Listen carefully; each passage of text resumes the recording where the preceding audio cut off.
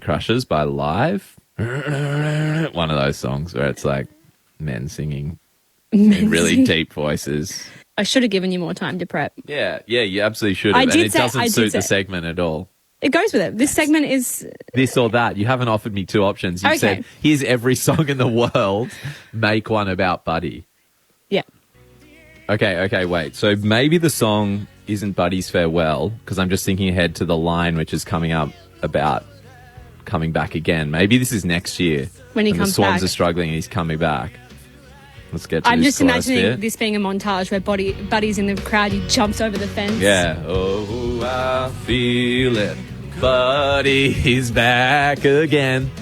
Left foot punts from outside 50.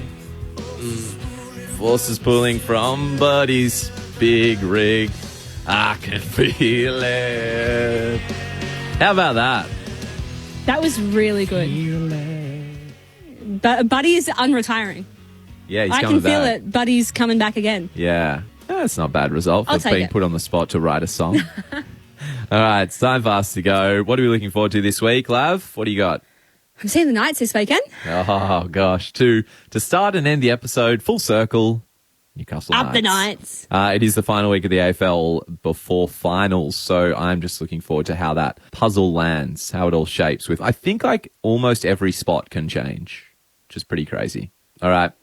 Bye. Bye. ABC.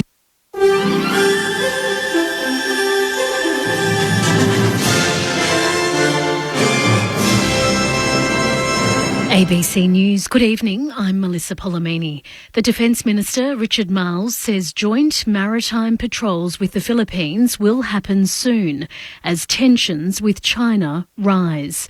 Southeast Asia correspondent Bill Birtles reports from San Antonio. Richard Marles is in the Philippines to watch the biggest ever joint exercises between the two countries. More than 1,000 Australian personnel have taken part in a week of drills, which, while long planned, are taking place as China increasingly pressures Filipino fishing boats heading to disputed reefs.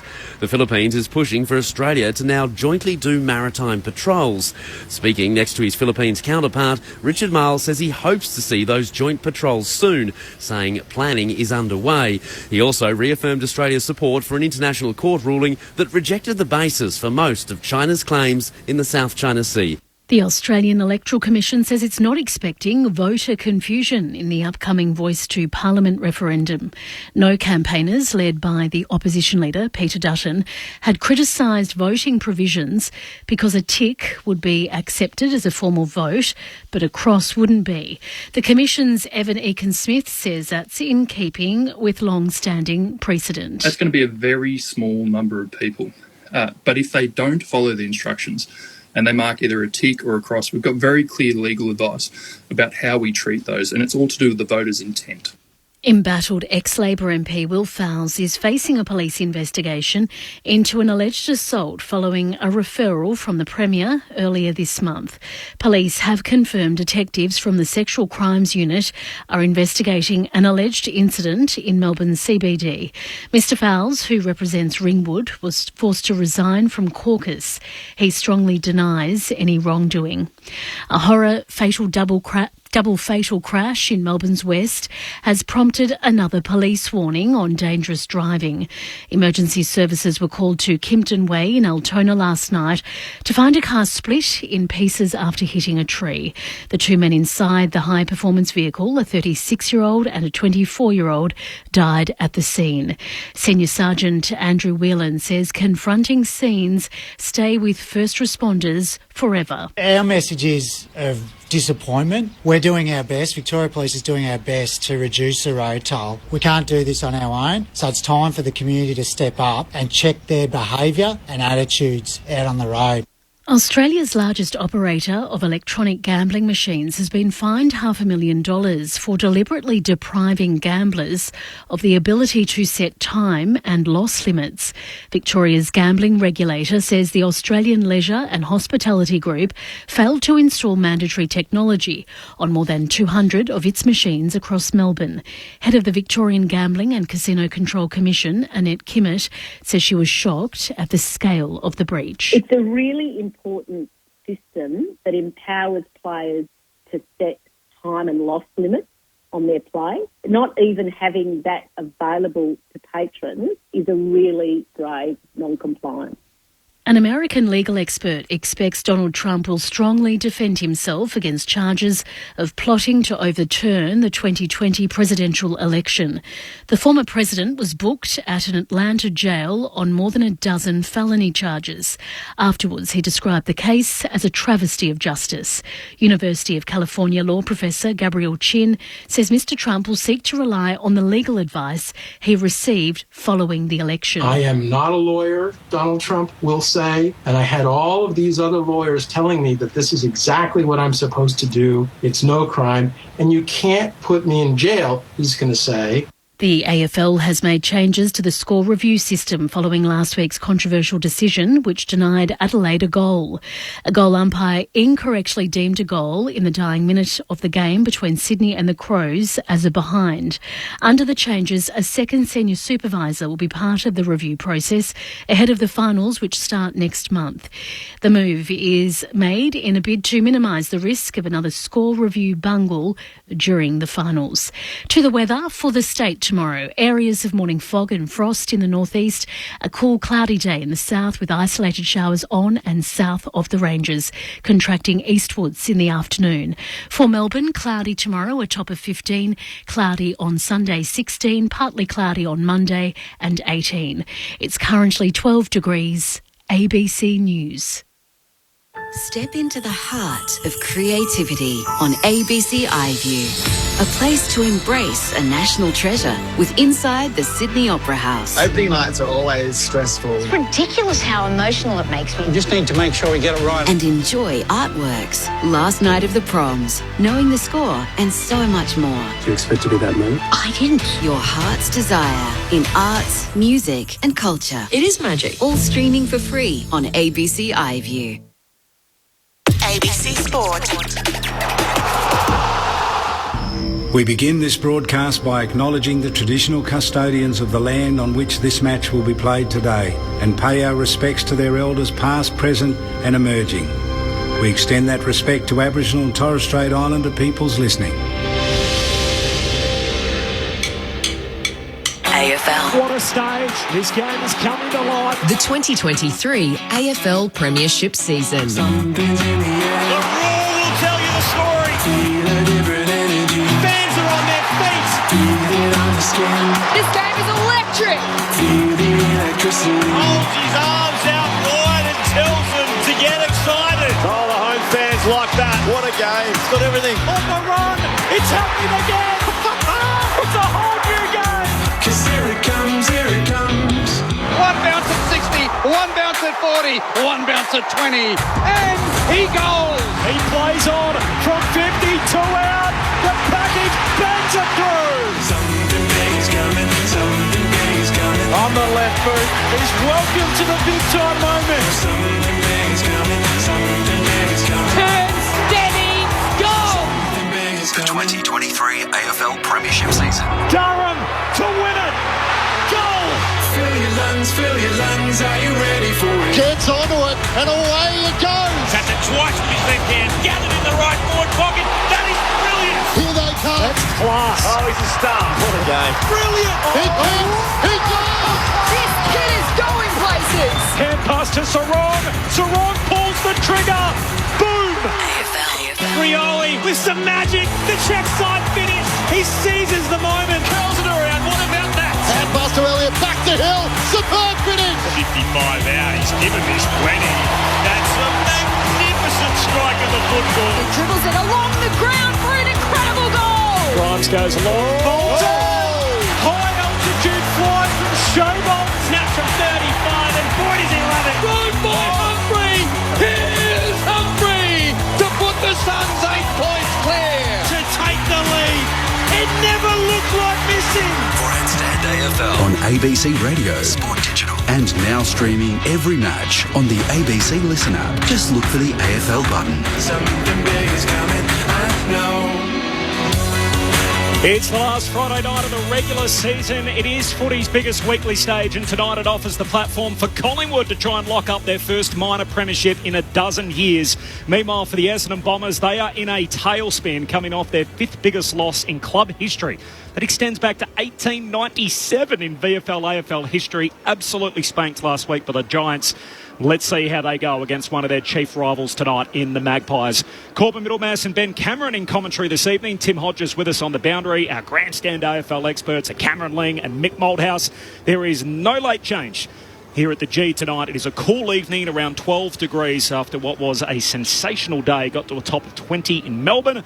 Anthony McDonald-Tipungwuti is the sub for the Bombers in what is going to be his farewell game. Then for Collingwood, Finn McRae is in for his first start of the year, the younger brother of Jack McRae from the Bulldogs. So he plays for the first time since the last round of the home and away season last year in that pulsating game between the Blues and the Magpies. So he'll start as the tactical sub tonight for Collingwood. Ben Cameron's here. Hello, Ben. Hello, Corb. Great to be here. It's a full dress rehearsal for Essendon. For Collingwood, if they wish to play finals, if they wish to try and regain their best form this year is what I'm trying to say. I was going to get stuck into Corbin and say that Essendon was still theoretically a chance of playing finals if they win by about 230 points and results go their way, which is not going to happen for Collingwood. The night's still young, so... For Collingwood, they're trying to wrap up the minor premiership, their first since 2011, and their 20th overall, and really get their game going. They haven't been the same side in the last 6 weeks. Can they do that here tonight? We're about to find out. Cameron Ling's here. Hello, Lingy. Hello, Corby. Hello, Benny. Hello, Mick. Hello, everyone. Hello, Hodgie as well, who's downstairs for us tonight. Can I throw something into your equation, Benny? Jake Kelly out, Stringer out, Caldwell out, Guelphy out, Wright out, Draper out. There is no chance in hell, regardless of what the math says, that Essendon are going to get anywhere near the finals. In fact, when you look at those outs who all are just conveniently injured this week, it feels like they wouldn't mind sliding in the opposite direction on the ladder and just getting a little earlier on the draft board. There is another club and another brother that's done the same, Lingy. Be careful. Yes. Your old side. You're exactly right. That is a great point. However... Have they got together, those two boys? That side is not coming off a 120-point loss, and... also, this side didn't win the premiership last year. No. So Essendon, I find it strange. Now, I want to put it out there. That could be all absolute legit, and why would you risk the quality of those players? But, gee, it worries me. If you lost in your last two games by a total of 200-plus points, all the positivity of this season and how much they've improved is gone in a flash. Yeah. What do you reckon, Mick? What are we in for tonight? I'm totally in agreement with Lingy. They've got the fourth worst percentage in the league. Fourth worst. So just behind, well behind them is West Coast, North Melbourne. And then there's Hawthorn, who have been outstanding in the last month. In fact, Hawthorn haven't been bad all year. They just had some bad quarters. I'm with you, Lingy. They all say your last quarter of the game sometimes reflects how you start your game.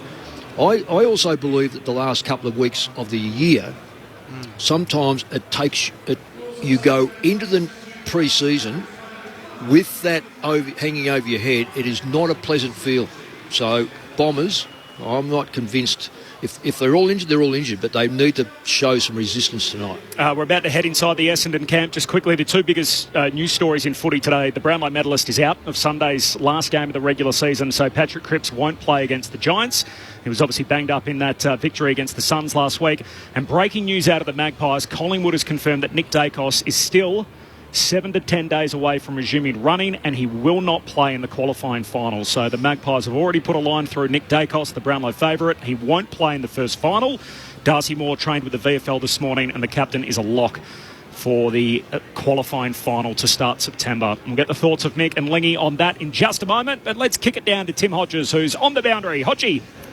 Corbin, I don't know what you and Mick and Lingy were doing to us here. Dylan will never turn up early to an interview ever before. Dylan Chill, thanks for your time. That was a brutal few minutes to have to listen to.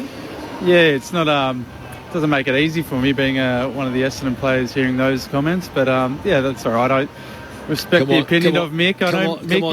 You do sound like a guy who coached the opponent tonight, so like I'll let you slide. But Lingy, come on, mate, like I'm not buying that, mate. We're certainly not tanking. We're going to be, I just came out of the team meeting then, and Scotty's certainly revving the boys up with the intention to compete tonight, and regardless of who's out there, we're going to be giving our best crack.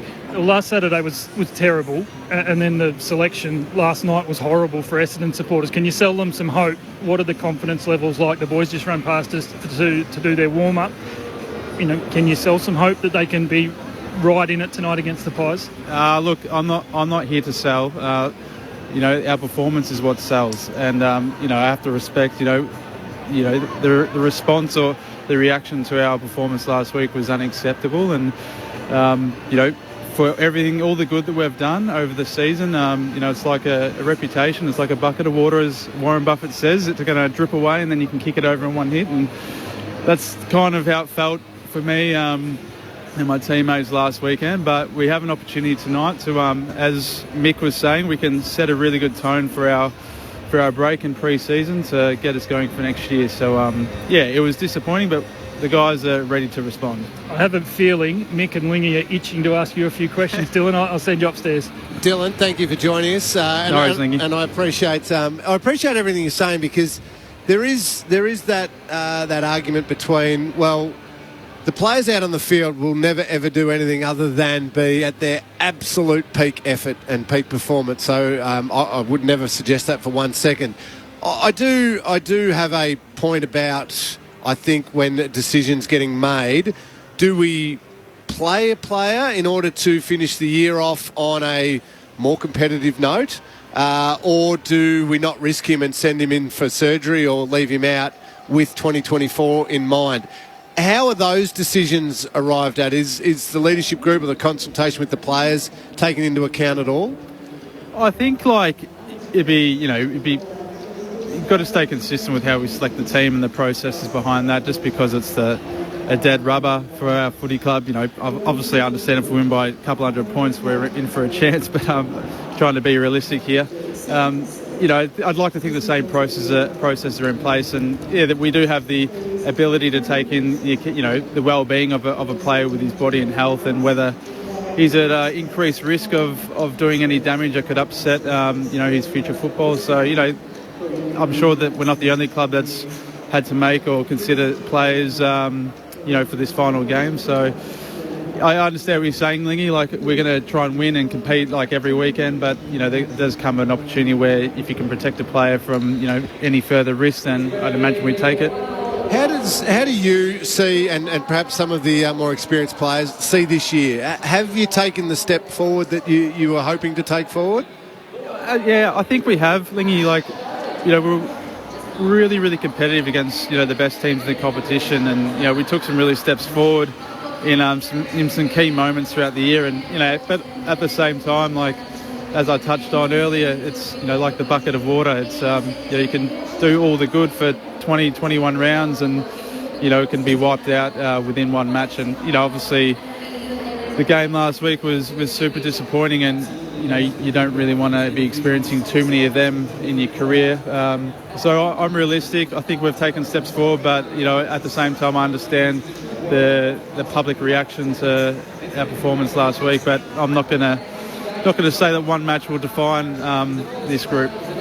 Dylan, just to add to that, we all knew that 2 weeks ago West Coast were beaten by 100 points, and then it became there's the Dogs with their fight for the 8 versus pride from West Coast, and we saw West Coast turn it right around. So I'm certainly not downing it, and I know Lingy's not downing who's out there.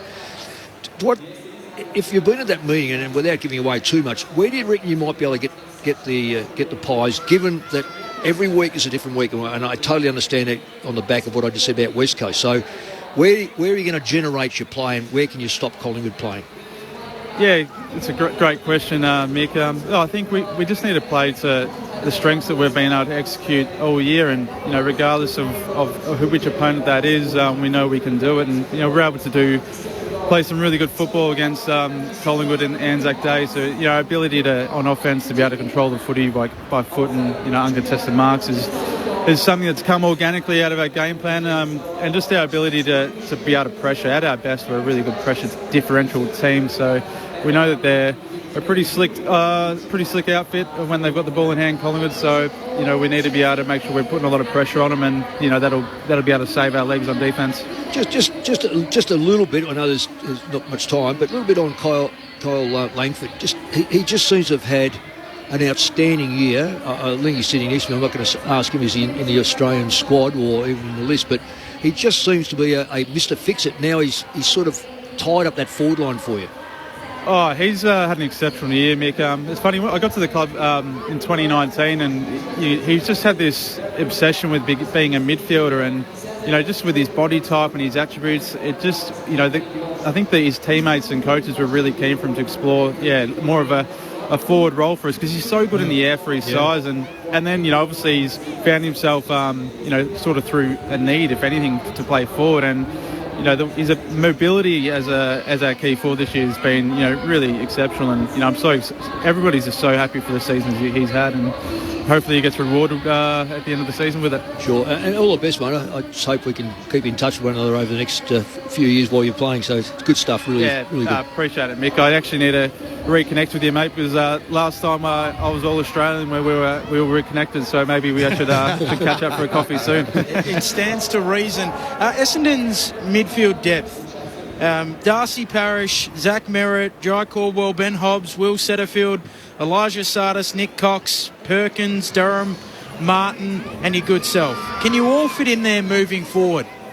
I mean, every midfielders occupy the most spots in any team on a game day. So we've obviously got a lot of guys that can roll through there, as do every other team. So it's not really something that we're focused on. But when the guys are there that are playing, like, we expect them to compete in the contest and be able to work both ways, offensively and defensively. And we believe we've got the cattle to do that.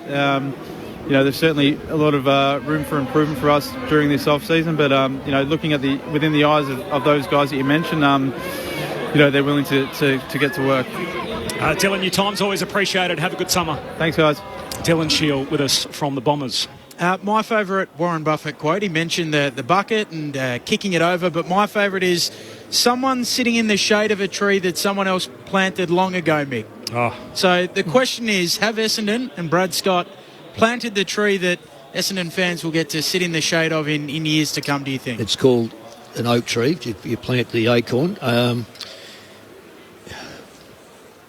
don't mind Essendon's recruitment.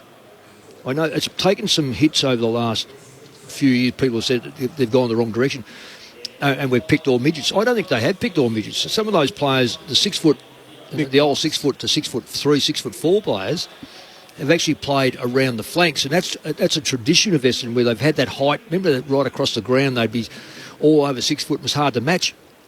Their midfield's okay, but their midfield, to me, of all those players you mentioned, that what they have to attack is what the game looks like now. Is McGuinness part of the scene?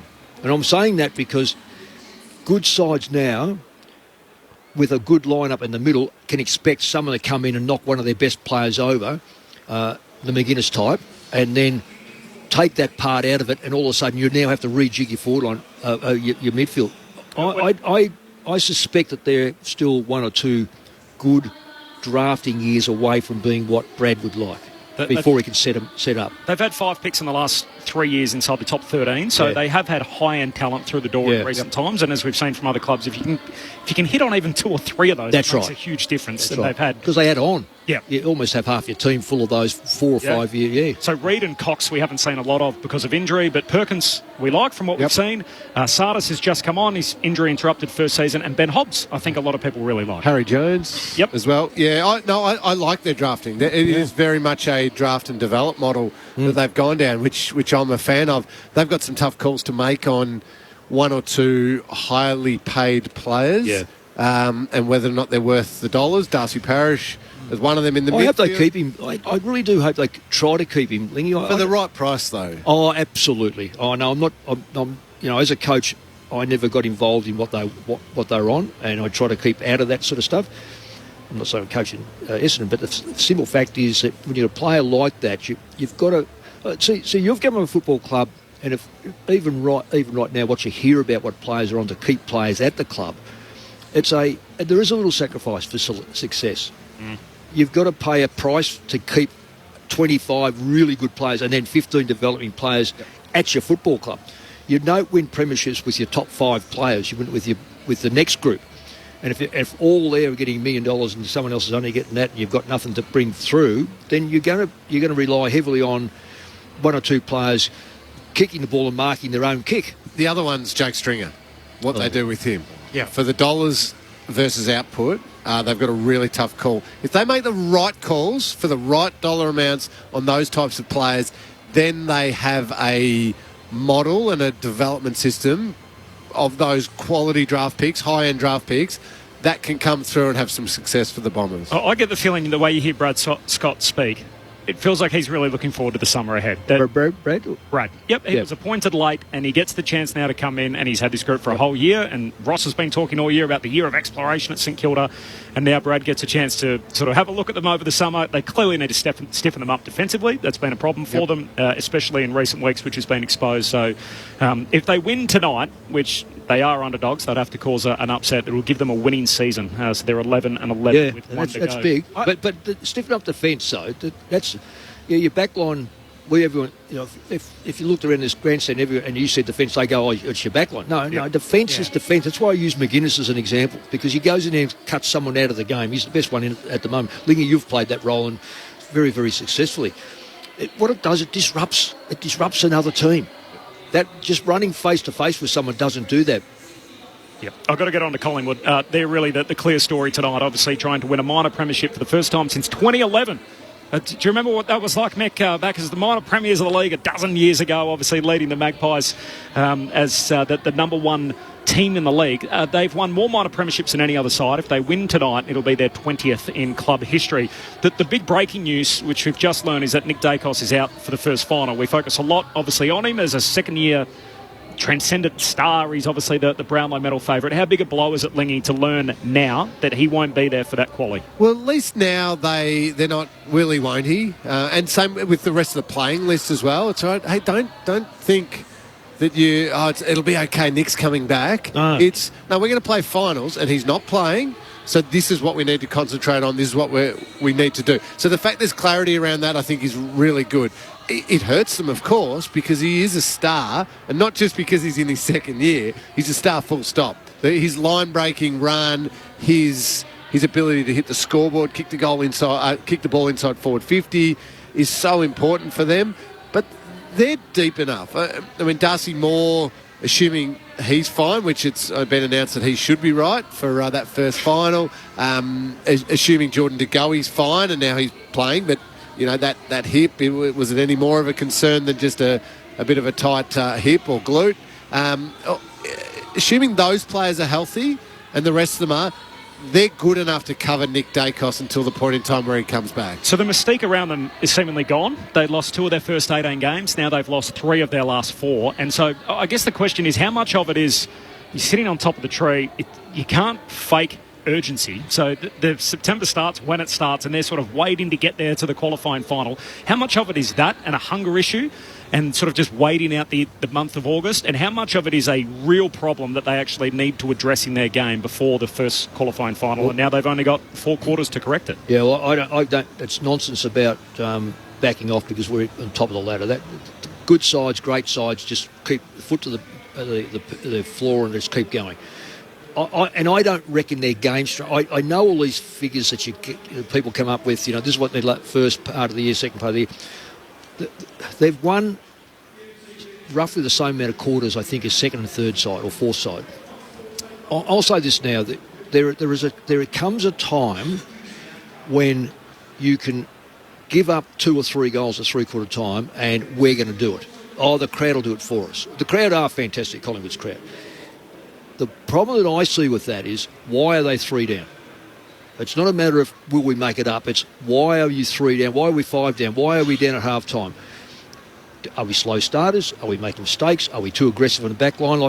You get Collingwood out the back all the time because they are super aggressive. They come up the ground. We know all that. And Hawthorn, I thought the coaching of Hawthorn was outstanding because on the way back, when the opposition have the ball, they fall back. And when you fall back, you leave not 45 degrees, 45 metres out. So you make sure your kickers are outside there, can kick 50 metres. So there's a number of things that have been caught up with. I don't necessarily think In fact, I'm positive it's not a hunger thing. Yep. I just think that perhaps this is a lot closer than what we all thought. Adelaide, I'll use Adelaide as an example. Adelaide put the cue in the rack. They thought that they can hold them out in Adelaide with 22 points, lose by a point. Over here, perhaps a free kick to Jordan Dawson. But there's a side that's finished outside the 8 that should have beaten them twice. They've lost to Brisbane twice. They've lost to Melbourne, who's a good defensive side. They've lost to Hawthorn, who just manipulated the ground their way. Perhaps those wins, the 17 wins, perhaps that's 14 or 15. Maybe it's 16. But that puts them with Brisbane, Port and Melbourne. Carlton lost 6 or 7 in a row. They probably thought then they went to bits. Maybe 1 or 2 of those could have been it. So all of a sudden you've got 5 or 6 sides that are perhaps pretty close. Collingwood's best is very, very good. When they don't play their best, it's not horrible, but what it does, it gives you the ball back. Collingwood do not want you to have the ball back because you'll get caught out the back. Do you see it that way? Just on Mick's point, I'm very positive on Collingwood, but Mick's point's a good one about having to come back and why they're in that position. 3 goals behind at three-quarter time is a lot harder to come back from in finals. Last year, they were probably the second best team in the competition, but the 2 times where they fell short of the comeback was in the qualifying final and the prelim final. They lose 2 close ones, where throughout the home and away season they'd won all of those close ones. It is hard to come back from 18 points down in a final. And they've lost their last 3 when they've trailed at three-quarter time. So they've stopped having those great comebacks. Yep, and only, I think, 12 times they've led at three-quarter time this year. So just to illuminate Mick's point a little further, this is Friday night footy. There is no late change. Finn McRae is the sub for Collingwood and Anthony McDonald, Tip and Woody for the Bombers. The full preview next. There's a bigger picture to be found, a wider viewpoint. There's more than one side to every story, and you'll find so much more with ABC News Online. Around the world and from wherever you are. Get a bigger picture of the stories that matter to you with explainers, live blogs and analysis. Your news, your way, every day. From Australia's most trusted news source. Download the ABC News app or head to ABC News Online. ABC Sport. This is ABC Sports coverage of the 2023 AFL Premiership season. Footy's biggest weekly stage, Friday night footy. He launches an absolute rocket under the bright lights of Friday night footy. Here it comes. AFL. On ABC Radio, ABC Sport Digital, and now streaming on the ABC Listen app. Look for the AFL button. Something big is coming, I know. One of the game's most storied rivalries. It is Essendon versus Collingwood, and tonight we write the next chapter. It is the end of Essendon's season. 2023 will come to a close. Will it be a winning season for the Bombers? They find themselves 11-11, but you can frame most of it through the Magpies, who are trying to win their first minor premiership for the first time in a dozen years. Collingwood 17-5. They win tonight. They will finish top of the tree at the end of the home and away season. Corbin Middlemass with you in commentary at the Melbourne Cricket Ground, where the floodlights are out. And the Bombers have their jumper, which is laid out in a huge sheet over the top of the broadcast wing here, which they have altered this red sash tonight. The famous sash which Essendon have worn in every single game throughout their almost 130-year history in this competition. And tonight they have turned the sash into a seatbelt, which is something that they have done some 12, 13 years ago now on the previous occasion, which is really a nod to their partnership with the TAC and to try and combat the tragedy of deaths on our road. So you'll see that in Essendon Strip tonight. Ben Cameron's going to call the footy with me. Our Friday night experts, Cameron Ling and Mick Moldhouse with us. Tim Hodges is on the boundary. There is no late change for the Bombers or the Magpies, the two Medi-subs. Anthony McDonald, Tip and Woody in what will be his final game for Essendon, and for Collingwood it is Finn McRae. The big breaking news in footy is that Nick Dacos has been ruled out by the Magpies for the qualifying final, so he will not play.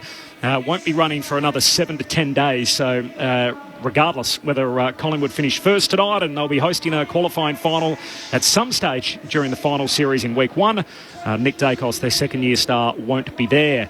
Meanwhile, Patrick Cripps is also out this weekend, the Brownlow medalist from last season, so he misses Carlton's final game of the home and away season on Sunday against the Giants. Good evening, Ben. Great to have you with us. It's great to be here, Corbin. Really looking forward to it. A tremendous cause that Essendon are endorsing here tonight. it wasn't received overly well by their members in the wake of the Post announcing it. There were a lot of jokes about passengers last week, about a car crash of a season. Again, not to make light of it, but the Essendon fans didn't respond overly well to the announcement during the week in the wake of their 126-point defeat. And just on Collingwood, Corbin, you speak a lot about a get-right spot for teams. This is the ultimate get-right spot. They haven't been themselves. They need to be tonight to get it right before the finals begin and the real season starts, as Ross Lyon calls it. They are looking to try and defy a little bit of history as well. So no Premier in the last decade has lost 2 of their final 4 games. The Magpies have already dropped 2 games during the last month of the season. Dustin Fletcher is out there selling some of that message as well. Of course, the great of the Essendon Football Club, and we're awaiting the arrival of both teams. Mick Moldhouse and Cameron Ling are with us. It's a huge night for the Magpies, and for the Bombers, it's one last run around in season 2023. I mean, both of you have been lucky enough to participate in final series just about every single year you've been involved in footy. But for these games, for Essendon and for a number of teams this weekend that have one more go at it, what's the message? What's it like as a player, and what do you tell them as a coach? Well, as a coach, in Brad's case, yes, it's 200 points and side's got to lose in front of him, so it's not going to happen. Well, you talk about pride, you talk about next year, you talk about setting up for next year, leave a lasting memory, but don't neglect what our principles are. And I was really pleased that Dylan said that this is our game structure. OK, we got off it, we got smashed last week, but we want to stick to that. And I think that's the most important thing. As a coach going forward into his second year, he'll want to be able to drag through the essence of what he's trying to get and then add on the next year. It's very... I know Chris Scott... his first year they won a premiership. There's 5 or 6 first-year coaches that have won premierships, but it's a rarity. Essendon have improved. They've got their percentage is terrible because of a couple of bad losses, but generally speaking, they look like they've got something that resembles what they want to do. Now, personnel, they might have to change a little bit around, but I would say that'd be the message to me, to my players, would be make me think about January, what you did in September or in August, so that we can carry on next year. Do you even remember what it was like, Lingy, a dead rubber in the last game of the home and away season? It is hard to remember, but it did happen, yes. It's not a nice feeling. You can't help but want the season over because you're tired, you're sore, your body's probably been bashed to smithereens, and you want to get away on your break. And while you're still hungry and desperate to win and play good football, you can't help but have an eye on, geez, I'd just rather this was over and done with. But now they're going to come out and perform. And they've got to come out and perform against an arch rival, a team that, talk about the messaging from the coach, would be, for Collingwood, do the work early. Be ruthless and hard and right on your game early and blow them out of the water and make it a really easy night for yourself in the long run. You know, you can almost put the cue in the rack in the last quarter if you do the work early. If you let them hang around and you give this Essendon team some confidence, you're in for a tough night. They'll just stick with you. It'll be ugly. It'll be hard work. And we're going to go right to the very end. You smash them out of the water early, they'll be on their holidays. They'll already be thinking about their Mad Monday and gone. If Collingwood have that mindset, and Essendon might try and talk themselves into being up for this game, but it's not real, it could get so very ugly for the Bombers tonight. And that 200-plus points in the last 2 rounds of the season is a real possibility. It is. Can I just jump in there and just say, Lingy, you've been a captain. This is where merit's got to stand up. Yep.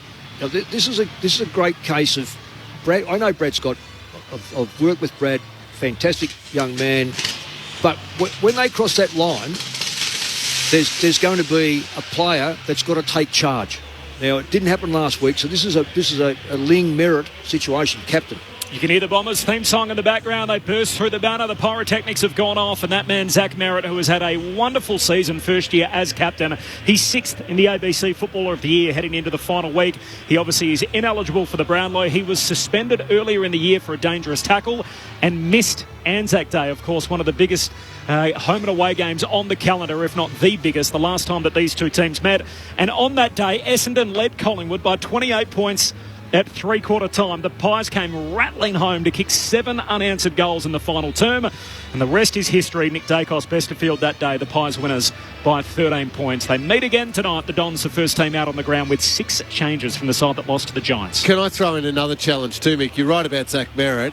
I want to see it from Andy McGrath as well. Yeah. He's now 25 years of age. Been up for a while. He's played 133 games. Vice captain.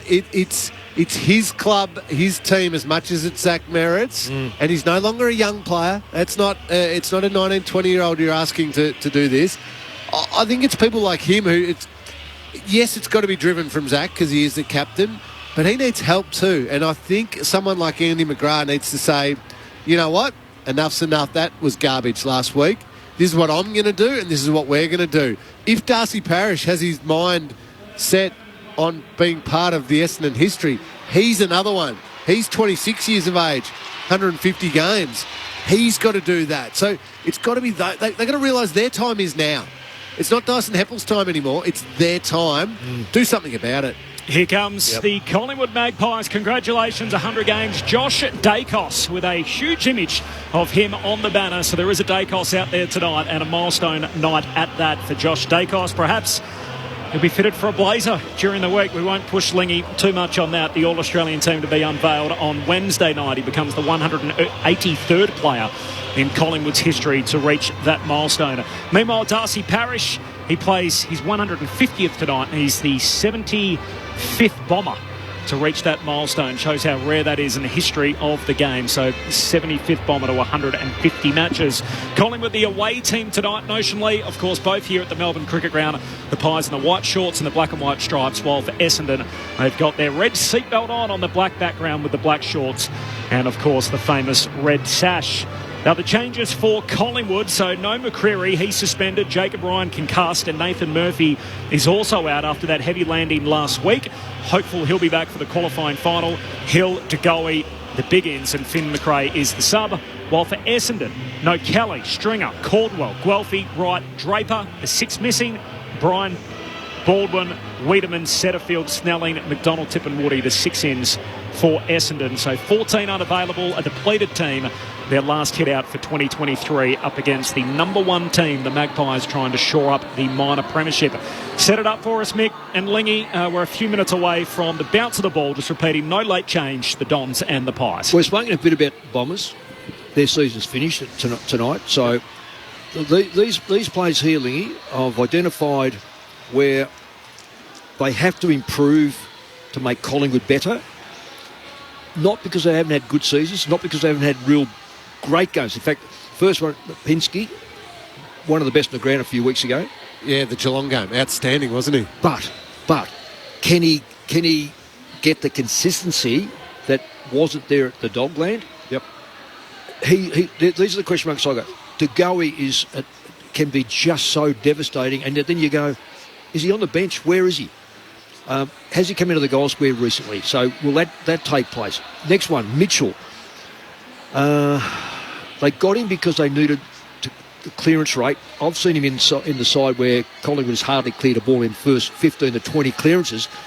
And if he's not clearing it, let me tell you, he's not doing a lot. Well, he tried to do the job on Lachie Neale last week, didn't he, around the clearances, and Neale destroyed him. Well, because his first step, if you're not a born tagger and you don't know how to do it, the only way you can beat that bloke is get the ball. Yeah. It's not a matter of where you position your body, it's get the ball. Well, he just didn't get it.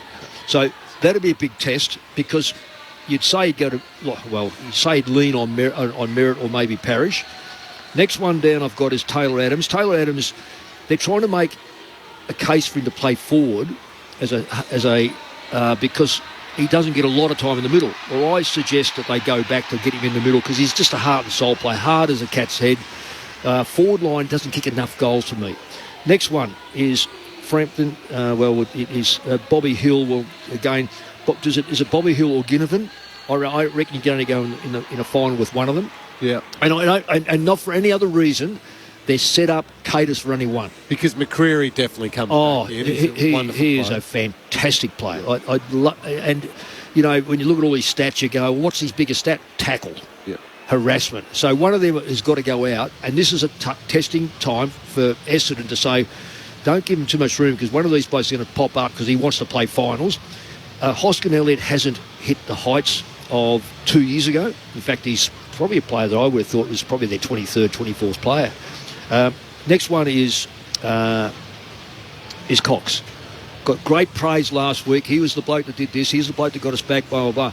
He was out of the side until last week. He's out of the side for a particular reason because he's got McStay as a forward pocket and he's got Cameron in the ruck. So where does he play? He started as a sub last week. Well, it's not happening this week. So can he produce again? They're the things that I say have got to be answered tonight to go into that first final. Well, that's the thing that gets thrown into the mix for Collingwood tonight as well, isn't it? You've got those players you reel off. Now, some of those are absolute locks for the first final, but you're saying if they want to go to the next level, it comes from a lot of them. But some of those are also fighting for their spot. Absolutely. For that first final. And that's the other thing tonight is you've got a handful of players saying, I know we're probably finishing top 2 anyway, and I know all eyes are on the qualifying final, but I'm going to play my very, very best game of football because I want to be part of that qualifying final. So you'd think they would be absolutely right on the edge and playing their best possible football tonight. So, yeah, you're right. I'm expecting a big response from Collingwood. I think they are a smart enough group, and Craig McRae's a smart enough coach to know that you don't just flick the switch in that first final. Yes, it's a different season, but you still want some build-in to finals, and it starts tonight for the Pies, and I reckon they understand that. They'll be angry at themselves with the way they played for a few It just seemed that Craig, during the week when he was interviewed, he was out on the track. He was doing a lot more of the coaching as opposed to letting the assistant coaches take it. I'm not saying the assistant coaches did a bad job, but you know as well as I do, the senior coaches out there, all of a sudden there's a bit more of a step. It's a bit quicker. It's a bit more what's he out here for. I reckon he's identified the urgency. Yeah. That's why I'm just hoping that we get a good game, not a belting. And in all fairness to Essendon, and that's, with that manpower down, Collingwood have got a lot to play for, not just top spot. This is back to form. Back to form. I feel it can't be anything other than an absolute smashing tonight. I know there's going to be a huge crowd. We want it. It's Friday night. Corbs, I'm sorry. But I just feel like Collingwood are going to... He's just put the headphones in and walked out. They're going to destroy them tonight. Yeah. Those names that go out for the Bombers, with the ones already missing, yes, they're going to want to respond after last week, but I see it's against a team who will also be right up for it because they know, as Mick's saying, they've got to build their own form for the first final. Sorry, Corbs. Yeah, it's they could be here to play their role in a wider Collingwood advertisement tonight, the Essendon Football Club, as the Pies try and lock up the minor premiership. So for Collingwood, this would be their 20th. They have won more minor premierships than any other club in history. The 19 previous, they've converted 9 of them into premierships. Not many. No, considering this club's won, 15 flags. And it shows, as we often talk about, the collie wobbles and what it might turn into. Oh, just to get there, Corby, I'll say this now for anyone who will prepare to listen to me. It's damn hard work making the 8. It's harder still to make the top 4 in an 18-team competition. And let me tell you, it is unbelievably tough. And you've won by a record amount. Yep. When I coached West Coast, we broke that record. Well, I think we broke it. Richmond, when I played with Richmond, broke that record. West Coast broke that again. You broke that record. That's only a day. It's not a day. You don't win premierships in a day. You win them over maybe 2 or 3 years. But it's so difficult to win them. That's why when Collingwood have got that record, you go, oh, gee, they haven't performed that well. Yes, they have. They have. I can categorically tell you, yes, a loss is a loss, but... Was 2010 one of those? Did you finish top of the ladder? No, next year, 11. I think we finished 11 top. You finished top, 10 didn't. So who were top? St Kilda? I think the Saints might have been. I don't think we finished top. I thought you did. I thought you did too. Let me check. Oh, maybe. I didn't think we did. I know in 92 we didn't. 92 when I coached West Coast we didn't. But 94 we did. Finished on top 2010. Yeah, 17 and a half game. Half a game ahead of Geelong. Oh, okay. What I'm taking out of all of this is that it won't be overly memorable for Craig McRae and the Pies if they win the minor premiership. No, I tell you what, it means absolutely nothing. So let me. It's good for the McLaren Trophy bloke who's the inscriber to put it on, but he gets a job for it. I've got bad news for you. for you on that front too, Mick. Even that's changed. So this year, given the introduction of the AFLW in recent years, the McClellan Trophy has now gone back to a club championship. So you get points for wins during the season, and basically they all get thrown together. And across the two programs, your men's and your women's, the team with the most point now wins the McClellan Trophy. Is netball thrown in here as well? I don't think so. Oh, okay. There's no netball as part of it.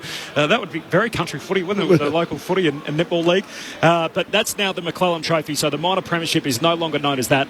But under this system, so we go back 23 years since 2000, since we've had the top 8 the way it's currently structured.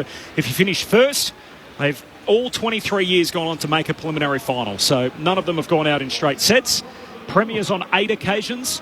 Grand final on 16. So 16 of 23 have made the grand final after finishing That's first. pretty good. Yeah, I'd take those odds every day of the week. Yep. Braden Maynard and Zach Merritt are out in the middle. Tim Hodges is on the boundary. Hodgie. G'day Corbin, g'day boys. Nice to be with you. A win for Zach Merritt. Won the toss. The Bombers will kick to the punt road end. That's the left of screen if you're at home watching on the telly listening to us. Look, fellas, all day it's been a beautiful Melbourne Friday. That was until 3/4 of an hour ago. We lost 8 degrees. Strong wind has picked up. It's swirling wildly at ground level. At the moment, it's an icy 11 degrees. So plenty of people going to the shop buying beanies and scarves. The crowd is a monster. It's officially a sellout. No tickets available for 2 weeks for this game. The MCC expecting 78 to 80,000. So it's amazing considering this is a dead rubber to get a crowd like that. Just repeating, no late changes. The subs for Essendon, Anthony McDonald, Tippenwoody in his final game. For the Magpies, Finn McRae finally gets his chance. Good calling to you guys. This is a great atmosphere despite not much riding on the result. Thanks, Hodgie. A huge weekend to come, of course, tomorrow night in Geelong. The Cats and the Bulldogs. The Dogs must win to keep their finals chances alive, and then if they do so, it'll all come down to Sunday night for the Blues and the Giants. The G-men then needing to win their spot in the 8 back. So the stage is set. It is Essendon and Collingwood after all. It's one more game for the Bombers, and for Collingwood, it's all about number 1. Here we go on Friday night, Grandstand AFL. You with Ben Cameron. So Phillips in his last game stands opposed to Darcy Cameron. He wins the tap, Phillips, straight down to Parrish in game 150. Handball goes to Crisp, though. Pies come away with it to Goey. Tumbles a kick to half forward. Bouncing ball, slapping it away, Redman. Out towards Cox. Dacos is there, he picks it up. He's taken high, he'll get a free kick. In his milestone match, game 100 for Josh Dacos. Has it at high left half forward. Here for the Pies. Attacking the city end of the ground in the first term, goes into the pocket. Big Redman push drops against it, free Elliott. kick. I'm feeling for young Kane Baldwin. He's got the job on my check. He's giving up height and weight and experience by a long, long way. So the kick out of the defensive 50 out to half back, and a good mark taken by Wiedemann, who's back in the side, so he gets the cries of the weed from the outer on their southern side. Hand pass away towards McGrath to Merritt. Hand pass to Nick Cox. He gives it away back to Merritt. Hand pass down the wing. Hot one for the Bombers. Snelling coughs it up. The Pies win it back. Pendlebury hand pass to Lipinski. Sweeping hand pass to Bobby Hill. He's off and running. Gives it to DeGoey. The two guys return involved immediately. DeGoey kicks it on the run. And his impact is felt straight out of the gates. Bobby Hill to Jordan DeGoey. And the two stars in the front half for Collingwood hitting the scoreboard to open the night. 90 seconds in. Collingwood won straight. Essendon yet to score. Cameron Ling and Mick Malthouse. Big pressure straight away from the Pies. Essendon tried to handball their way through on that outer wing. A couple of good little gives. Looked like they were out for a moment, and then the Collingwood press came and they just were all over them. And as soon as there was a turnover, Mick, see you later. Yeah. If it wasn't Jordan DeGoey, they had about 3 other options to give the ball into. And that's been one of Essendon's problems over the last 2 years, is that when the ball gets turned over, their midfield are not working hard enough back, and their back line players then don't know whether to come up and meet the ball or fall back, open up real space. Jordy DeGoey back from that glute strain in the middle. Phillips hooks it down, trying to get onto it. Adams for the Pies. Does so on the attacking edge of the square. Tumbles it inside 50. McStay can't gather. Redman can for the Dons. Handball away to McGrath. He'll kick up to the wing. Menzies low down. Able to gather. Handball back towards Durham, who gives it back to Merritt, who'll kick forward of the wing. And the Dons might be out through Wiedemann. He marks 55 out from the attacking goal. Oh, pokes it over the man on the mark. Just got it to Snelling. Takes the mark in front of De Goey. And the man on the mark, about 45 out. Bombers to the punt road and in the opening turn. It's good play by Essendon. The blind hand pass was more luck. Oh, lays it off to Redmond from long range. Kicks goalward, but he misses. Out to the left. First score for Essendon is a behind. Collingwood by 5 points. 3 minutes in, no late change. But those hand passes... Oh, you'd want to kick him, wouldn't you? Well, you're going to call for it, and you've got to make sure that no one's in front of you. He had to come away to his left, and he kicked to the left. Jeremy Howe with the kick in, starting down back tonight. Sends it long towards the members' wing. McStay off hands, gives it off to Adams. On the wing, kick for the Pies to half forward. Big pack forms, bringing it down to ground level. Zerk Thatcher follows up at ground level. Now to Goey onto the loose footy. Can't quite. Coming in Adams. Shovels out a handball. Ricochets away. And Parrish picks it up for Essendon. Kicks forward of the wing. Phillips takes it low down in his last game. A footy up. Says it didn't get to him on the fall. Side bottom crunches him holding the ball. Great awareness by Steele side bottom. He knew the umpire's call straight away. No one else on the ground did. Nailed him. Including big Andrew Phillips. Well, Ruckman haven't worked it out. If it bounces, it's not one hand, one bounce. Even all that way down. As side bottom goes inboard to his premiership teammate in Pendlebury and chips it to De Goey, and Collingwood slow build up down the wing. Pies all in white with the black stripes and the white shorts. Essendon have their seatbelt on, so sending the message from the TAB, of course, to try and reduce the tragedy of deaths on our road, so that the red sash is a seatbelt tonight, all in black. Side bottom kicks towards half forward. McStay tunnelled slightly, or a little shove. He'll get the free kick, wide out at right half forward. Wants to centre it towards Myercheck. Hands to it, doesn't mark. Josh Dacos, handball moving forward, picked up by Redmond. On the last line for Essendon, shares it with Langford. Loops a handball over the top to Hine. Runs into a cul-de-sac. Goes back to Redmond. And Redmond, in the right back pocket, will switch it across to Zerk Thatcher. It is Collingwood by 5 points through 4.5 minutes. They'll try out the northern side to Sammy Durham, who marks at half back. That's got to be 50. That is 50 every day of the week. These umpires have now...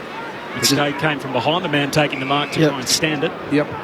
Right through the protected zone. Short to Heppel. Heppel to Laverty. Kicks in the middle of the ground. And Menzies marks. Still in the back half for the Bombers. There's another 50. Menzies off and moving. Jeremy Howe starting in defence tonight. Of course, no Murphy for the Magpies. Short kick to Parrish. Hand pass to Merritt. Heads to half forward. And here's Phillips, who takes the mark right on the 50-metre arc. He kicks to the top of the goal square in the box seat. Hoskin Elliott takes the intercept mark. Fullback for Collingwood. Pies by 5. Hoskin Elliott moves it on to Josh Dacos. Had a lot of it early. Releases Markov with the handball. He'll go short onto Myercheck. Backward of halfway, southern side of the ground. Infield with his kick to Lipinski. Essendon pretty well set up behind the ball for this one, so they're just going to try and be patient with the footy, Collingwood, and once they break that line, then they'll get a runner. They are moving the ball quick, aren't they, Collingwood? De Goey, the only goal kicker in the game, kicks to Myercheck. Pies down the southern wing. Off by a hand to Markov. Long kick to full forward. Ginnivan at the back. Rows the pack. Snaps through the second. And the Pies are off and running in the opening term. The first two majors, they're 2 straight 12. Essendon 1 behind. Were played 6 minutes and change. Opening term, Mick Malthouse, Cameron Lee. So, Mick, as I said, Essendon pretty well set. Yeah. If it had been a long kick down the line. But what they didn't adjust at all to was Collingwood kicked the ball once about 15 metres and another kick about 15 metres. So it's travelled about 30 metres forward. Drag plays out. And then the handball to play on meant the last line of Essendon's defence hadn't shifted that 30 metres as well. Yeah. And they were just out the back and off they go. To the bench, Tim Hodges. Just to watch on Kane Baldwin for the Bombers, guys. He had to be helped off the ground. I think the doctors are weighing up right now. He's still in the hands of the doctors whether to do a HIA on him. They've watched the replays. This would be a disaster so early in the game if they have to bring Anthony McDonald, Tip and Woody in for such a long period of the game. He got an elbow to the back of the head. Accidental, totally accidental. Not ideal. Clearance for the Bombers. Hobbs kicks down to half forward. Wiedemann the target. No mark. Hits the deck. Spills away to Dacos. Gives it to Hoskin Elliott. Away to Frampton. Hand pass back to Dacos. At half back. Kicks down the wing. Put down after getting rid of it. No follow-up. Ginnivan tackle without it. He's getting a free for a high. And the crowd awake to that. The little Bronx cheer as Jack Ginnivan kicks a goal and now gets a free kick. Trying to untangle himself from Ben Hobbs, who's getting up to stand the mark. Collingwood with the first 2 goals. Ginnivan in the long sleeves. Kicks to Mason Cox, the tallest figure down at half forward. No mark, spills inboard to Snelling to the Bombers. Hand pass in the middle of the ground, crashing his way through. Martin, tackled by Noble. And a ball up alongside the centre circles. Tim Hodges. Just an update on Baldwin for you, Corbin. So the Essendon doctors did this really well. They sat with him for 4 minutes, and they still don't like what they've seen, and they've seen him down to the rooms. So he will have a HIA on that concussion test. Essendon trying to work it down the members' wing. Sardis a handball away to Martin. Handball back, misses Sardis. Now Collingwood get involved. Side bottom soccers it out towards the boundary line, and Hill carries it out. We'll get a throw in right beneath the members. On the northern side of the ground, Collingwood leading by 11 points early on. These look-away hand passes, Lingy, when you're not used to one another, it can only end disaster. You're going to lose the ball. It's twice they've lost the football. It's madness. You don't know your teammates. 8 minutes in, it's Collingwood by 11. They win it from the boundary throw-in. Jack Crisp, hand pass away to Adams, kicks deep inside 50. Myercheck and Redmond wins the one-on-one. Hugs it in with his left hand, takes a superb mark. He's at fullback for Essendon. He goes short to the captain in Merritt, who moves it on immediately to Hind. Hind wants to feed out the handball to Laverty. He goes back to Merritt. A little unsure. He'll kick up to the wing. Coming up, Langford going back. Nick Cox is able to mark. Nearly on the centre line, on the southern side of the MCG.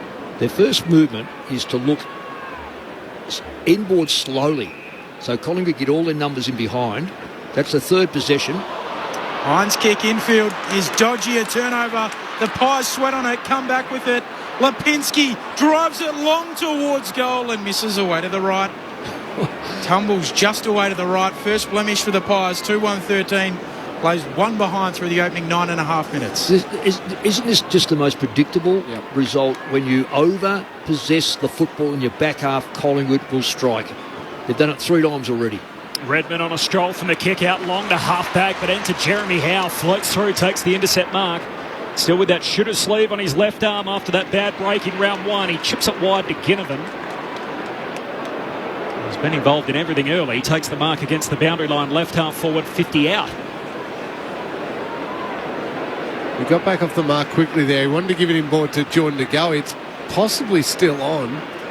Pretty tough match him for him during the week. Had a bloodied nose to come from the ground, but got through it, and he's out there with the headband on and the flowing brown locks of Jack Ginnivan. Moves out just a little, kicks to the top of the goal square for Collingwood, offhand, spills to side bottom, got a hand pass away, but straight to McGrath, jams it on the boot and finds Menzie, who marks left half back for Essendon. Collingwood 2-1, Essendon 1 behind, 11 minutes in. Danger signs, 9-3 inside 50s. Collingwood's way. Menzie goes short to the former skipper Dyson Heppel, re-signed for another season during the week. Runs boundary side, kicks short, turns it over. Markov doesn't quite hold the mark, he'll be paid it. Royal free kick, clipped high. Essendon have had more possessions though than Collingwood, Mick. That shows how much they're just over-possessing the ball in their back half of the ground. Absolutely. Markov wants to come central. Lays it up with a long kick towards full forward. Laverty hands to it.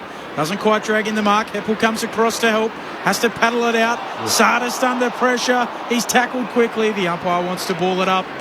He leant in with, tried to draw the high contact free kick. Well, I'm glad that umpire didn't fall for that, because it was around the neck, but because he dropped his knees, that's a good decision by the umpire. Cox wins the hit out, second touch. Myercheck clever, back inboard, but Laverty sharks it, kicks out of the defensive arc.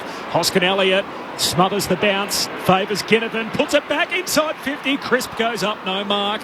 May have had his arms chopped, late whistle. Umpire says Essendon free kick. McGrath was dealt with in all of that. He was tackled without it by Elliott, so McGrath takes the free for the Bombers inside the defensive arc, short to Heppel. Got to go quick now, quick to the wing. Swings it to Zerk Thatcher, marks half back, heads down the wing now to Durham. So Durham marks, skips back off it. He'll chip it short to Nick Martin. Martin will kick hard around the boundary line, trying to get it to Merritt. Pendlebury comes off the bench, gets a hand on it, moves on to Snelling. He snaps around the corner, and Frampton's back, takes the defensive mark at right half back. Timmy Hodges right in front of you. What did you see from Scott Pendlebury? That was so smart. by Pendlebury. He saw that happening about 4 seconds before it actually happened, and he came off the bench and immediately intercepted the ball. Thanks, Hodgie. Frampton sends it down the wing. Wanted Darcy Cameron offhands. It spills out of bounds. Anthony McDonald Tipungwuti, by the way, in what is his second retirement game, his last match for the Bombers. He won't go on next year. He is the tactical sub, so if Baldwin doesn't return, we could see McDonald Tipungwuti playing footy in his opening quarter. Boundary throw-in on the wing. Comes down to Cameron of the Pies. Hand pass away to Pendlebury. Handball to Crisp. Runs back corridor. Kicks to Jamie Elliott. One-on-one. Centre half forward. Laverty spoils. Down to Elliott though. Hand pass to Ginnivan for the Pies. Hit the fat part of the footy. High up and under. Nick Cox at the drop. Spills the mark. Just dropped it cold. Back pocket Essendon under the pump. Hind tries to rebound. Kicks hurriedly to half back and Myercheck picks it off. Half forward for Collingwood. Bad setup by the Bobbers too. Collingwood are just picking him off outside the front 50, so Essendon have to be so precise with that ball coming out of their back 50.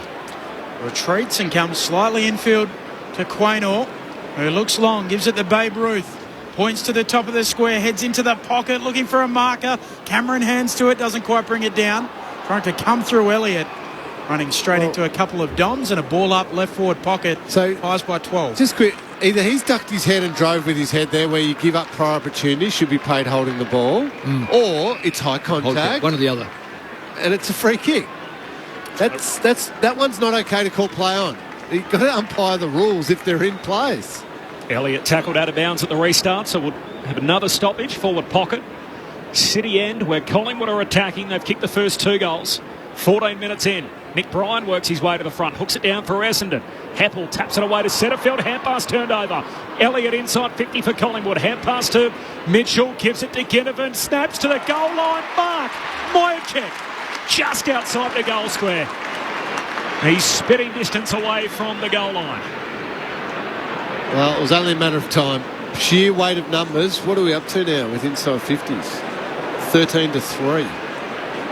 Wow. This is ominous for the Bombers. Myercheck swings it through. Collingwood have kicked the first 3. How about that for a tone setter? 15 minutes in, it's all black and white. Collingwood 3-1-19, Essendon 1 behind. Grandstand AFL, Mick Malthouse, Cameron Ling. Well, Lingy... Oh, sorry, Lingy. No, I was about to say, right now, Mick, there's probably a bunch of Essendon players who think, I'm going okay, I've had a bit of the footy. There's lots of possessions, lots of touches, you feel the ball in your hand. Zach Merritt's had 7 touches at 100% kick efficiency. Andy McGrath, 6 touches at 100%. But they're doing absolutely nothing with the footy other than eventually just giving it back to Collingwood. Well, it's like you get out training, there's no one out there, you kick the ball to your mate 20 metres away, he kicks it back to you, you kick the ball lateral again. If you haven't studied Collingwood, the thing you don't do is over-possess the ball in your back half. You move the ball forward because they're very aggressive and get the ball in your forward line. They've learnt nothing, the Bombers, unfortunately. Opening 3 goals of the game to the Pies. Coming away with it, Adams. He's tackled by Setterfield. Loose footy on the wing now, going after it. Hoskin Elliott. He holds it in and a ball up on the logo. Tim Hodges.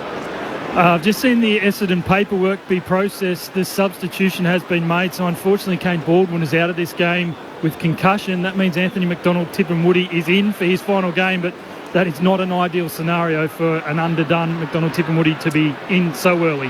Parrish with the footy in the middle, waiting a kick for Langford, who was leading laterally, and he marks 40 metres out, a 45-degree angle to left half forward.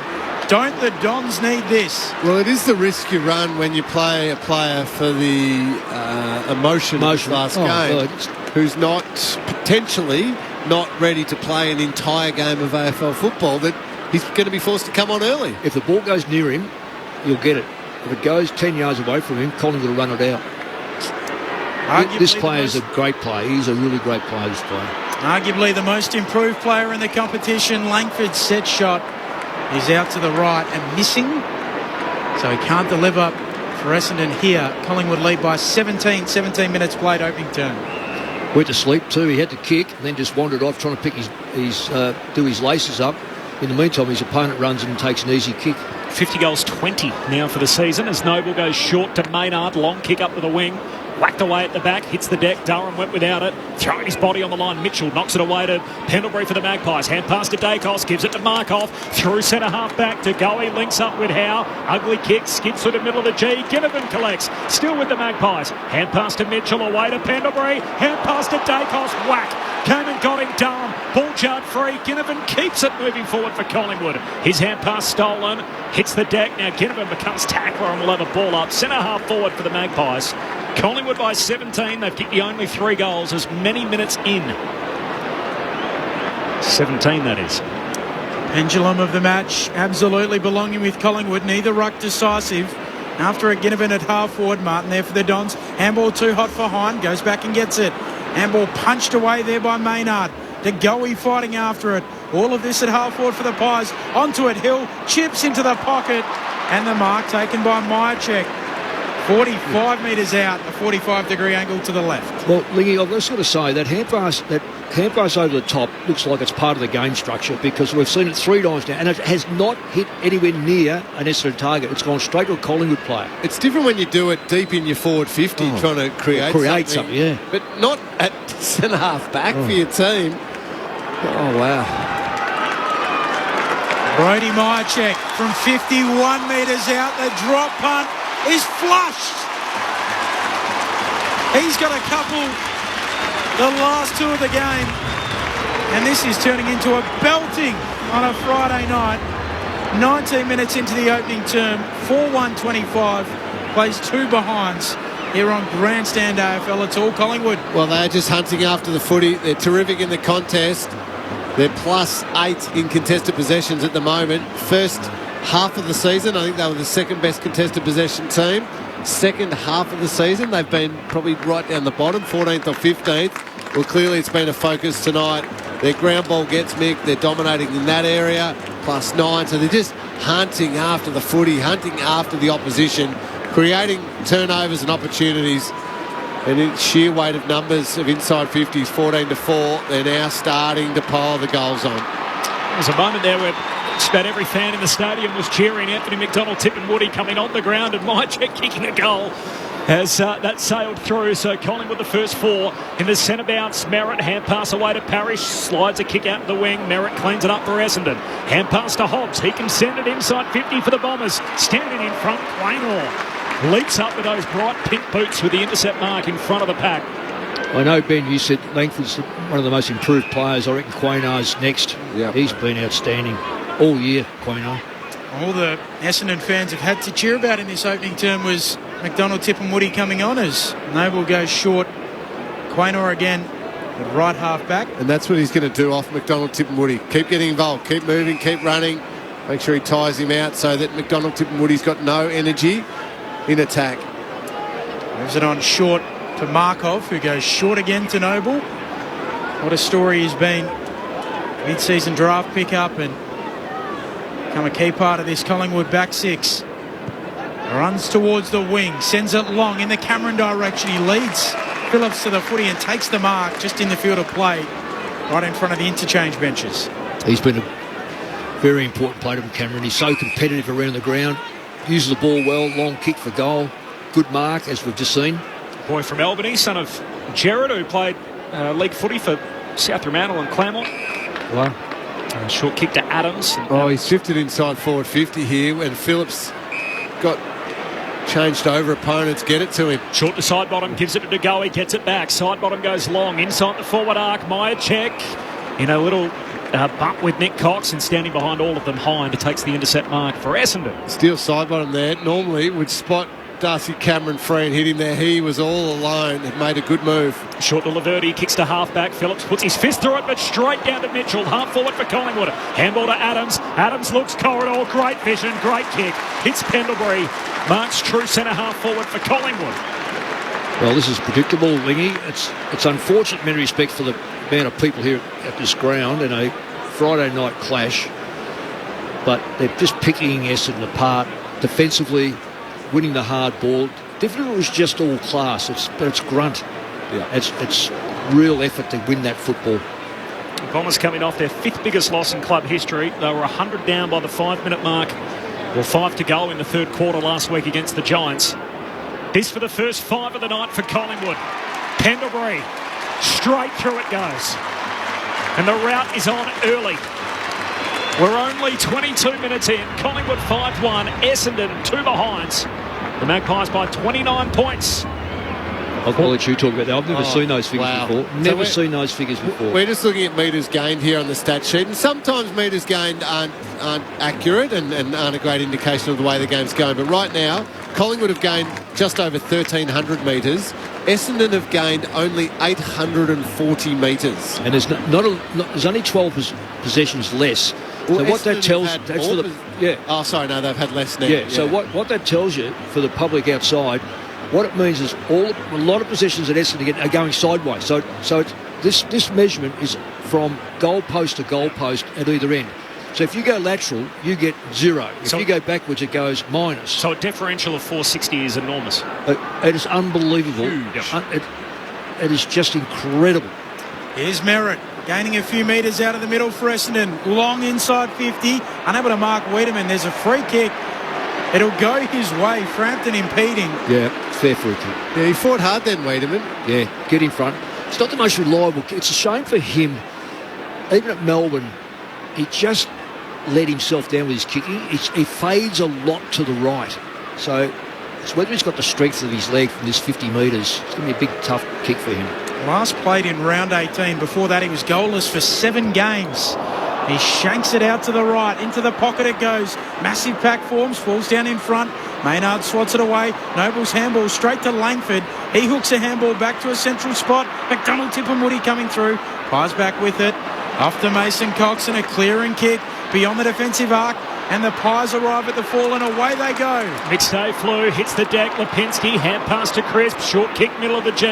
Hill clean below his knees. Pick up, kicks out to half forward. Adams has got it, pokes it inside 50. Myerchick the target, knocked away. Crisp still there, centre half forward. Hand pass to Lipinski, gives it to Mitchell. That's goal number 6. The Collingwood onslaught continues. The Pies with a 6-goal outburst to start the night. We're less than 25 minutes in. 6-1-37 Collingwood. Essendon 0-2. 2 behinds for the Dons. Collingwood by 35. Mick Malthouse, Cameron Lake. Well, Mick, you picked it perfectly with Wiedemann. Just unfortunately, poor set shot a goal after he fought really hard to draw the free kick. Yeah. And from there, Collingwood were just superb, the wave.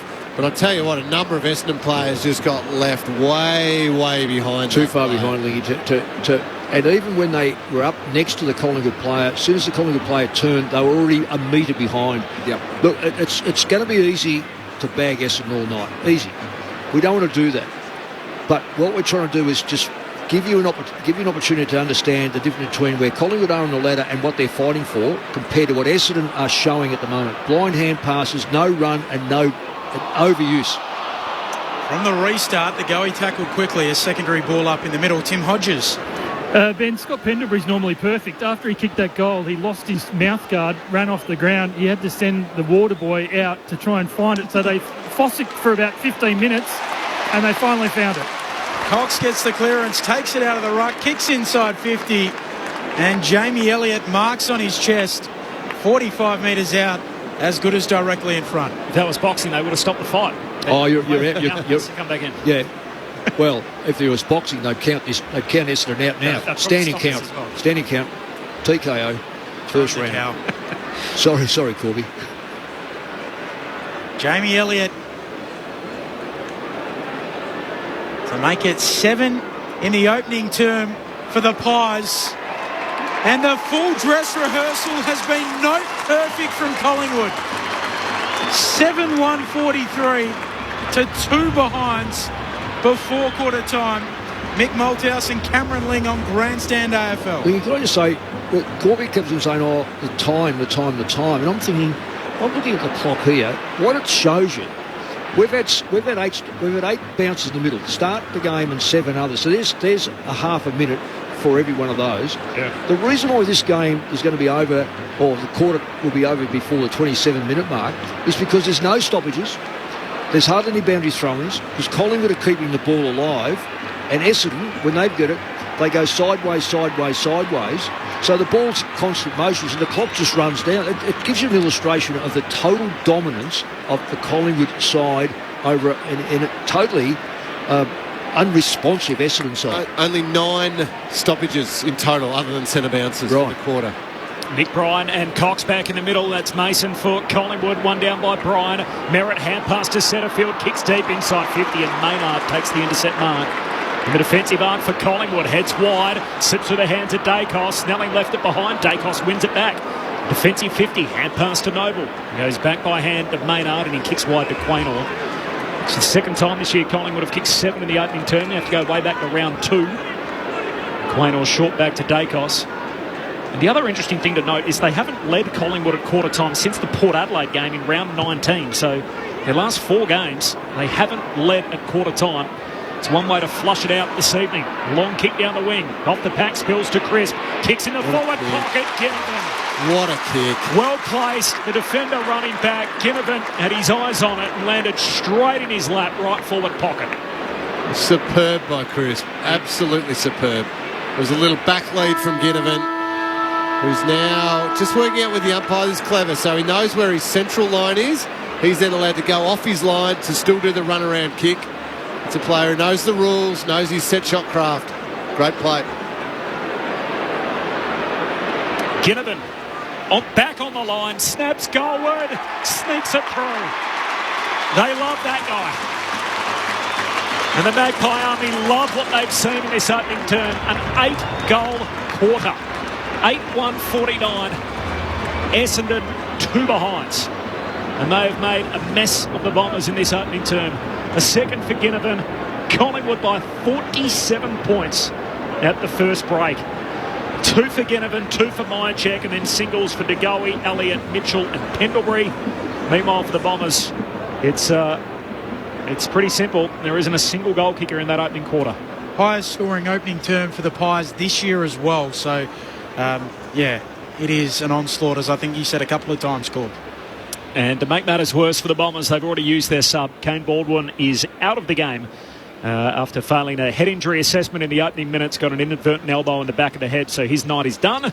And Anthony McDonald-Tipungwuti, who started as the sub, is into the game in his 133rd and final match of AFL footy. The thoughts of Lingy and Mick in just a moment. Michael from Wyndham Vale. I know I'm a Collingwood supporter, but on the subject of Jake Stringer, who we spoke about pre-game, I know this might sound mean, but I've always thought he's a little bit overrated. I know he can be really good in bursts, he can kick some great goals, but you never see it week in, week out with him, injuries aside. So that's from Michael. Michael, brilliant. Great text. Keen to hear from you on the SMS 0437 774 774. And an unnamed texter. Hi guys, can you please keep us up to date with the Boomers score for those of us that don't have pay TV? They have started their World Cup campaign in Japan. The Boomers 98, Finland 72. So after leading by just 5 at halftime, they pull away in the second half to win by 26. That's a great start to their campaign. So the Boomers by 26 first up over Finland. The thoughts of Lingy and Mick in just a moment on ABC Radio, News Radio, Sport Digital and now through the ABC Listen app. This is Grandstand AFL. ABC Listen. A lot of us want to know exactly how a major Silicon Valley bank could have failed, how a former comedy star is holding off a nuclear superpower, and how did a country a lot like Australia end up with 100% inflation. I'm Matt Bevan. Join me for a new season of my podcast, If You're Listening, helping you make sense of major news events shaping our world with new episodes weekly. If You're Listening, hear it now on the ABC Listen app. Grandstand AFL. Now streaming every match on the ABC Listen app. Look for the AFL button. Pies win it back. Pendlebury hand pass to Lipinski. Sweeping hand pass to Bobby Hill. He's off and running. Gives it to De Goey. The 2 guys return involved immediately. De Goey kicks it on the run. Kicks to Myercheck. Pies down the southern wing. Off by hand to Markov. Long kick to full forward. Ginnivan at the back. Rows the pack. Snaps through the second. Mitchell gives it to Ginnivan. Snaps to the goal line. Mark Myercheck just outside the goal square. This is ominous for the Bombers. Myercheck swings it through. Collingwood have kicked the first 3. There's probably a bunch of Essendon players who think, I'm going to carve out a bit of the footy. There's lots of possessions, lots of touches, you feel the ball in your hand. but they're doing absolutely nothing with the footy other than eventually just giving it back to Collingwood. Brody Myercheck from 51 metres out. The drop punt is flushed. This for the first 5 of the night for Collingwood. Pendlebury, straight through it goes. And the route is on early. Adams has got it, pokes it inside 50. Myercheck the target, knocked away. Crisp still there, centre half forward. Hand pass to Lipinski, gives it to Mitchell. That's goal number 6. The Collingwood onslaught continues. Ginnivan back on the line, snaps goalward, sneaks it through. They love that guy. An 8-goal quarter. The 2023 AFL season. On radio, ABC Sport Digital. And now streaming on the ABC Listen app. Collingwood by 47 points. It's just Essendon's second goalless opening term of the season. The other was down in Geelong when they were whacked by the Cats a few weeks back. Just 2 points in that opening quarter. They didn't even have a single goalless quarter last week, despite going down by 126 points to the Giants. Just ahead of Mick and Lingy, Tim Hodges is on the boundary. Hodgie. Just been watching Brad Scott, Corbin. He spent a lot of time with the whiteboard, then he spent a lot of time with his captain, Zach Merritt, and now he's just... he's normally pretty cool, calm and collected, Brad Scott, but he's very animated out there, obviously disgusted with what he's seen in the first 30 minutes. The good news for Kane Baldwin, he is subbed out of this game, but he is back out there. I was looking at him before thinking he'd had a shower, but he was only out there for 3 minutes, guys. He came off in the 4th minute of the game. He's still got his footy socks on, but he's got the jacket on and he'll have a sore head after that stray elbow. So, yeah, just fascinating what happens for the next hour and a half or so. 80,000 people here at the MCG. It is an Essendon home game. It's a large Essendon crowd. Just how many of them will be here in the second half? How do you sell it, Lingy? Hodgie asked a good question, because if we get another quarter like that, anything like that, I don't blame the Essendon fans if they go, well, I'd prefer a bit of an early Friday night. I've got something on, got kids' sport tomorrow morning, get me home, because they were very ordinary. We spoke throughout that first quarter about the fact they just went nowhere with their possessions. However, Collingwood did play exactly how you want a good team to play. Put them away early. They were ruthless around the footy. Their pressure was very good. And then they did use the ball really aggressively. They had a clear intent, Mick, to take it forward, to use that corridor, to get it to dangerous parts of the ground. They did it superbly. They did it exactly the way you want to do it. Put the game to bed early, give the opposition no confidence.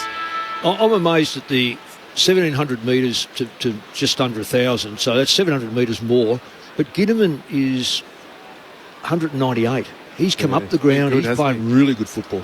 Cameron Ling and Mick Moldhouse on ABC Sport. Second term underway. Darcy Cameron, silver service. Straight down to DeGoey. Bursts out of the middle. Kicks to the top of the goal square. Laverty back for the Bombers. Hand pass away to McGrath. Kicks wide. Sammy Durham, the target. Did he juggle it over the line? Yes, said the umpire. Boundary throw in. 40 metres out from the Collingwood goal at the punt right end. I reckon DeGoey was 2 minds there. Another bounce. He probably kicks that one on the run. Yeah. And he thought, I better pass it, and sailed the pass long. I think the crowd would have loved him to just keep going. Throw in left forward pocket for the Pies. Cameron brings it down in front. Durham loses it. Pendlebury jumps on top of it. Umpire circling, and he'll ball it up. Well, he was going to pay it, Benny, wasn't he? Was he ever? Am I seeing things, or the crowd thinning? Can you blame him? Onto it. They maybe haven't left the ground. Maybe they're just gone to the bar and just not coming back. Collingwood win it back. Side bottom away to Adams. High ball to full forward. Punched away by Redmond. Down to Parrish. Immediately under the pump. Durham's on it. They tackle him. It's held in. And another ball up. So Living in Collingwood's attacking 50 to start this second term. And Dacos just outside 50. And Hoskin Elliott by himself in the back line. Very good coverage by the Pies. Collingwood by 47. Essendon having kicked the goal as Phillips wins it down to Galway tackle. They might put a replay of the Matildas on the concourse out the back. Go and watch that again like they did the Carlton-Melbourne game early a few weeks back. Repeat stoppages here as we've got another ball up. Still inside Collingwood's forward 50. Look at them instructing each other. Collingwood players pointing everywhere, making sure they've got the right setup. Side bottom blocking for Elliott. They're all doing the right things. Pies with the only 8 goals of the game. Early second term from the restart. Laverty sockers it out of defensive 50. Menzies picks it up. He's tackled immediately. Great tackle by Maynard. And a ball up right on the 50-metre arc for Collingwood to the punt road end in quarter number 2. Cameron taps it straight down to Pendlebury. Pokes the kick into the pocket. Bouncing ball Onto it, Zerk Thatcher for Essendon, snaps it away. And Merritt marks right on the defensive arc. And he's just, you look at the play, there's the captain. He's going to go backwards. You can see him sticking out a mile. He goes back, which just sets up Collingwood now defensively to set up so they can't get through. Essendon wanting to try the southern side of the ground. Hind onto Laverty, onto Martin. Now he'll retreat again. He'll go laterally back to Zerk Thatcher. And he's virtually at fullback with no real idea where he wants to go. So he'll set it up towards the southern wing. A good kick. And Laverty can mark. Essendon trailing by 47 points, but in possession at the moment at left half-back. Shares it with Nick Martin. He gets it back. Laverty. And swings a hand pass to Hind, who's standing still against the boundary line. He's got nowhere to go. Ginnivan closes him down. Hind kicks in Hope down the wing. Redmond flies for it, no mark. Spills to Noble of Collingwood. Hand pass to Hoskin Elliott. Shoots a kick down to half forward. They all let it bounce, and it takes a bounce and heads out of play. Laverty was banking on that, carrying the line, and we'll have a boundary throw in half forward for Collingwood. I think it's what we're going to see from Essendon, unfortunately, more of that, just trying to keep possession out of fear of having the ball in motion and Collingwood creating a turnover and scoring against them. They've just gone into complete protection mode. Phillips and Cameron. Phillips takes it out of the ruck, handballs it straight to Cameron, snaps the Pies inside 50, and Jamie Elliott leads them to the footy and marks, tumbling to the ground. 40 metres out, slight angle, right-hand side. No, that's inevitable. Am I just reading this wrong about the boundary umpires? Are they got a different action because it's falling 5 or 6 metres short, and the ruckman, they haven't worked it out yet, and that takes a bit of time for ruckman, I realise, but they're just not underneath the football. So in other words, if you're in front there, this just gets palmed straight down.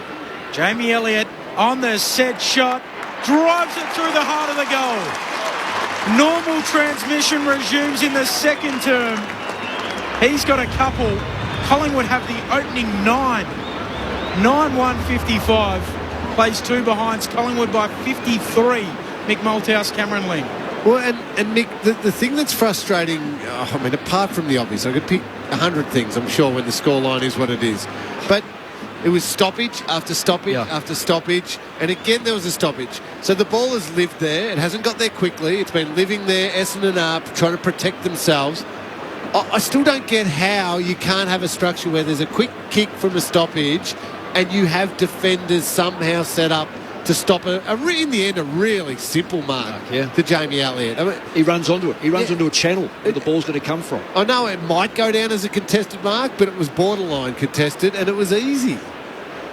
First 9 of the game for Collingwood. Restart back in the middle, early second term. Darcy Cameron wins it down. Setterfield left it behind.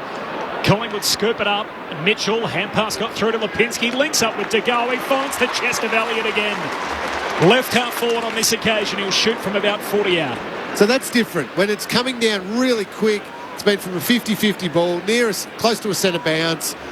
Yes, a forward's going to get a leading lane then. That's fine. That's different to the one before where you get a nice, easy run at the footy and the ball had been in a stoppage-type situation for 6 or 7 minutes straight. But Lingy, this is kicked for goal number 2 from 11 possessions. Elliott for his third. It won't be on this occasion. Shanks it off the side of his right boot. Pack forms in front of the behind post and it's whacked out of play. So forward 50 stoppage for Collingwood, boundary throwing. Well, where I was coming from is Essendon have had 15 possessions, haven't gone past the centre. We don't have to look too far into the record books without putting the cart before the horse for biggest defeats for Essendon. We did that last week as Phillips slaps it away onto it. Josh Dacos, handball away to Pendlebury, to Elliott, runs into a tackle, retreats with the kick. Hoskin Elliott, he'll pull a kick back towards full forward. Ginnivan, Hind right there with him, spoils it down. Zerk Thatcher away to Parrish, clearing kick for Essendon beyond the arc, and coming up, Wiedemann juggles it and completes it just outside the field of play. The umpire says spin it in right half forward for the Pies. Well, that boundary umpire did not do that. That was a central umpire. It's not his. Oh, the other. I think it was, sorry, Mick, the boundary umpire from down near the point post. Fair enough.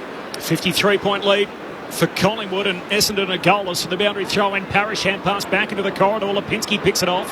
Hand pass got to Maynard, the acting captain. He's tackled, dispossessed, comes back. Lipinski kick smothered. Hobbs bottom of the pack, hands it out. Pack forms in front of him. Umpire lets them roll a minute. Now Hobbs gets it again, and he's tackled into the ground. What I'm seeing here, and we're repeating ourselves, Stoppage. Collingwood get too behind the ball. So even if Essendon get it, they're forced to go back. Clearance here for Essendon. Parrish sharks it off the tap from Cameron. Pinballing around in the middle of the ground.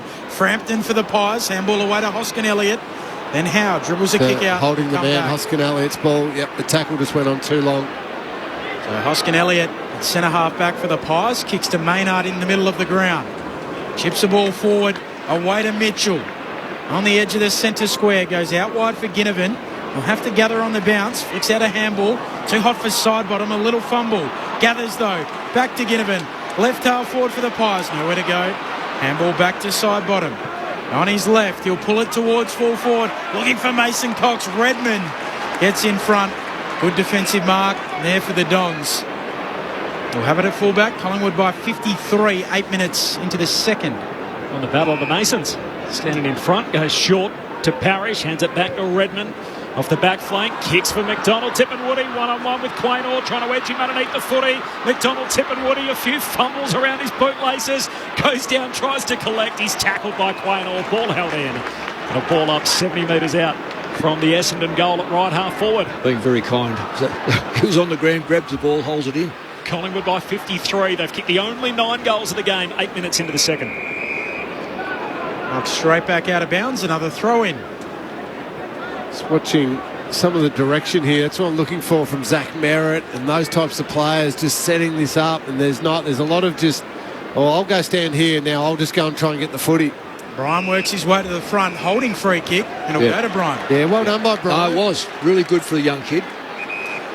So free kick just forward of the wing. In fact, it'll go to Merritt. Well, it could have gone. It certainly could have gone to Brian. He was grabbed before the ball was thrown in. So here is the Essendon skipper. High half forward, trying to kick into the pocket, looking for a target. Langford juggles it down and paid the mark. Couple of bites at it, maybe even 3. A lot of hands in there. You know what, I reckon, been paid. No, I reckon it's a fair call by the umpire. I think a number of players have just completely missed it. Maybe it took one on the way through, but most of the generally first play grab, those, don't you? Yeah, the umpire will. The first grab looked like Langford as he passes this one off. Yeah, gives it off to Merritt. Comes a little infield. Similar distance out. Yep, that's a mark. Set shot. So the mark set 40 metres out. If ever a team needed a captain's goal, and this is it. Zach Merritt, the Dons leader, sits it out to the left, and that's not coming back. Another behind, that's 3 for Essendon. Collingwood, if the only 9 goals of the game, they lead by 52 points. 10 minutes into the second. Jeremy Howe down back in the absence of Murphy after a few weeks up front. Chips it wide to Markov. He's one of 3 Collingwood players in the 23 tonight that haven't played in a final. On the fringe, along with the 2 others in Frampton and McRae as we head towards the finals. Kick heads down the wing. Adams ends up with it. Tumbles a kick forward. Advantage applied, said the umpire. DeGoey heads to half forward. Elliott marks. Plays on court. Great tackle, Redmond. Got a hand pass away, said the umpire. Laverty to centre field to Hempel. Hand pass to Hobbs. His hand pass a turnover. Hoskin Elliott for Collingwood. Gives it to Pendlebury. Kicks inside 50. Dacos to bring the house down. The 100-gamer makes it the first 10 for Collingwood. And the Redmond chase down tackle not rewarded. The Bombers fans aren't happy with that, but Collingwood awake to the turnover. And again, they make Essendon pay the full price. 10-1-61 Collingwood. The Bombers 3 behind, 11 gone second term. I might be reading it wrong, but I reckon the free kick was paid, and I thought advantage may have been paid. I'm not 100% sure of this. I think he said I said play on. Oh, okay, so he reckons he hand passed. You know what I reckon though, Mick? And I was reading, I reckon, what you were reading. Mason Redmond went and spoke to the umpire after the goal was kicked, and I reckon that umpire said holding the ball was paid and it was advantage because he made that type of signal. But I don't think it was. I think they called play. I'm thinking Elliott got a handball and then turnover, goal to Dacos. The pain continues for the Bombers. 10-0. In the middle, Brian wins it down here for Essendon. Away to Perkins, squeezes a kick forward. Bouncing ball, Markov beelines the footy, wins it for the Pies. Handball away to DeGoey. It's a big Cameron, nearly run down. He was pressured as he kicked and a turnover. And Laverty marks 45 out from his defensive goal for the Dons. Now he's 45 metres out, as you said. Let's see where this kick goes. Goes to the boundary line. Sammy Durham marks. In front of the Essendon interchange. They've already subbed out Kane Baldwin. Suspected concussion. Failed that head injury assessment. McDonald Tippermuti into the game in quarter one. Durham, contest kick down the line. Bryan forced to spoil, straight to side bottom of Collingwood. Hand pass to Frampton, kicks for Ginnivan. Snelling breaks it up for Essendon. Ginnivan clever, taps it away to DeGoey. Pies on halfway, hand pass to Crisp. Kicks to centre half forward. McStay the target over his head. And Laverty there for Essendon. Hot hand pass. Zirk Thatcher to try and clean it up for Essendon. Tackled by McStay. Hand pass off his backside to Laverty. He swings it out wide to Martin and the hand pass back to Nick Cox at halfback. Finally a moment to breathe for Essendon. Martin, his kick charged down by Hill. Maybe not. Handball away to Dacos. Pies at half forward. Maynard goes long to full forward. They're there. Myercheck to Lipinski. And he bangs it through. This is getting ugly. UGLY ugly for Essendon. 11-1-67.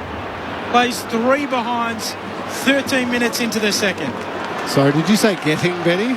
This is ugly. Yes. Yeah, you're right. Yep. No, this is very ugly. Even a moment where Essendon looked to have a clear possession, at least being able to control it, straight away turned over. Collingwood have come with the right mindset. I mean, I love the ruthlessness of them right now.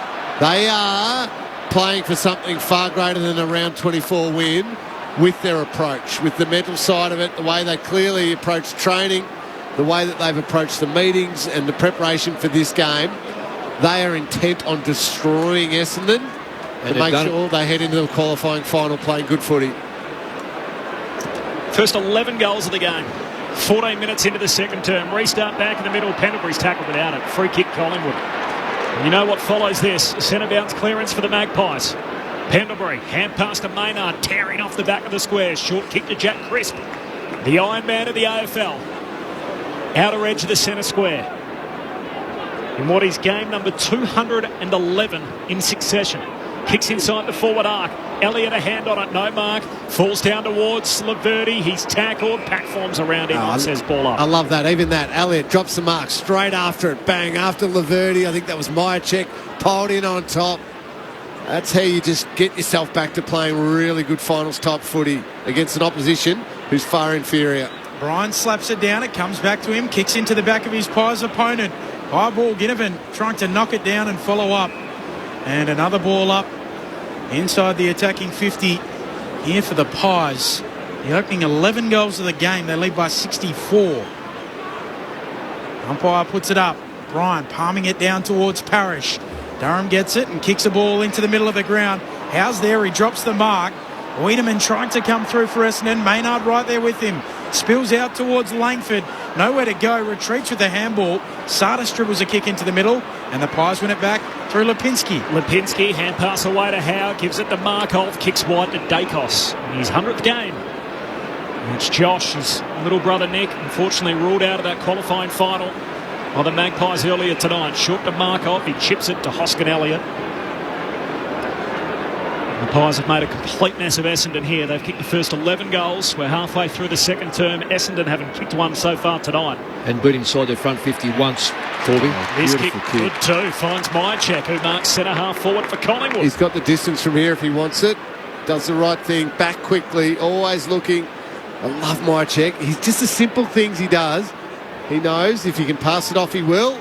He does so here to Hoskin Elliott. I mentioned a couple of times tonight the difference in the teams. Just getting back on the mark has been telling so far tonight as Hoskin Elliott at the top of the goal square. Durham flies, spills the mark. Footy comes back to him. Hand pass away to Hine to the back pocket for Essendon. Dangerous ball. Oh, hit it very heavily. Sardis standing underneath it. Ball hits the deck. Hill grabs it. He's tackled holding the ball. Umpire Roseberry said you had long enough. It was Myercheck who came to contest that mark with Sardis, and the young fella's okay. Straight back on his feet. In a brutal contest, Collingwood by 64. Just that one particular instance. Yeah, well, that unfortunately for young Sardis, that's a player in game number 4 against a player who's hungry to win a premiership this year. Howe comes through from the kick to the wing and just punches it away with disdain. Forces a throw in between wing and half forward for the Pies. Welcome to the AFL, Elijah Sars. Yes, exactly. Yeah, just meeting an opposition who are at a very different phase in their footballing journey. Ryan winning the tap, but straight down towards Pendlebury. Stands up in the tackle and another ball up. Simon at Largs off the SMS. It looks as though Essendon have given up, not chasing. A lovely bruise-free game for Collingwood. It is embarrassing. Hoskin Elliott picking it up on the wing, getting it onto the boot, squeezes out a kick. Dacos at half forward, chips into the pocket, and Hill marks 45 metres out. Well, Dacos has found space all night, and he's 20 metres off the pack on most occasions.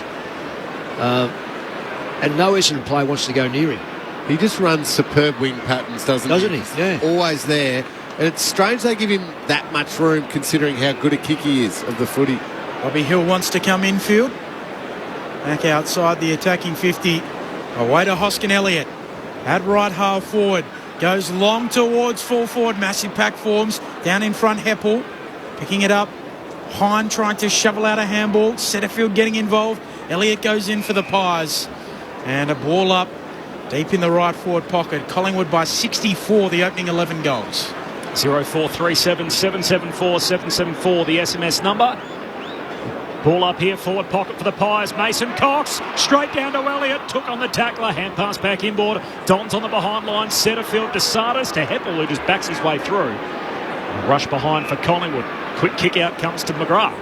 And Essendon finds something. Sardis, his handball nearly chopped off by Ginnivan. Manages to get back to McGrath, who kicks well to Snelling. Gives it off to Parrish. Handball to Durham. Handball onto Langford. Bombers chaining it up around the southern wing. Langford bites off the kick towards Bryant. Two Dons get in each other's way. And that is the tale of their night.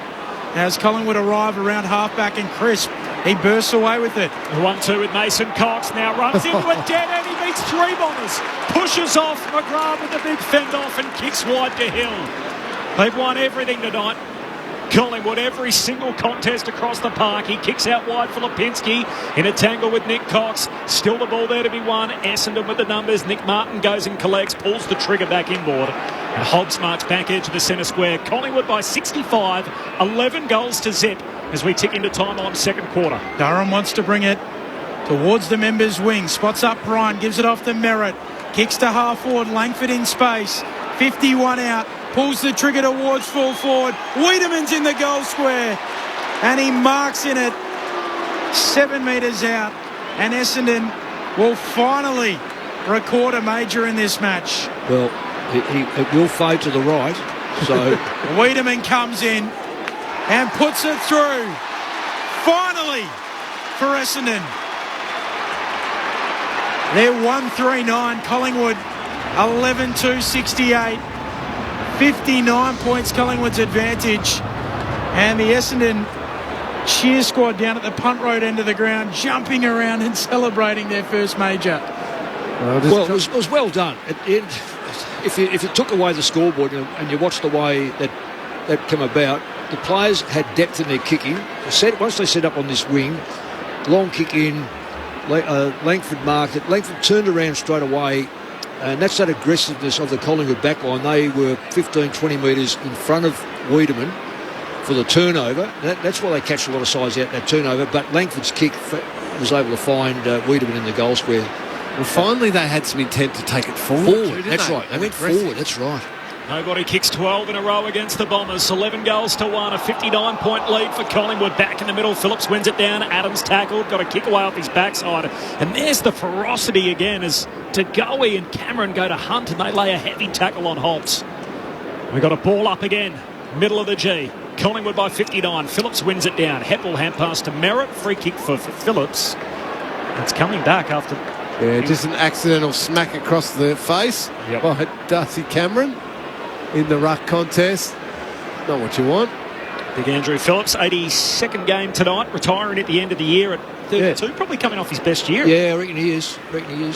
3 clubs, the Giants, the Blues and the Bombers. But good on him making a decision and good on him going home. A short kick to Laverty, to Merritt, and he pokes the pass down to Nick Martin. Actually became a little piece of trivia as well as that I'll get to that in a moment as Martin kicks inside the forward 50, wanted Langford, spills the mark, Quaynor grabs it, he's tackled and a ball up centre half forward for the Bombers. Became the first player traded between Carlton and Essendon in something like 20 years since the Justin Murphy. Yeah, that's right. Yeah, they didn't like trading, do they? No, not at all. Phillips hooking it down here. It spills back towards Cameron, dribbles a kick forward. Onto it quickly. A number of players, and it's not coming out. So another ball up. Hobbs at the bottom of the pack. It's to his feet. Umpire puts it up. Cameron wins the tap down. Setterfield shovels out a handball. Now arriving Adams for the Pies. Wrenched off his kick there by Phillips. The Pies are there in numbers. Cameron eventually gets it on the boot. Clears a kick into the middle of the ground. Heppel for the Dons. Handball to Merritt. Look away. Handball straight to Noble. He gives it off to Adams. He kicks without looking. Straight out to Laverty on the wing. Runs onto it. Number 15 for the Bombers. He kicked the last goal of the game. Collingwood kicked the first 11. Laverty goes wide to McGrath. Short kick to Archie Perkins. Well, there's those hand passes again. They drive you nuts. They're just going nowhere, those hand passes. Perkins is going to load up and kick it inside the forward arc. Phillips is down there. Big fly from the side. Durham can't complete it. Bryan knocks it forward, but straight to Mark over the Pies. Hand pass out wide wanted Noble. His hand pass stays alive. Maynard against the boundary line southern side. Gives it to side bottom. Tunnels a kick down the wing. Adams collects on the bounce. Hand pass forward to Mitchell. Wins the footy off his knees. Coughs it up. Martin swaps it down for the Bombers.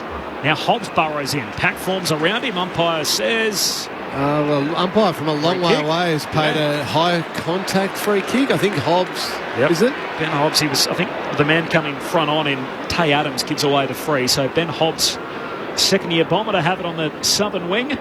Collingwood by 59 points, 24 gone in this second quarter. Hobbs will set it up to the pocket in the Phillips direction. Runs under the footy. Follows up, knocks it to Langford, who snaps on goal and hooks it through.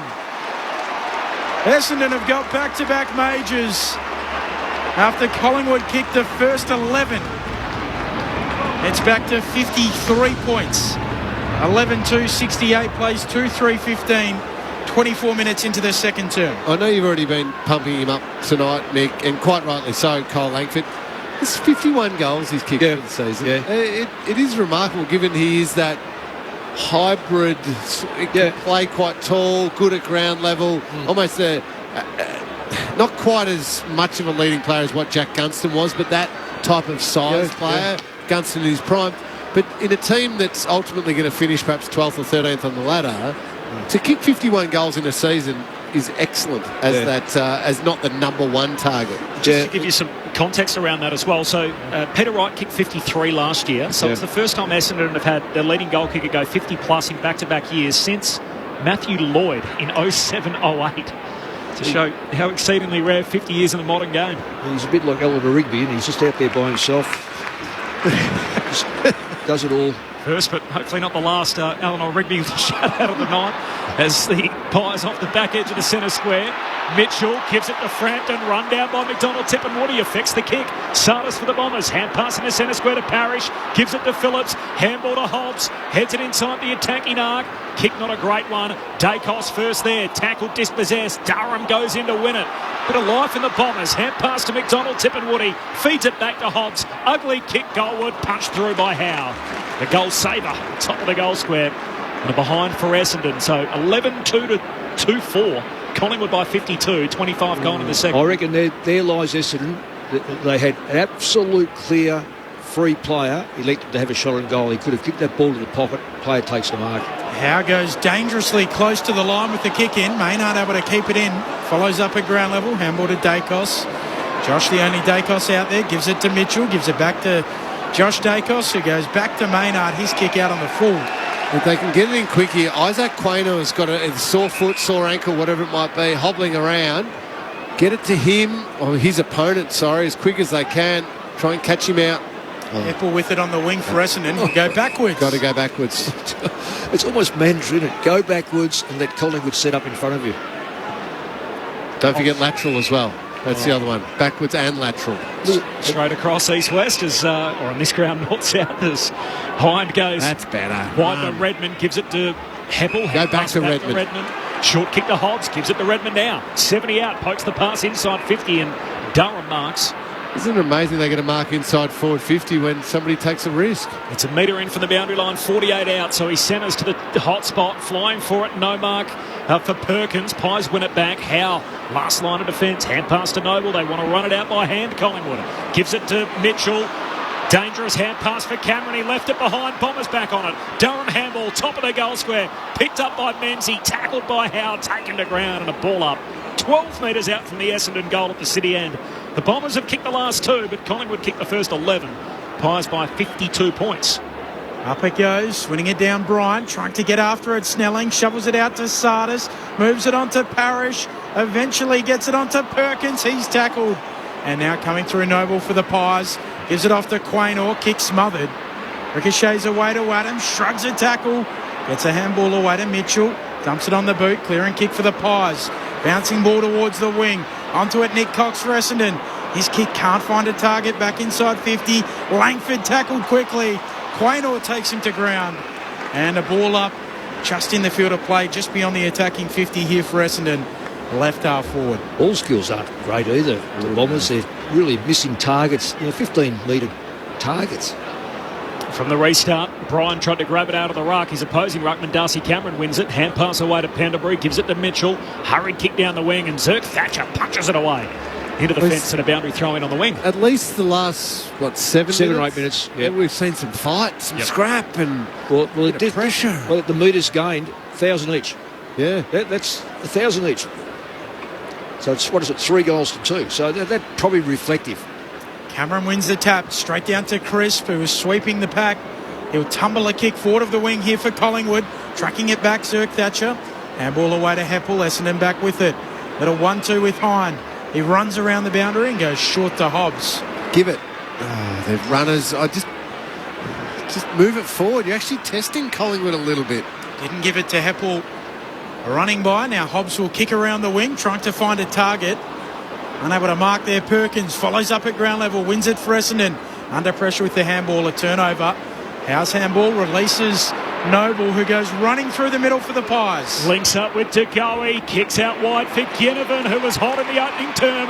Mycheck's on. Just outside the 50, Mycheck all alone, getting back top of the goal square. He'll now stand in a pack of 5 or 6, and Mycheck is the king of that pack.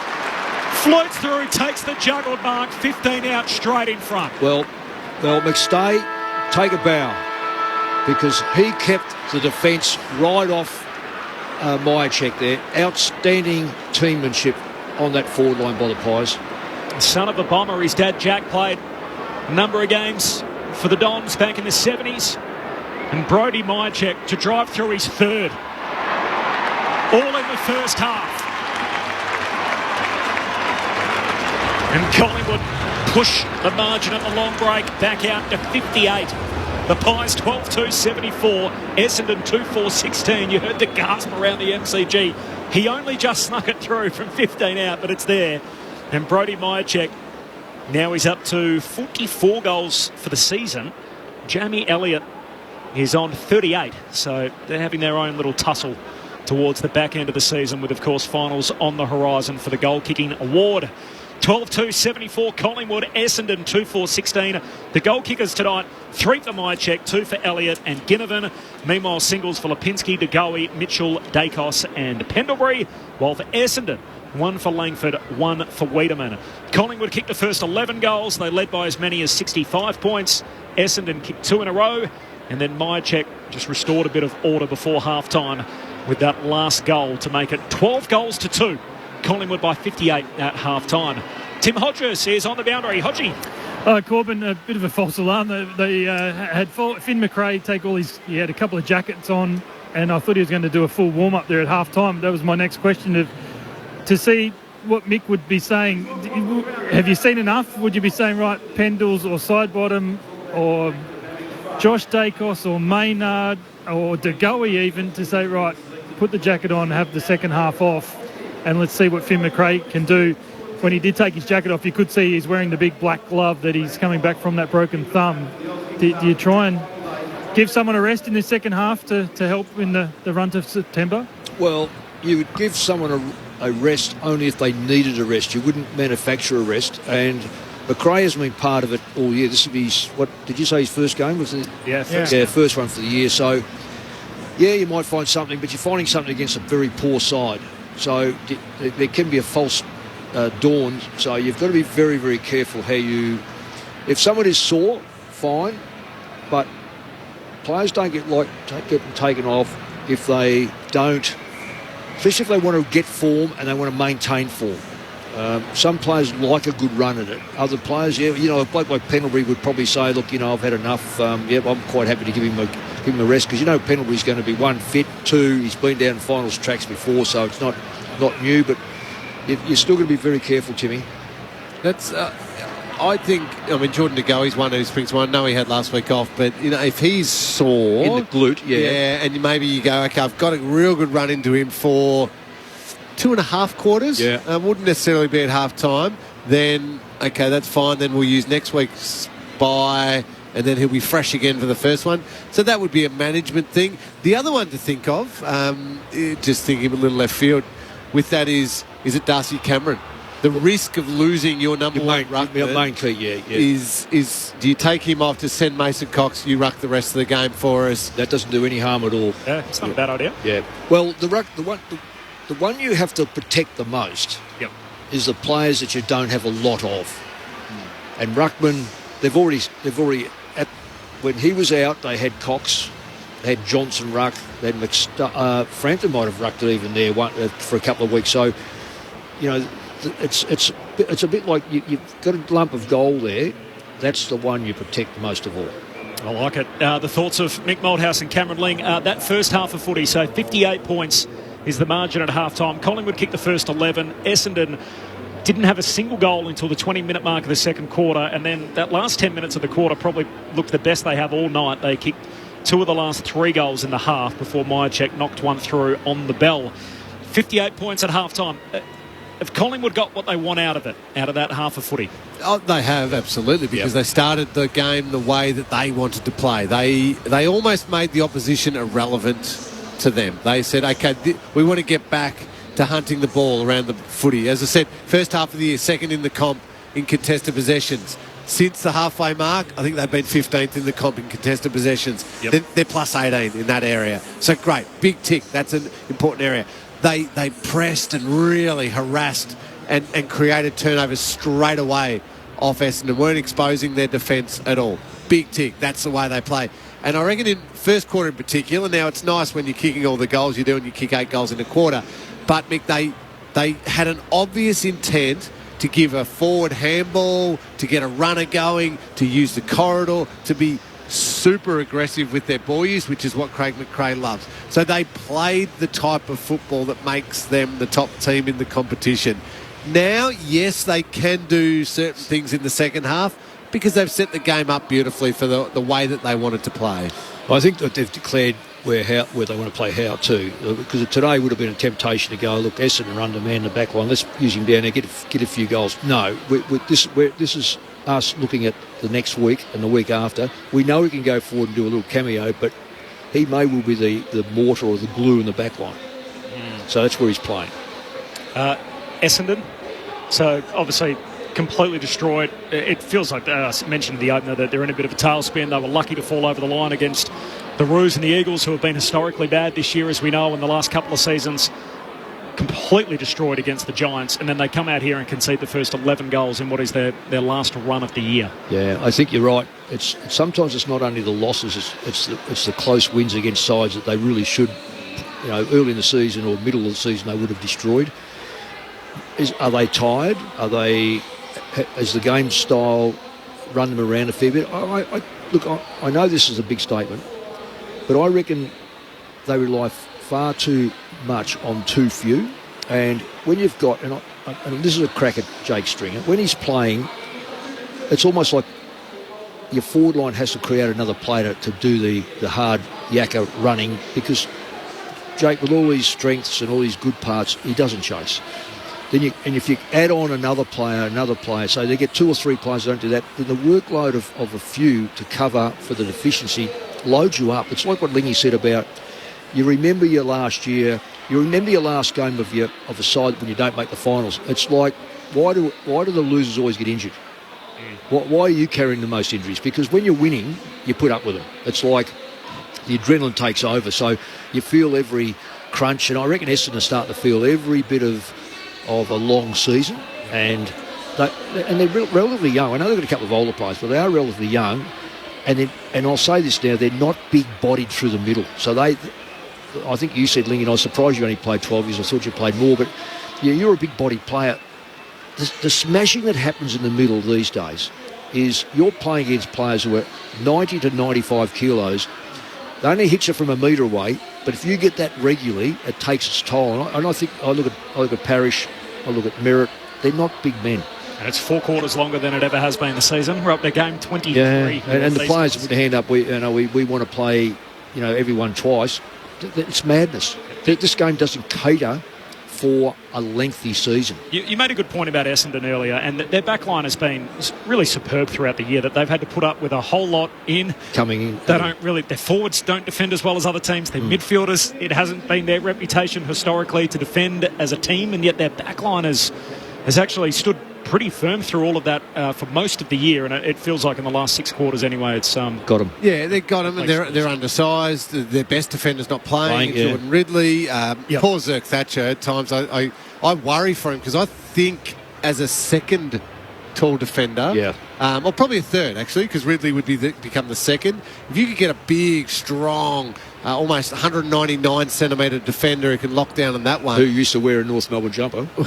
Yes, well, still does technically, you're talking about. Well, I did wonder just quickly whether Adrian Dodoro is just playing the game with Darcy Parish, because some of that money might be allocated to try and get over Ben Mackay. Well, maybe. Yeah. If you believe the reports, there is an offer in front of Darcy Parish for 5 years. It's just not at the money that he's looking for it to be at. Well, I would be running down the race into whatever office is there and quickly scribbling my signature on that offer.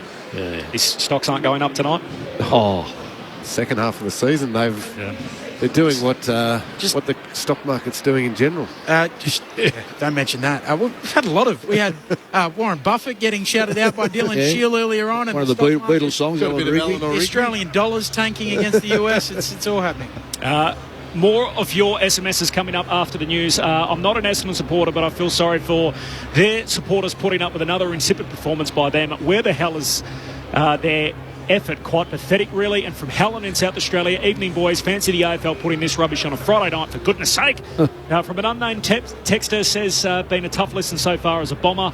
Luckily the bells are going off on the fishing lines in the Murray at Strathmerton. I hope I pronounced that correct. Yep. Hopefully it's positives next year for the boys in red and black. And from Marcus in South Melbourne, release Freo the Hawks North, give you an effort before losing. Essendon are a total disgrace tonight. So some strong opinions off the SMS. And I don't mean to be, what's the word, Ben? A curmudgeon or curmudgeonly? Curmudgeon, but there has been lots of texts and jokes about the Essendon jumper and the seatbelts and the passengers and everything else. It is a very important message that the Bombers are sending. Far too many people are dying on our roads.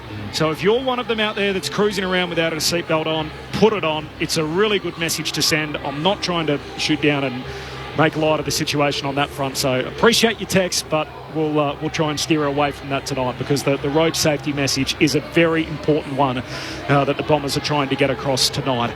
It is half-time. Collingwood and Essendon, the Pies by 58 points. We'll be back after the latest from the ABC Newsroom.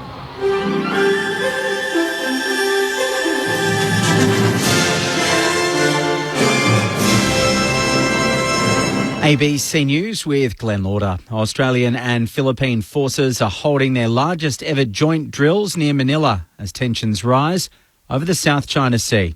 Here's Southeast Asia correspondent Bill Birtles. More than 1,000 Australian Defence Force personnel are in the Philippines, with soldiers simulating beach landings and attacks on an imaginary enemy that captured islands. While long planned, the drills come as Chinese pressure increases at sea on Philippines fishing and supply boats heading to islands that both countries claim. In a sign of growing ties, the exercises were jointly watched by Australia's Defence Minister Richard Marles and the Philippines President Ferdinand Bongbong Marcos Jr. Bill Birtles, ABC News, San Antonio, Philippines. The opposition's criticising the federal government for blocking additional flights to and from Australia by Qatar Airways. The Transport Minister, Catherine King, claims that it's not in the national interest to let the airline bring 21 weekly flights into Australia. The Shadow Tourism Minister Kevin Hogan says that he's not convinced by the explanation. From what I understand, the government have gone against their department's recommendation to allow this in. So let's get clear on this. What would allowing more flights from Qatar Airways into Australia mean? It would mean cheaper flights. So that's good for Australian consumers who want to fly in and out of the country. But it's also really important for our export industries. The head of Australia's honeybee industry fears the varroa mite outbreak could spread after the parasite was detected on the Victorian border. The New South Wales Department of Primary Industries has established a 10-kilometre eradication zone around the infected hives at Euston as part of the attempt to stop the pest from spreading. The Chief Executive of the Australian Honeybee Industry Council, Danny Lefebvre, is calling on beekeepers in the affected region to stay vigilant. For the beekeepers that are caught up in these new zones in the almonds, it's really important to follow the rules, and we're working hard to find a solution, but they need to adhere to the rules, which at the moment that's stand still and wait for further instructions from the DPI about how we're going to progress those areas. The jury in the trial of a sitting West Australian parliamentarian accused of sexually abusing a young girl is expected to retire to consider its verdict next week. The Upper House MP James Hayward's been on trial on 4 charges of indecently dealing with the girl when she was aged between 6 and 8. Prosecutors allege the 53-year-old made an admission in a suicide email to his wife, but he denies any wrongdoing. The jury will hear directions from the judge on Monday before retiring to consider its verdict. Heading overseas, and a mugshot has been released of the former US President Donald Trump following his surrender on criminal charges in the state of Georgia. A scowling Trump has been booked on 13 charges over his alleged attempts to overturn the results of the 2020 presidential election. This is his 4th criminal indictment. He'll enter a plea at a later date. Before leaving Georgia to head back to New Jersey, Mr. Trump described the case against him as a travesty. There's never been anything like it in our country before. This is one instance, but you have 3 other instances. It's election interference. We did nothing wrong at all, and we have every right, every single right, to challenge an election that we think is dishonest, that we think is very dishonest. The Supreme Court in Papua New Guinea has been asked to make a ruling on whether a recently signed defence agreement with the United States is constitutional. Here's PNG correspondent Tim Swanston. The defence agreement, signed between the United States and Papua New Guinea in May, would give the US access to key bases in PNG and has been billed as a way for PNG to access training and other assistance. The agreement hasn't been ratified yet by PNG's parliament, and the government is facing domestic pushback over the document, including a clause that gives the US an exclusive right to a criminal jurisdiction over its personnel. Opposition leader Joseph Lalung has now referred the document to the Supreme Court to rule on its constitutionality, putting the agreement further in doubt. The United Nations aid chief is concerned about the spread of violence in Sudan, saying a lasting conflict could tip the entire region into a humanitarian catastrophe. Fighting between the Sudanese army and the paramilitary Rapid Support Forces broke out almost 5 months ago, forcing many from their homes. In a statement, Martin Griffiths says that hundreds of thousands of children are severely malnourished due to the conflict and are at imminent risk of death. That's the latest from ABC News. For more news at any time, you can head to the website abc.net.au/news. Since time began, humans have asked the big questions. Does feeling cold make you more likely to catch a cold? Is my phone secretly listening to me? Should you keep the tomato sauce in the fridge? Any question you ask, these humans will find you the facts. What came first, the chicken or the egg? Whatever it takes. How long do I have to stay in? What the FAQ starts Wednesday, August 30 on ABC TV and streaming on ABC iView. Grandstand AFL. Now streaming every match on the ABC Listen app. Look for the AFL button. Phillips and Cameron. Phillips takes it out of the ruck, handballs it straight to Cameron, snaps the Pies inside 50, and Jamie Elliott leads them to the footy and marks, tumbling to the ground. Jamie Elliott on the set shot, drives it through the heart of the goal. Normal transmission resumes in the second term. Hoskin Elliott for Collingwood gives it to Pendlebury, kicks inside 50, Dacos to bring the house down. The 100-gamer makes it the first 10 for Collingwood. Handball away to Dacos, fires it half forward, Maynard goes long to full forward, they're there, Myercheck to Lipinski, and he bangs it through. Langford in space, pulls the trigger towards full forward, Wiedemann's in the goal square, and he marks in it 7 metres out. Wiedemann comes in and puts it through. Finally for Essendon. The 2023 AFL season. On radio ABC Sport Digital. and now streaming on the ABC Listen app. It is half-time. It is all Collingwood, 58 points. They lead it by 12-2, 74 over Essendon, 2-4-16. So the Pies on track to claim their first minor premiership in a dozen years. 2011, the last time they did so. It would be their 20th, which puts them on top in that category. Most minor premierships won. The story of the night, Collingwood kicked the first 11 goals. Essendon kicked the next 2, and then Collingwood with the last of the match right on the bell to signal the end of the first half. In the NRL tonight, the Warriors defeated the Dragons 18-6.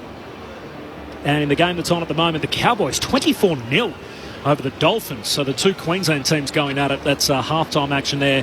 There is a call available through the ABC Listen app. Look out for the green ABC Sport button. In the World Cup action earlier tonight, the Boomers have started their campaign. Australia's men's basketball team, after leading narrowly at halftime, they pulled away from Finland in the second half and showed them who's boss, 98-72, the full-time score. So a 26-point win for the Boomers in the group stage. Off the SMS, Jen, who's a loyal Essendon supporter, says, I think that Tullamarine training ground is rubbish and soulless. There is still something wrong in the heart of Essendon, which is heartbreaking. That's from Jen. From Joe, evening all. Is it time to replace Merritt as captain? And he just got the gig in 2023. He's top 6 player in the league this year, according to our experts. If so, who do you suggest? Great analysis of the game as usual from your team. Thanks. That's from Joe. 0437 774 774, the SMS. Tim Hodges is on the boundary. Hodgie. So Collingwood has put their substitution papers in. So somebody's come out of this game. I'm not exactly sure who it is. All the doctor would say on the boundary, I'm not sure if it's any help. One of the fossils is going to go out. So Scott Pendlebury is in front of me. He's still got his warm-up vest on. I think Jamie Elliott, I can't spot him out there, guys. He had some work on his right hip during that second term. I think he might be down in the room still. See if you can spot him out there. Elliott's out there. Yeah, so Sidebottom is definitely out there. So of the 30-year-olds plus, I reckon it might be either Elliott or Pendlebury. We'll come back to you, Hodgie. 58 points, Collingwood's lead. Third term underway. Here's Ben Cameron. Cox in the ruck, wins the tap down. McRae in the action. Gets a handball away to Degoe. Goes back to Cox. Here's McRae again. Shoveling out a handball. Pies it half forward. Crisp to Degoe. Snapping on goal. And it's slapped through very nearly.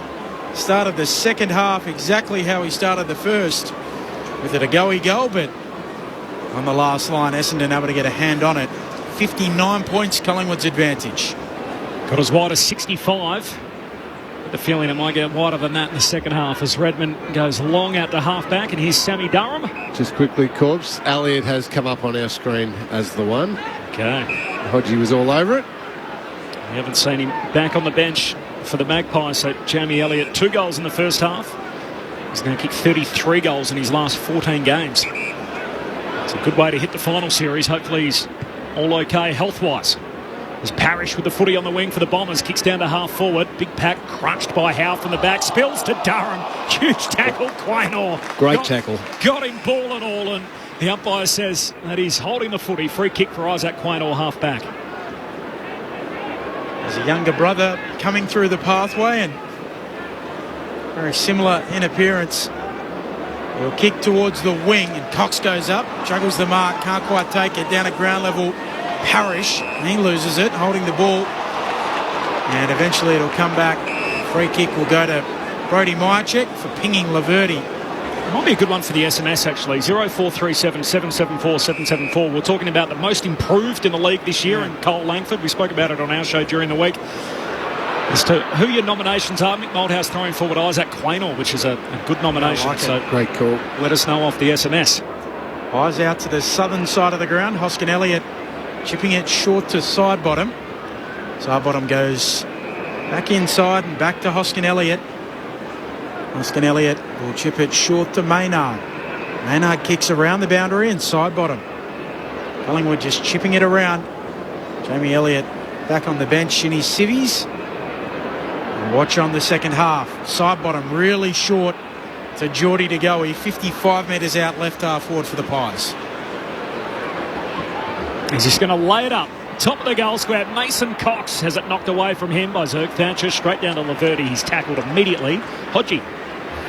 Collingwood just let us know it is officially a corky for Jamie Elliott. Had a lot of work on that hit in the second term, but he's already had the shower. He's got the hoodie and shorts on, his sneakers on, so he looks in a good frame of mind, sitting up on the back seat of the bench, taking a breather in this second half.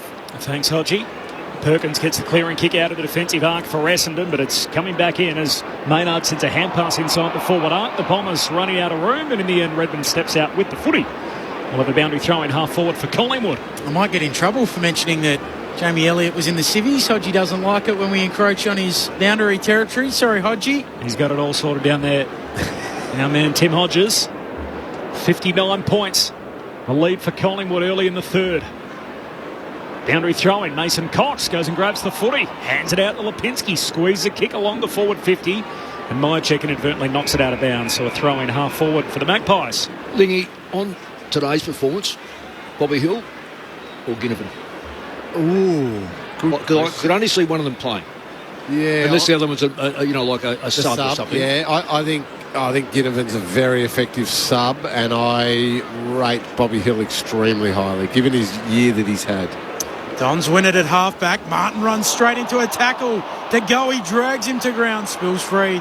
Parrish there for Essendon. Fires a handball to Merritt. Handball away to Redmond. Wants to switch it. Dangerous kick straight to Hill. Drops the mark but runs onto it. Crosses the 50. Looks towards Myercheck. It'll go over his head and tumble through for a minor score.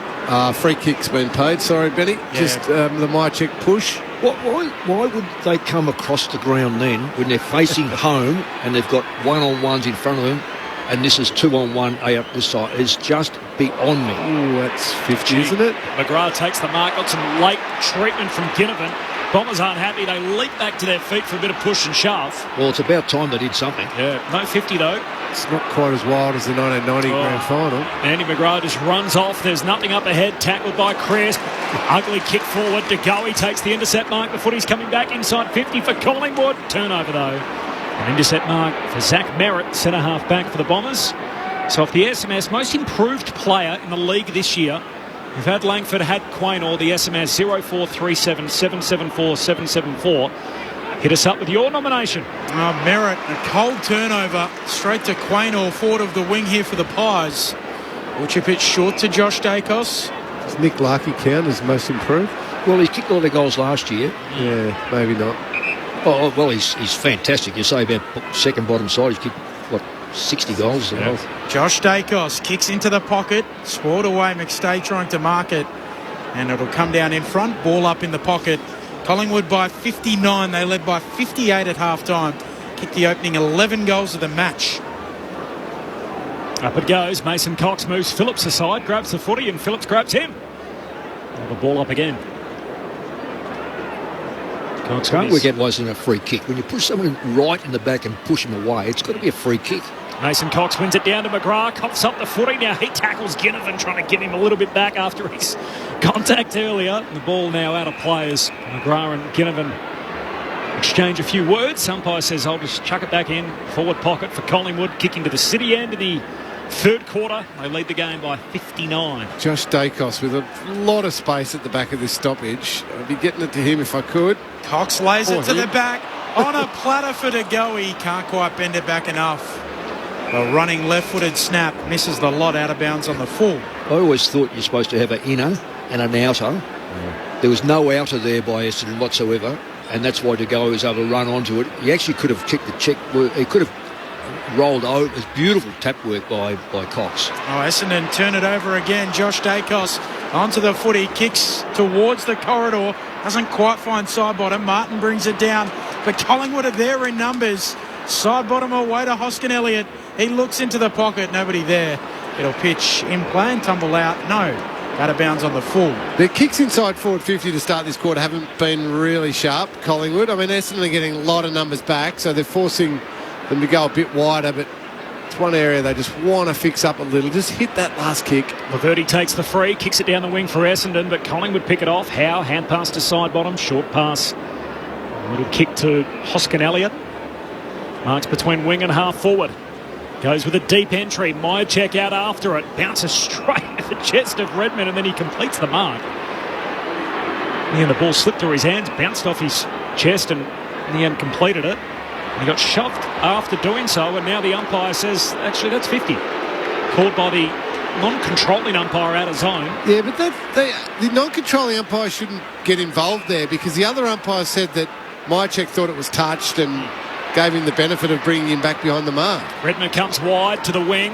McGrath the 1-2 with Heppel. Now McGrath gives to Parrish. He kicks wide for Merritt. Loops a hand pass over to Sardis. Gets back on his right peg. Heads to half forward and Langford marks. Right on the 50.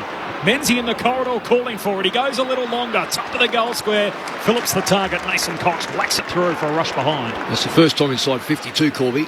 First time we've played 6.5 live minutes. Yeah. 58, Collingwood's lead. Still haven't had a goal through those minutes so far in this third term. Haven't seen a lot of the footy if you've been sat at the punt road end tonight. A lot of the action down at the city end of the ground from the kick in. Howe out towards right half back. McStay picks it up. Handball a turnover. Parrish back feeds a handball away to Merritt. Kicks to a leading Wiedemann. He marks right on the arc of 50. At left half forward for Essendon. Wants to go infield inside 50. And Parrish is able to take it. Sliding in. 45 metres out. 30-degree angle left-hand side. Well, this will test him.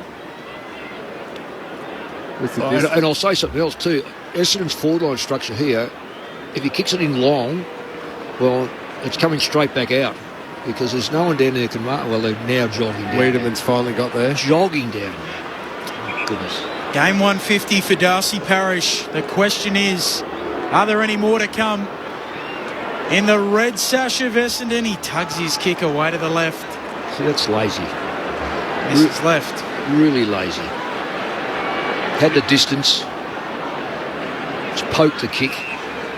Maynard short to the back pocket to Howe on the kick out, so Collingwood by 57. Talking about the most improved players in the league. So here's a couple of your nominations to go along with Cole Langford and Isaac Quaynor as the long kick down the line whacked out of play by Nick Bryan.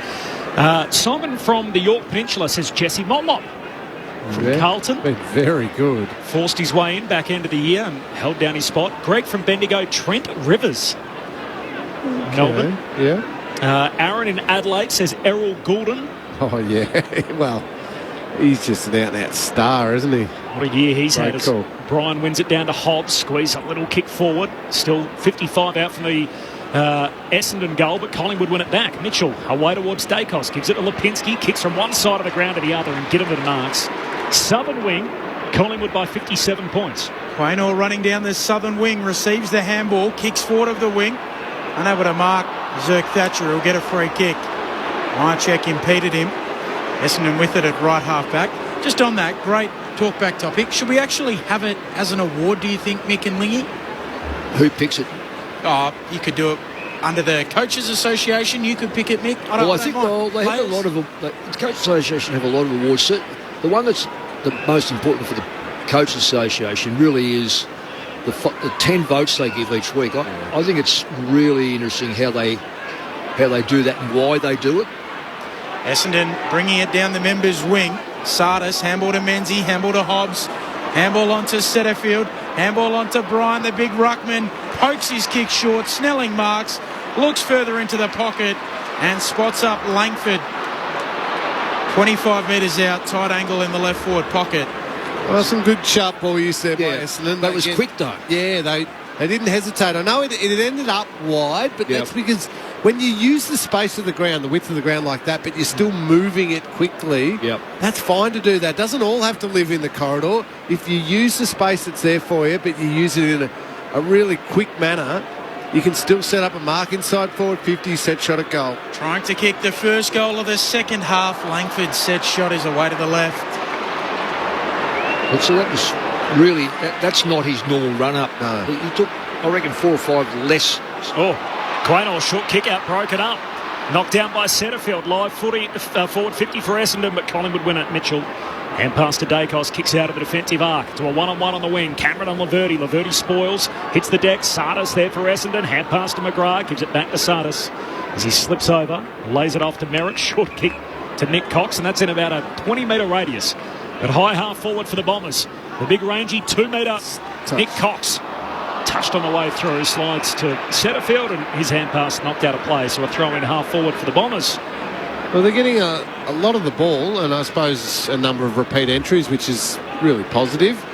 They've got the last 4 league. Yeah. Nothing's happened with them, mate. Well, yes, they have, because they've had one shot, haven't they, in that 4? Well, they've probably had 2 shots at goal, set shots that they should have kicked. Collingwood by 56. Mitchell will get the clearance. A spiral into the middle of the MCG. Bouncing ball. 3 Dons are there. Zerk Thatcher will track it back. Runs straight into McStay. Escapes him. Handball away to Laverty. Little kick out towards McGrath. Has to pick it up on the wing. Essendon still with it. Sardis bites off the kick into the middle of the ground. And that will be a turnover. Collingwood away with it through Ginnivan. Here they go, downhill, down Bobby Hill. He marks the Ginnivan kick, runs inside 50, 2 bounces, slams through another. The small forwards light up the front half for the Magpies. And it's out beyond 10 goals once more. Collingwood by 62, 13.5 gone in the third, 13-3 to 2-7. Unfortunately, it was young Elijah Sardis who tried to take the corridor kick when really there was absolutely no kick on there. So I always encourage younger players, intent, back your leg. You're a good kicker of the footy. You've got talent. If it's on in the corridor, take that kick, but at the right time. Not when it's one Essendon player, 3 Collingwood players, all within a really close proximity to that Essendon player. And the moment it hung up a little bit long in the middle of the ground, goodbye. Collingwood were gone. But the other thing is too, Lingy, Essendon handle the football 3 or 4 times right in front of us, and none of them prepared to go forward. So the young kids learning from that, going, well, I don't want to give the ball up. Maybe I've got to go through the middle. Because there's 3 times they could have kicked that football forward. Here they go out of the middle again. Mitchell kicks towards full forward. Zerk Thatcher takes the defensive mark for Essendon. He's working overtime this quarter, Zerk Thatcher, and has been good in this quarter. Another player whose future at Essendon is uncertain goes laterally to Laverty. Moves it on to Heppel, still inside the defensive 50. It's amazing to me the interest in Ben Mackay, and they got Zerk Thatcher there, and he's off contract. You would have thought you'd get him a little cheaper. Yes, but I'd be asking questions if I was Zerk Thatcher of who else you're going to bring in, because you can't keep giving me, when I'm underdeveloped, monsters to play on. You can't say, here's Tom Hawkins, go play on him every single week. So you think it would actually be more attractive for him if someone like Mackay came? Oh, yeah, 100%. And Laverty's probably in that category too, isn't he? Yep. They all play a little smaller. The Bombers with the footy and a slow play in the back half. We're talking about the most improved player in the league, which is sort of an award and a category which the league hasn't got, to sort of recognise someone that's taken a significant jump over the last 12 months, as opposed to a young star who has a breakout season, for example, early on in their career. So you look at guys like Langford, who's at 26 years of age, and Isaac Quaynor at 23, who have really had breakout years to be among the best at their craft. Long kick down to half forward. Jeremy Howe goes for a climb. No mark. Spills down to Menzies. Half forward for Essendon. Gives a hot hand pass to Durham. He sells it off to Setterfield. His hand pass out of play. And a throw in 40 out from the Essendon goal. A couple more nominations. Chris in Port Adelaide says Josh Dacos. Yeah, it's close, but he's been good. Yeah, I was going to say, I reckon he's nearly All-Australian last year, and now he's... That's right. Well, Marcus himself, Andy's. Do you want to keep going? No, I pulled out of that one. All-Australian selector Cameron Ling. And Marcus himself, Melbourne, says Hayden Young from the Dockers. Oh, yeah. That's a good call. That is a good call. Pies win it back at fullback through Frampton. He'll kick out towards Grass on the wing. Race is on. Heppel tracking it back. Able to gather on the wing for Essendon. Handball forward, away to Martin. Handball off to Merritt, back to Martin. Tries to bite off a kick on the 45 and shanks it. It tumbles out. Throwing left half forward. I've seen too much of that tonight from Essendon. That look up and it's a rush kick across the body when they've got evened off on the forward line. They just don't back their own forwards. I'd hate to be forward at Essendon, honestly. Collingwood by 62. Bryant winning it down, but immediately set upon. Actually, I'll rephrase that. If 2 metre Peter's there, they see him. Yeah. But they don't see anyone else. All up left half forward here for Essendon. Cox slapping it down. Bryant following up. Gets away. Kick inside 50 for Essendon. Wiedemann close to the boundary line. Out there with him. Close to his boot too. And out of bounds on the full. It ricochet off his boot. Oh, free kick. Yes, maybe just unlucky. I don't know if it was. I think Wiedemann was the closest, but Setterfield is going to get the kick. He's come over and pinched it. Mark set 45 metres out. Hard left half forward with a punt road end. Right where Jamie Elliott kicked the goal against. Look at this in Collingwood setup. It's just fantastic. Brilliant, Jeremy smothered on the mark by Jeremy Howe. He charges down the kick and now he wins the footy. And he should release the pass to the wing. There's no one there though. It just bounces along the boundary line northern side. Zerk Thatcher gets there. Just pokes the pass over the head of Bobby Hill and Hill ones. Jeremy Howe just staying engaged in the game there. Bobby Hill. That was McStay drifting through the zone and trying to marshal troops. I think the umpire might have called stand and Hill jumped back a few metres and now he's having a conversation with the ump. But yeah, I don't know. It's Heppel's free right on the 50 and he puts it straight on the chest of Langford who leads up in that leading lane at right half forward to take it 45 degree angle. So we've been talking about Langford as the most improved, one of the most improved. You can see why, Mick. He just never stopped leading and moving. But I'd like to see him kick a goal from his three. This is his third or fourth shot on goal. I question Heppel there. Heppel's within range on a better angle with his left foot. Cole Langford on his way in. His drop punt, close to the goal post, hits it. 3/4 of the way up. So that's, what's that, 3 misses from almost the same angle and the same distance. And he's got the 1 goal, but he could have had a good night. He's 1-3 for the night, which gives him 51-22 for the season. So been pretty accurate before tonight. Here goes the Pies. Wooshka down the southern wing. Ginnivan kicking inside 50. Out the back, Pendlebury trying to gather in the pocket. Handball to himself. He might have been dragged down. Umpire will let them play, and Essendon are there. Laverty to Heppel in the defensive goal square. And out to Martin in the left back pocket. The only reason that's not a certain goal from Collingwood is Mason Redmond's work rate. He has been a huge positive of this season for the Bombers. Very happy they got his signature. He's been a very, very good player. Talking about the most improved player in the league, and Michael from Wyndham Vale.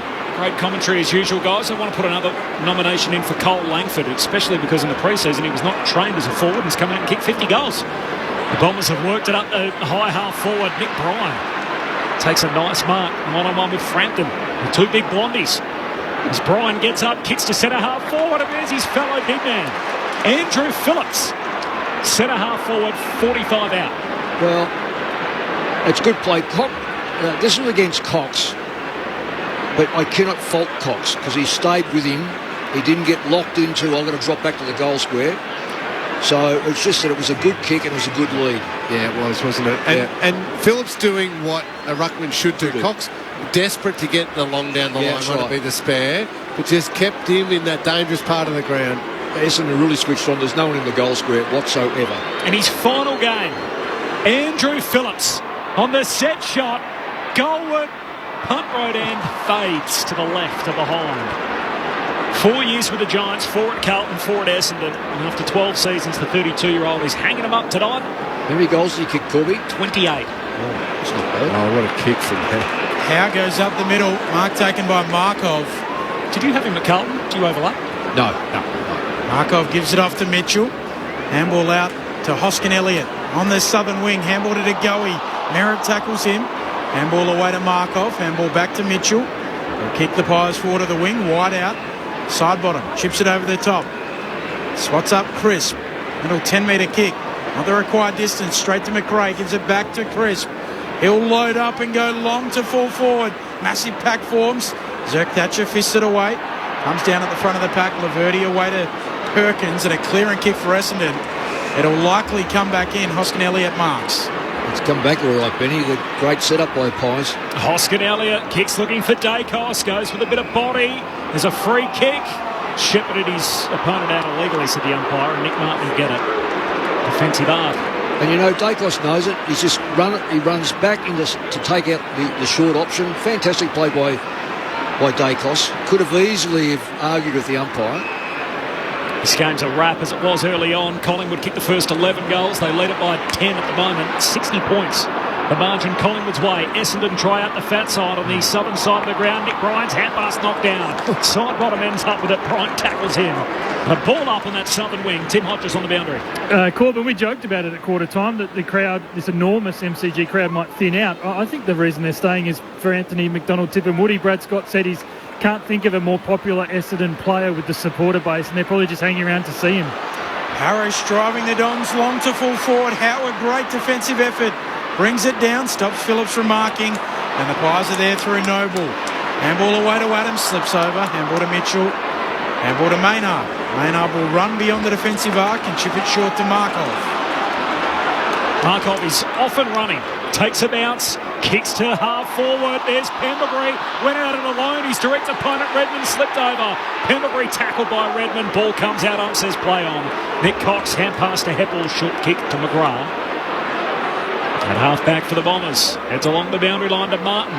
Goes up one-handed, can't complete the mark. Hits the deck, follows up. Hand pass away to McGrath. Just the one goal in this quarter through 23 and a half minutes. And that was a goal to Bobby Hill. Hand pass from to Cox, and then he kicks that Nick across the back end of the edge of the centre square to Bryan. Hand pass down the wing to Durham. It's not pretty, but the Bombers have got it down to half forward. Here's Sardis. Hand pass to Langford. Running out of room. Cole Langford. Hand pass to Durham. Went through the wickets. Nutmegged him as he runs back after it. And there's a pack which forms behind him. And the umpire says, I'll have it. A ball up 35 metres out from the Essendon goal at the punt road end. Look at Corby. He's been watching the Women's World Cup. Nutmegged. Well, it was. Cox wins the tap down. Straight to Snelling. Pulls the trigger on goal and misses. Across the face. Minor score. Is it you get a hit out for that as well? Just grabs it out of the ruck and off he goes. Yeah, great tap down. Collingwood would be disappointed with that play because it was a nothing stoppage. A kick out from Maynard, the acting skipper. About Darcy Moore goes long to half back and Cameron palms it down straight to Crisp, who's tackled. Jack Crisp, by the way, I mentioned earlier, 211th consecutive game, so only Adam Uze and Jim Steins ahead of him on the all-time record. Steins 244, Uze 226. So he's within reach if he can get through the final series and on to next season. In the middle of the ground, to Goey, there's the foot skill. Sockers to his own advantage once, twice. Now to Ginnivan's advantage. Coat Haggard in the tackle up by Rose. There's a free kick. Ginnivan taken high, centre half forward in the Redmond tackle. Oh yeah, no, that's there. Yeah, good ump. This is the best umpire in the competition. Yeah. Brett Rosebery, he's picked it. Ooh. He's absolutely ripped his head off and then gave him more on the boundary line. Craig McRae celebrating on the bench. You could just lip read him as he turned around, held one finger up saying, look, we got one. It's a free kick for a high tackle of Jack Ginnivan. Well, I don't know what they're shaking their head for. He played the ball, got grabbed around the neck.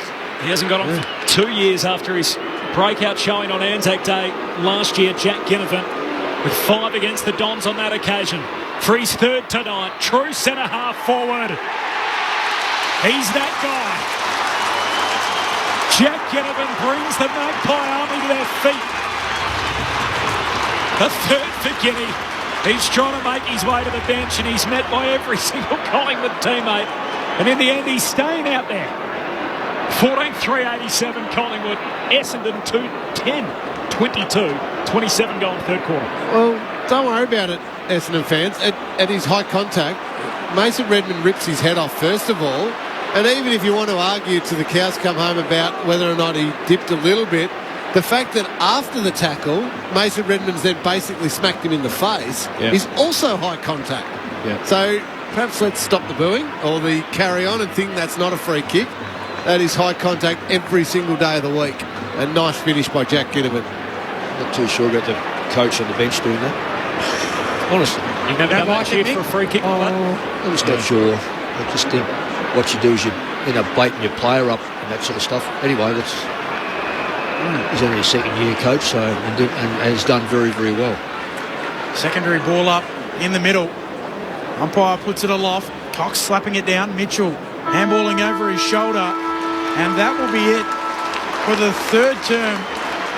It was a better showing by Essendon, but still, it was 2-0 in the third term. They've kicked the last 3 of the match. All of that after they kicked the opening 11. And it has been all black and white. Collingwood leading by 65 points at the final change. 14-3-87 plays 2-10-22. The goal kickers, Myercheck with 3, Ginnivan with 3. Jamie Elliott, who's been subbed out of the game with a corky, with a couple.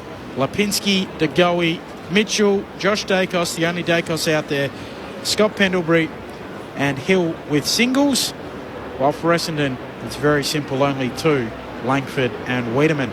Equal game high, 65 points at three-quarter time. So just to elaborate on that, Mick, so the fear is, Ginnivan feels like he's getting judged harshly by the umpires, and what the reaction from the coach basically plays into the narrative that, look, you're getting a hard deal out there. Well, I think so. So just for those that are at home listening to us, so the free kick was there.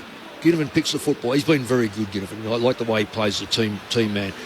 Picks the ball up, gets grabbed high, goes to ground, cops another one over the face. Accident. We'll call it accidental for the sake. So there's 2 free. I won't. So there's 2 free kicks there. Craig McRae turns and throws both hands in the air to say he got, and then points, he got one. I think what you end up doing there, you're declaring that you don't think he's getting enough free kicks or hasn't had free kicks. Look, I work the opposite to some coaches. Expressionless as best you can. Don't never humiliate the opposition. Not Craig McRae has done that. Don't think for one moment that he's humiliated. But you don't.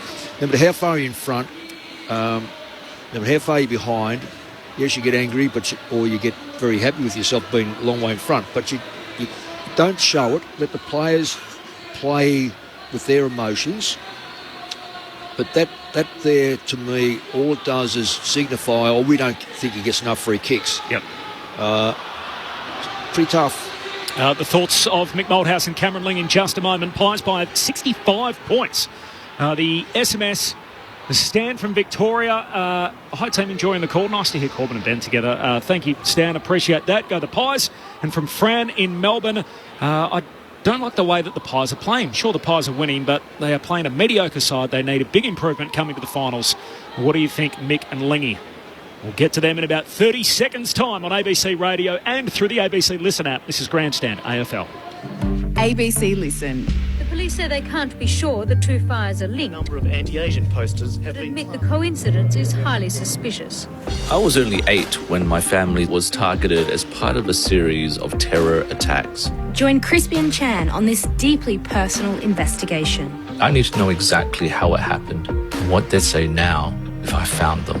Firebomb, the new series of the Unravel True Crime podcast. Find it on the ABC Listen app. Grandstand AFL. Now streaming every match on the ABC Listen app. Look for the AFL button. Here they go, downhill, down Bobby Hill. He marks the Ginnivan kick, runs inside 50, 2 bounces, slams through another. Well, I've seen too much of that tonight from Essendon. That look up, and it's a rush kick across the body when they've got evened off on the forward line. They just don't back their own forwards. I'd hate to be a forward at Essendon, honestly. Jack Ginnivan, Tree's third tonight, true centre-half forward. He's that guy. Jack Ginnivan brings the Magpie Army to their feet. The 2023 AFL season. On radio, ABC Sport Digital. and now streaming on the ABC Listen app. Collingwood surging towards their first minor premiership in a dozen years. 2011 the last time they did that. Mick Malthouse was the coach. He's alongside Cameron Ling on Grandstand AFL. Well, that quarter, Mick, it's hard to... Collingwood were okay and did enough, and their 2 goals they kicked in that quarter was through skill and getting out the back and some dangerous play. But I'd probably say Essendon had the slightly better quarter. Again, I'm not going to start raving about them, but they were goalless. They kicked 0 goals 6 in that term. So, I mean, it's hard to get excited about either team in that particular quarter. Lots and lots of possessions for Essendon. You're seeing possessions, Lingy, but the same meterage, almost identical, and yet they had 30 more possessions or 20-odd more possessions. Yeah, so Zach Merritt had 10 touches and Heppel 9 and these types of players, but it was a little bit nothingy again. Yeah. And it's hard when you're down by 10 goals at half-time, you know the game's gone, you know your season's over, just to get going, but there was still so many errors and little mistakes. I don't think Craig McRae would be really wrapped with that quarter from Collingwood, because it was... I think it's now about trying to still maintain good habits, to take into a 2-week training block heading into your first final. You still want those habits there. Yeah. And we saw flashes of it with that beautiful run through the middle and completely opened up the opposition. But again, it flips back to what the opposition were able to do. It was like a wet paper bag. They just broke straight through it. And when they broke through it, and particularly their tackling, Essendon's tackling has been really, really poor. Collingwood have stood up in their tackles and actually broken through, whereas Essendon on the other side, when they look like they're going to get through, I remember the first 2 tackles that quarter. One was by Quainar, and the other one was by DeGoey, and they just stuck. Yeah. And the Essendon player had to get rid of the ball, whereas Collingwood players, they stand up in it, they break it, and they're able to go. So, but the resistance, you can only play as well as your opposition lets you, but that would be a disappointing quarter in terms of, they had a few more inside 50s, but they scored 2 goals, Collingwood. Essendon had, I think, 3 set shots and missed a lot of them, so that could have been a plus for Essendon to come away with that quarter. Be interesting to see how they finish off Collingwood, because I'll need that for 2 weeks, really, go into that game. Half hour left in Essendon season and a half hour before a minor premiership for Collingwood, and everything that it's got to offer thereafter. Restart back in the middle to enter the final term. DeGoey goes bursting out of the middle. Ugly kick. Floats out to Jack Crisp. Jams it on the left boot. High up and under towards the goal line. Right to the line. Trying to jam it through. Myercheck spills into the grasp of McStay. He thinks he's dropped it on his boot and through for a goal right on the line. I reckon he has. Yeah, I reckon he has too. Right. This will be checked upstairs. You can be sure of that after last weekend. And we're going for our first trip to the Arc tonight. Well, it won't make a difference. I'll get it wrong. But if you have a look, this will be his second kick for the game. So here we go. Soft callers are behind. Oh, how? Oh, off the Essendon's heel, is it? Essendon plays heel. Thatcher is right in the middle of the goal line, and the question is... that's a goal. It's got to be a goal. It's got to be a goal. So we need the Arc to overturn a behind into a goal. Who'd have thought, after last weekend, have they done it successfully here? Soft calls are behind. Looks like it's a goal. McStay a metre out, jams on his boot. Umpire says, full points, a goal. And our first successful review of the weekend with the beefed up Arc. The second supervisor is coming for the final series the AFL have announced. So a goal for McStay, new game high in the match, Collingwood by 71. Yeah, and it's only his second kick for the game. He hasn't really been...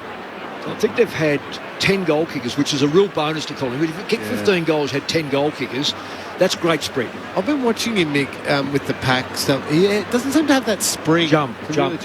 No. But I think he's important for he has to their play. finals He has chances. to play.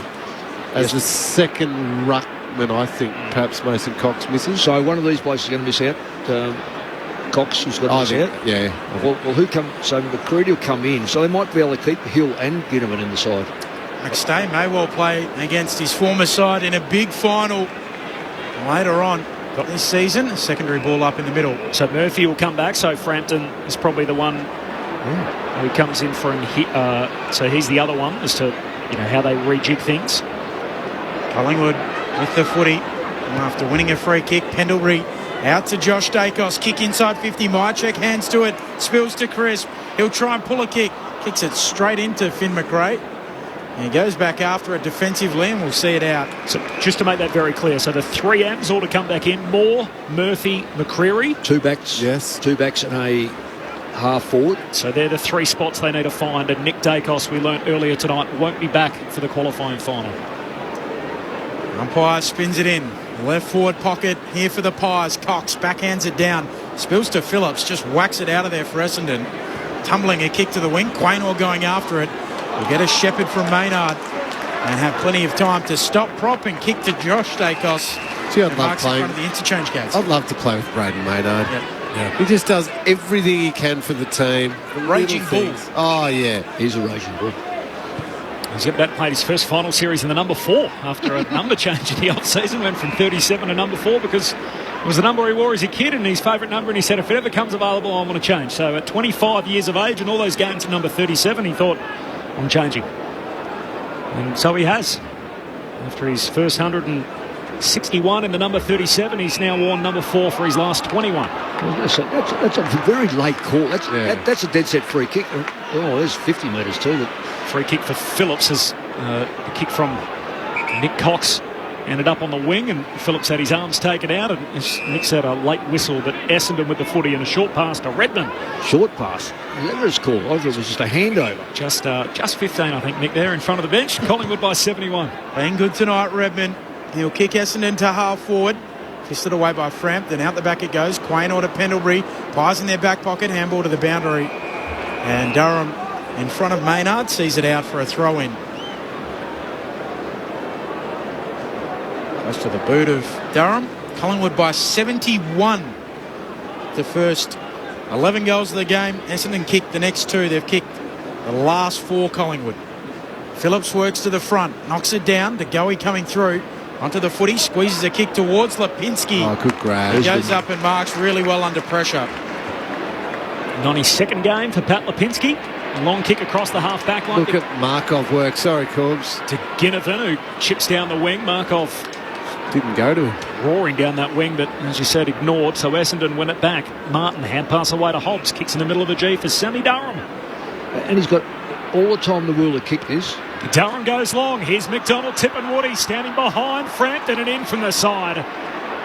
Mark to Wiedemann as he looks at McDonald, Tippenwoody, a metre in front of him, and thought, we're going to feed it to him here and give him a little handball, and decided against it as Collingwood quickly closed that down. And Wiedemann will have the set shot 20 out just left of centre. The reason why I said that, they were so slow in the middle. They got an easy ball through the middle, and it was almost like my first instinct, I'm going to go to the wing before I start playing this. Then he realised he had 20 metres clear and got the ball in quickly. And one of the most famous numbers at Essendon. A number 10 on his back. And Wiedemann goes back, pokes it through, and kicks Essendon's 3rd of the night. 6 minutes into the final quarter. 3-10 to 15-3. Second for Wiedemann. So gives them just 2 goal kickers so far tonight. We're 6 minutes into the final term. Collingwood 15-3-93, Essendon 3-10-28. And the man who made that number famous, John Coleman, he would be filthy to hear that an Essendon team's only kicked 3 goals 10 minutes into the final term. Well, can I just say that John Coleman in 1954, round 7, kicked 14 goals against Fitzroy. In 1952, he kicked 13 against Geelong. The next nearest was Matthew Lloyd, kicked 13 against Sydney, and then John Coleman again kicked 13 in 1952. So he was a fair player, that John Coleman. Yeah, and the rest of it, this team tonight, unfortunately, only 3 between them. Yeah, it would be almost their lowest score against Collingwood. Their percentage is now under 90. We mentioned that at the start of the game. Darcy Cameron taken out. Phillips wants a free kick. Essendon come away with it. Onto it, Hobbs shovels out a handball at half forward. Merritt flings a handball inside 50. The Pies are there though. Bounces away. Perkins for Essendon. Handball away to Martin, to Hobbs. Back to Merritt. Kicks into the pocket. Not a great kick. Coming out Menzie. Away to Martin. Spins out of trouble. Into more trouble. Gets it back to Menzie. Kicks around the boundary. A bullet-like pass. Wiedemann can't mark it. Has time to handball infield. McDonald, Tippenwoody applying pressure. Collingwood trying to work it out. And eventually they do. Mitchell to Hoskin Elliott. To Pendlebury, always has time. And now Markov, fleet of footy, runs away. He kicks out to the wing. Bobby Hill out there. His opponent in Dirk Thatcher went over the top. Hill chasing the footy. Tangles with Redmond. Hill goes in, tries to win it back. Jumps on the footy. He's tackled and a ball up. 70 out from the Collingwood goal. Lucky not get away. That was holding the ball. He went to ground and reached out and pulled that ball in. Should have been Hill's free kick. Does Markov play in the quality? Oh, he has to. Yep, He's a great, very good runner. Good story. No leg Markov. Brian winning the tap down, but straight to Mitchell. Away to McRae. Away to Cameron. Kicks inside 50. Laverty. What was mark for the Dons. So what I was saying before about the tackles, they couldn't lay Essendon had every opportunity to make a tackle down on that forward line and could not hold a Collingwood player up. So it's just brilliant play by the Pies. If Markov does play, it'll be his first final. So he spent 5 years at Richmond between 2016 and 2020, but didn't manage to play in any of those final series. As the kick out to half-back to Nick Cox. He goes down the wing looking for Cole Langford. No mark. Spills through to Quaynor of Collingwood. They keep it in their front half. Hand pass to Howe. Handball away to Hoskin Elliott on the boundary line. Kicks to half-forward. Zirk Thatcher knocks it away from Ginnivan. And a boundary throw in 45 out from the Pies goal. Yeah, no, I think that Markov run from half-back, run on the wing, just the versatility of his ability to get across the ground, especially come September when those types of players are so important. He's been the sub 2 of the last 6 games, Markov. Boundary throw in here.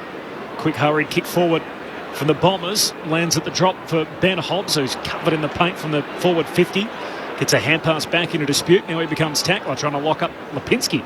Up lets them roll. Still 50 out from the Essendon goal. There's a push. In fact, from the Collingwood goal, my apologies, it's DeGoey who pushes Parrish in the back, and the Essendon number 3. Is it the last time he wears an Essendon jumper tonight? Darcy Parrish, the off-contract midfielder. He's got it at half-back for the Dons. We'll kick out to the wing, looking for Bryan, up in front of Cameron. Can't take the mark. Cameron follows up at ground level. Spits out to Perkins. He's tackled by Quaynor.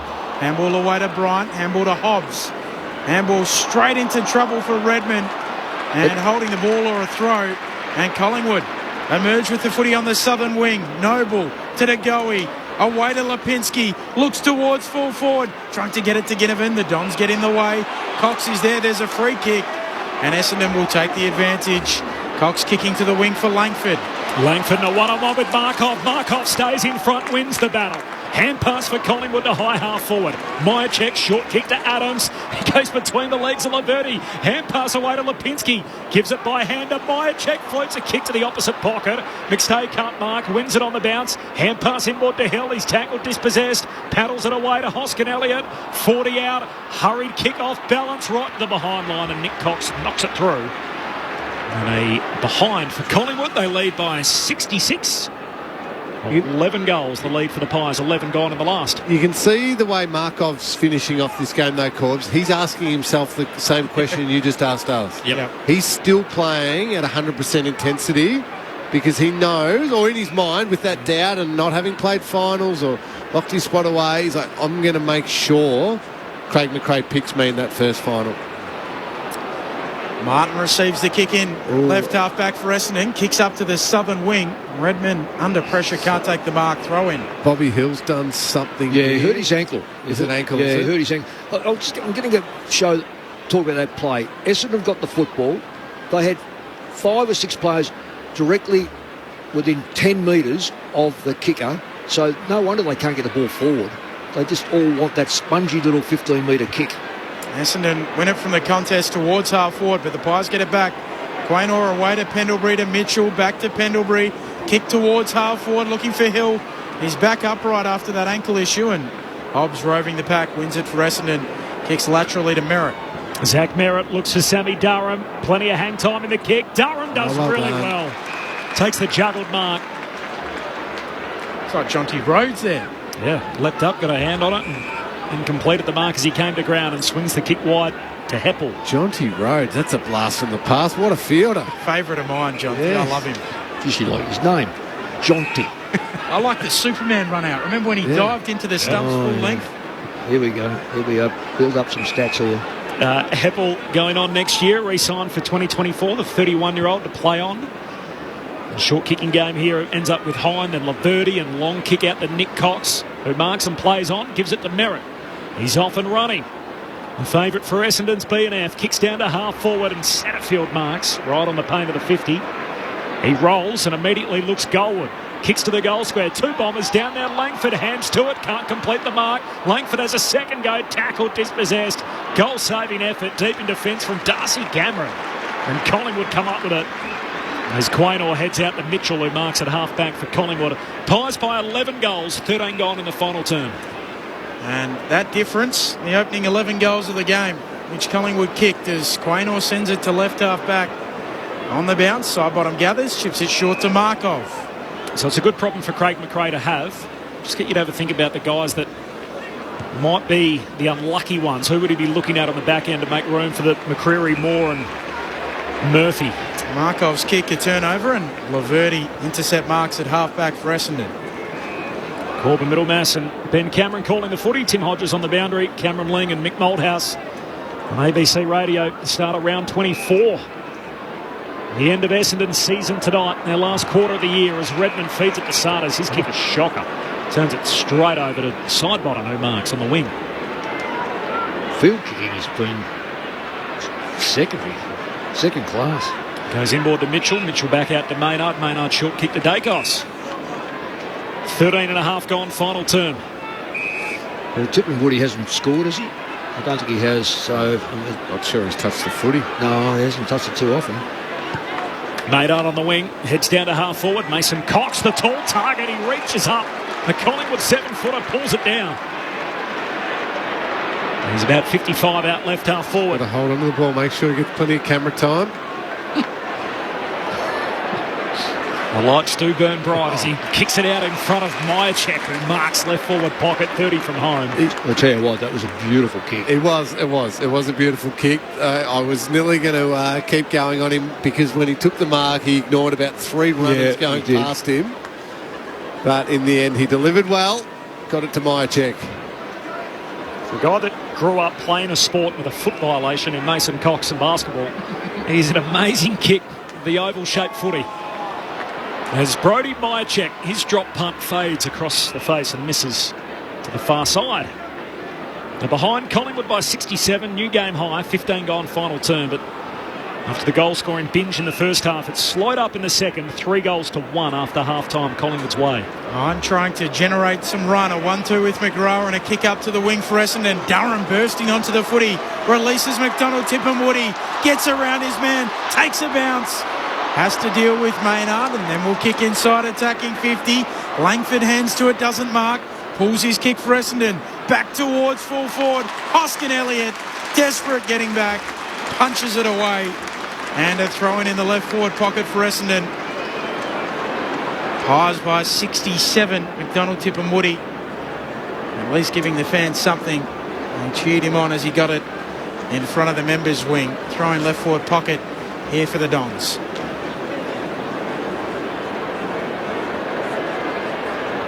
From the throw-in, Mason Cox wins it down to Mitchell. The Magpies defensive 50, gives it to the goalie. Hand pass to Pendlebury, kicks to centre half back. Myercheck leaves it behind. Merritt knocks it on towards Heppel of the Bombers. Hand pass to Hobbs. He's tackled, dispossessed. Myercheck got him on the footy. Tumbles a kick to centre half forward, and playing in front, McGrath intercepts for Essendon. Heads to Laverty alongside the centre circles. Hand pass to Hobbs. Feeds it to Merritt. Puts it inside the forward arc. Parrish dropped it cold. Hand pass away to centre field. Handball to Durham. He fumbles and kicks into the man on the mark. And Howe just trying to knock it through. Can't clear it. Langford chucks it on the boot, and Howe the goal saver with the smother. I'm going to see Tommy, my grandson, play it final on Sunday. I'm hoping it's better than this. In the under-11s. Some of the skills will be better. That is error-riddled, and the amount of gilt-edged chances that both teams had there was a heap of them not to be. Collingwood by 66. All players were at 6s and 7s for a moment there, but able to work it out. Under 6s or 7s, or just 6s and 7s? Pies chipping it around inside their defensive 50, and Lipinski on the end of it. Pendlebury away to Frampton. Lipinski, and then he goes short to Quaynor. 66 points. Collingwood's advantage. They kick the opening 11 goals of the game. Quaynor long up to the wing. Big Mason Cox in front. He's putting himself in a position of playing in a couple of weeks, you know. I know that's silly what he did then, but his marking capability can worry sides. Who they look like playing, Melbourne or Brisbane, or maybe Port. So they'll play one of those sides. Port Adelaide can't go with them in the air. Nick, you know I don't like to disagree with you too much, but Mason Cox has taken 2 marks for the night, all in the last 4 minutes. And McStay, how many has he taken? Yeah, true, that's fair. I just try to counter you. Through the defensive arc, Laverty to Hind. So who are the players we're circling as we're a little worried about? Well, unfortunately, Finn McRae will be one. For me, Mason Cox is another. Yep. And then there's a bit of debate around what you want to go with on the third one. There's Sardis again, just miskicks one. Just a shocking kick. Yeah, out to Heppel. Hand pass comes back inboard to Martin, so the Bombers head down to half forward. Brian the target. Oh, he's bowled over the front on contact from Maynard. And a free kick going to Nick Bryan at half forward. So a couple of those other names. The question is, do you go one of the smalls, either Hill or Ginnivan as the sub, or does Frampton come out, but then you worry you're leaving yourself a bit too short? As Bryan lays it up, Hobbs, the only one who flew. The second-year Don rips it down. And he'll have a set shot here, 25 out straight in front. It's interesting, isn't it? It may well depend on who they play, Lingy, see what sort of side, because you've got to test. The game's going to be here. Yep. So if it's Melbourne, well, it's a home ground to both. If it's Brisbane or Port. In he comes, Ben Hobbs, the 19-year-old, and that's a shocking finish. He's had a superb second year, but that's not his best effort.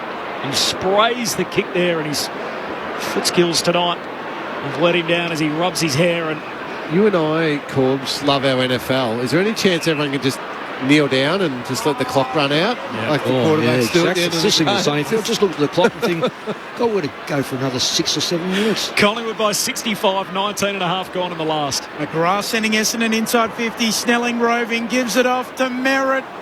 His snap tumbles wide. Through for a behind. Collingwood by 64 points. Noble with the kick in short to Howe. What about Hoskin Elliott? Oh, you might be, it's interesting about Hoskin Elliott. So what does he actually, I know he's a multi-position, but where does he play his best footy? Maybe these other players play better than he does in those positions. McCready, certainly. Noble in the back pocket. Drives it long out to the southern side of the ground. Jack Thatcher puts a big fist through it. Close to the boundary line and then slapped on cleverly by Cameron. Away go the Pies through Hill. Handball out in front of himself. Merritt with a little bump. And the handball will go out. Merritt throws the ball into the back of Bobby Hill. And that's illegal. I mean, that's what they call the old time wasting. You've either got to just leave the ball back where the boundary line is or hand it to the umpire. Exactly. Collingwood by 64. Even the umps are thinking, look, it's late in the game. Yeah. We're really going to make a decision there. Let's just chuck it in and let the seconds tick off the clock. Essendon season coming to an end. They're going to finish at 11 and 12. And for Collingwood, they just want to... They always talk about playing the minutes, but they just want to play them out here and make sure they get there with full health to the qualifying final, which we expect to be a fortnight from tonight on the Friday night as the number 1 seed. A long kick from Essendon inside the forward arc. It's punched away, and Pendlebury on the back flank for the Magpies sends a hand pass out wide to Frampton.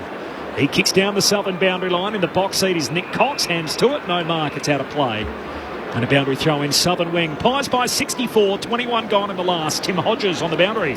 Corbin, you can see the Collingwood runner just coming back now. Craig McRae was very animated with him, and you can see he's on the bench animated as well. That runner has been out there for good 30 or 40 seconds. He's been to every player, so I'm not sure what the message would be. But he's been to every player passing this message on, so just an observation. He keeps pointing down to the forward line. I reckon he wants them to reset their forward line and stop just living back behind. Get someone to kick the ball to. Mitchell kicks towards Cox. He juggles the mark, Big Mason. Attacking edge of the square for the Pies. Kicks out in front of Myercheck. Getting back, Durham gets a hand on it. Hill gathers in the pocket for the Pies. Kicks straight back to Durham. Essendon with it. Snelling to Zerk Thatcher. Under pressure from Dacos. Spills to Lipinski. Collingwood back on it. Crisp retreats with the handball to Noble. He'll kick laterally. and spot up Darcy Cameron. The two rucks were queuing up. He marks on his chest as he goes to ground. Well, again, I'll point this out if you're not watching. Essendon had 6 or 7 times chances to move that ball out of the back 50 by foot. Elected the hand pass because of the panic, and as Collingwood have done all year, they sweat on that last mistake, and there's the consequence. 2 big blokes raffling it 45 metres out. Kicked the goal last week. Darcy Cameron looking for his 50th goal in AFL footy from right on the 50. To put a little cherry on top for the Pies. It's gone right to the line. I think it's there. We'll get a check in the arc. Oh, possibly touched right on the line. Oh, soft call's a goal. Soft call is a goal. We've had one overturned so far tonight. And I think that one is going to stand as a goal. It's there. So Darcy Cameron will get goal number 50 in AFL footy, and Collingwood will move out to a 70-point advantage. 16-5, 101, plays 3-13-31. Nick Malthouse, Cameron Ling. That's the 11th goal kicker, Lingy. 11th goal kicker. Corby, close your ears. 2 for Essendon. 2 goal kickers. And it's been the case all year for Collingwood, hasn't it, Mick? The variety of their goal kickers, that keeps the opposition guessing. Yeah, it does. Elliott's been on fire late in the year. Myercheck's kick 3. Pretty staple. He'll kick you 2 or 3 nearly every single week. Giddens kick 3. Bobby Hill 1. McCreary can bob up some weeks and kick 1 or 2. They've just got so many options up there. Whatever team they put in, that forward line just functions really well together. Well, if you look, Lipinski, DeGoey, Elliott kicks 2, Mitchell's kicked a goal, Dacos a goal, Pendlebury a goal. Having won just one of their last 4 leading in, they put it right tonight, Collingwood, and flush one out before the final series. A week off and expected to be here in the Friday night fixture. If you try and play the ladder predictor, the favoured way is against Melbourne for that quali. In 2 weeks' time, Parrish out of the centre, kicks into the forward pocket, close to the boundary line, and Langford's tackled out of bounds by Howe, so we'll have a boundary throw in 30 around from the Essendon goal. Crowd posted at 74,344, and off the SMS, Sean Inara says Darcy Parrish will play at the Gold Coast next year. Gee, there's a team I haven't heard linked to Darcy Parrish as yet. I don't think they have either. Why would they want him with Rowell and Anderson and Miller? And they've got a terrific young midfield. Dusty Martin.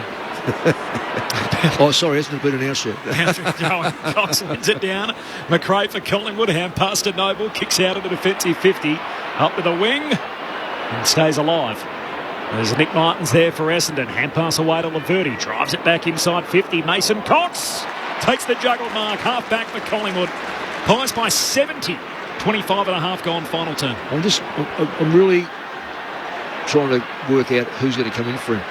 I mean, McCreary's got to come in, no doubt. And Moore and Murphy. Yep. Cox sends a kick to the wing. Coming up, Redmond. What a mark for Essendon. Beneath the great Southern stand.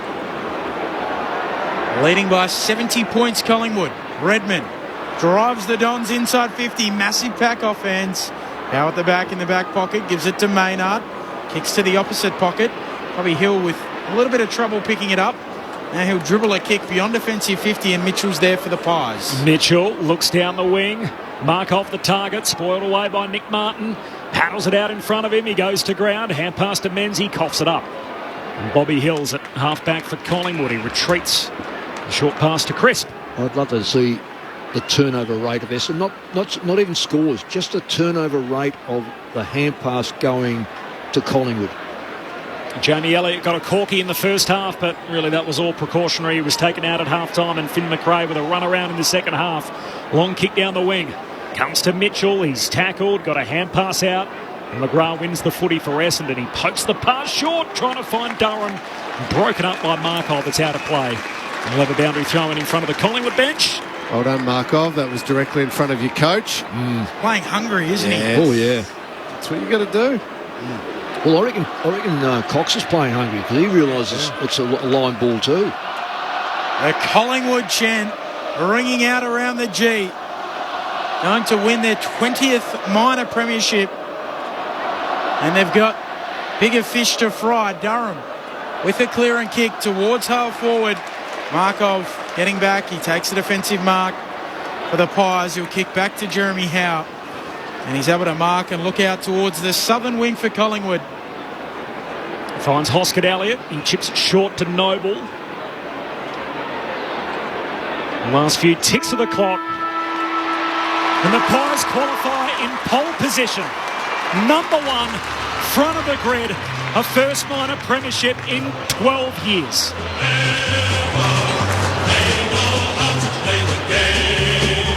Side by side they stick together to uphold the Magpies' name.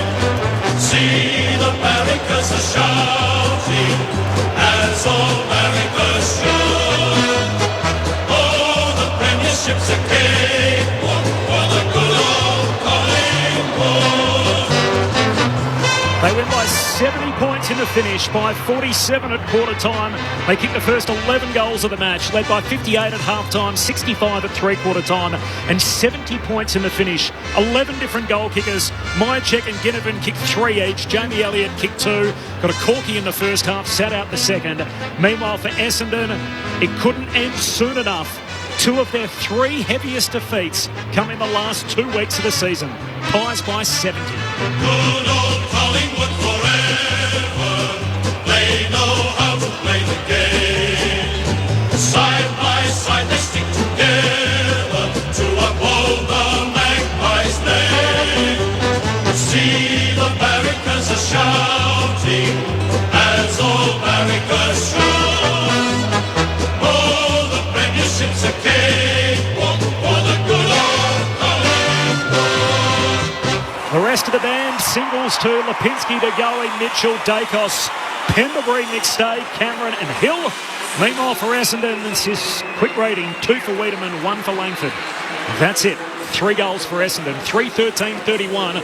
Collingwood prevails 16-5, 101 in front of almost 75,000. And Craig McRae is coaching the best team in footy, 18-5 after a preliminary final exit last year in heartbreaking fashion at the SCG. They start their second final series under their second-year coach as the number 1 seed. The Bombers are done. Their season ends at 11-12. Decisions to be made for Darcy Parish and for Brandon Zerk-Thatcher, 2 of their off-contract players in their best 22, but with a few question marks for the Bombers, particularly after their last fortnight. McDonald, Tipperwoody and Phillips both finishing up. We'll see them farewelled in a few moments' time.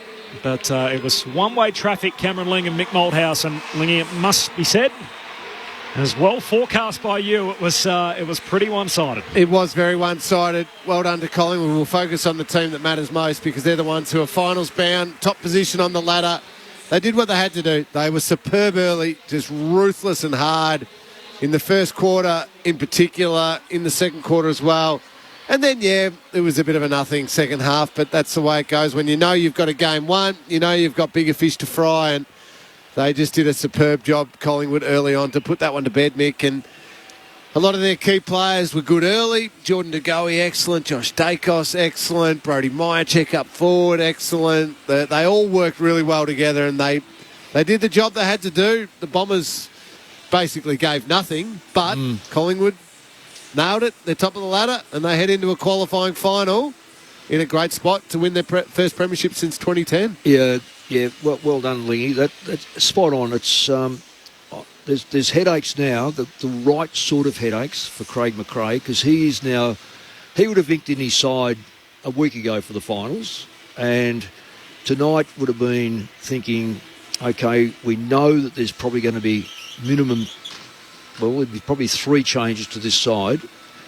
Now my headache is, who do I leave out? Because one's the captain, the other one is Mr. Reliable that backs up the captain unbelievably in Murphy, and the other one is a tackling machine. They've got Maynard on a half-back flank, and they've got McCready on a half-forward flank. That between them, you wouldn't want to get caught in the middle of them, because they'll just rip you in half, because they are that desperate to make things happen.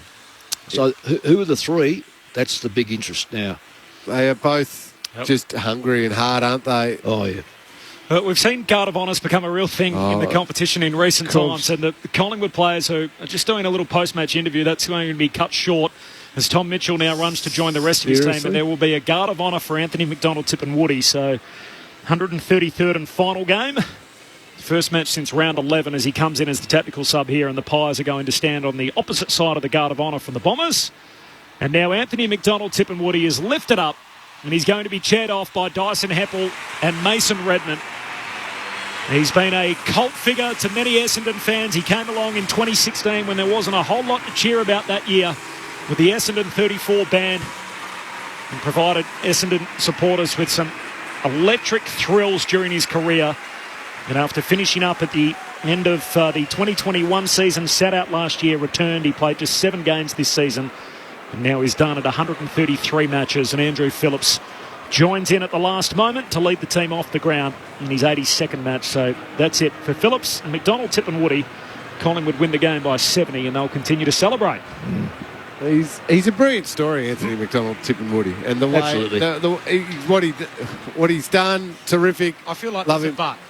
Well, of course, there's a but, but I don't want to be the negative one who has to bring it down. But what are we doing? What are we doing Guards of Honour for? Like it's Guards of Honours. 133 games. Like incredible. I love his story. Like, no, actually, I don't want to be the damp. No, Linky,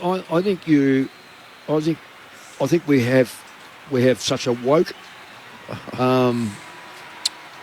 audience, not ABC. I'm just talking in general, that nearly you've almost got to acknowledge everything. And I am so totally with you. You acknowledge greatness, yes. And I'm talking greatness. And there's a distinct difference between greatness and very good to a good player. So I always use the example that his story is. Let me just say, his story is fantastic, but that does not give you a right to think that two sides have to line up and cheer you off. So the biggest problem with it, so I always talk about one of the most special moments I've witnessed in sport live was the day I was at the WACA ground and Ricky Ponting retired, and the South African team lined up as he walked out the bat for the last time and gave him a Guard of Honour. And you immediately felt like, whoa, this is something special. This is a great of the That's game. Why it's got to be. It's got to be special. That is departing, and both teams stopped to acknowledge it in a way that they wouldn't ordinarily do. If we do it all the time now for every player, when Scott Pendlebury retires, or when Buddy Franklin winds up, or whatever it is, and that's the way we exit them, the way we exit everybody else, we haven't got anywhere to go. No. We haven't got another special level to go to. That's exactly right. I agree. Totally agree. It's got to be for real. It's like what the AFL have got with the legends. Look, if that's diluted because we all question who goes in as, and you, right now, all the legends are legends because we all acknowledge them. It's special. It's a real special to look at them and go, there's Royce Hart, there's Ron Barassi, there's Ian Stewart. What we've done, we've become almost like we have to do it. Yeah. It's all, look, someone's retiring. We have to do it. The AFL do a good job on grand final day. Anyone who's retired. Yep. Get the car around and thing, do it as a group. But it's some of these greats that retire. I'm with you, Corby. Where do you go? Yeah. Do you stay at your barrack for a bit longer? Do you clap for a bit longer? Do we get more people in? Yeah, I'm not sold on that. I'm sorry. The Bombers percentage ends up at 89.7, which you flags Lingy on the run, so below 90. And I mentioned in the call that two of their heaviest defeats in the last 2 weeks, so 70 points here and, of course, 126 last week. Our focus should be on Collingwood for a good reason. They've won their first minor premiership since 2011, a 70-point win over the Bombers. I'm going to give it to you early here, Hodgie. I think the boys are just about in the rooms. Yeah, well, there's plenty of people, so you'll hear the noise as we see them. They'll see them and they'll make some noise. There's all sorts of people in the Collingwood rooms. Aussie Test spinner Todd Murphy's in the rooms. And here comes Braden Maynard, the acting captain tonight, leading the Pies in. The minor premiership theirs. Last one was 2011 when Stinkin' Lingy knocked us off, Mick. Yeah, well, I try to blank it out of my mind, Timmy. Mason Cox is the Just last enjoy of the liniment Magpies. sniffing down there, Tommy. Timmy? Tommy. Sorry, mate. Mason Cox, the last of the Magpies in. They'll go silent, and then Steel Side Bottom will lead them off.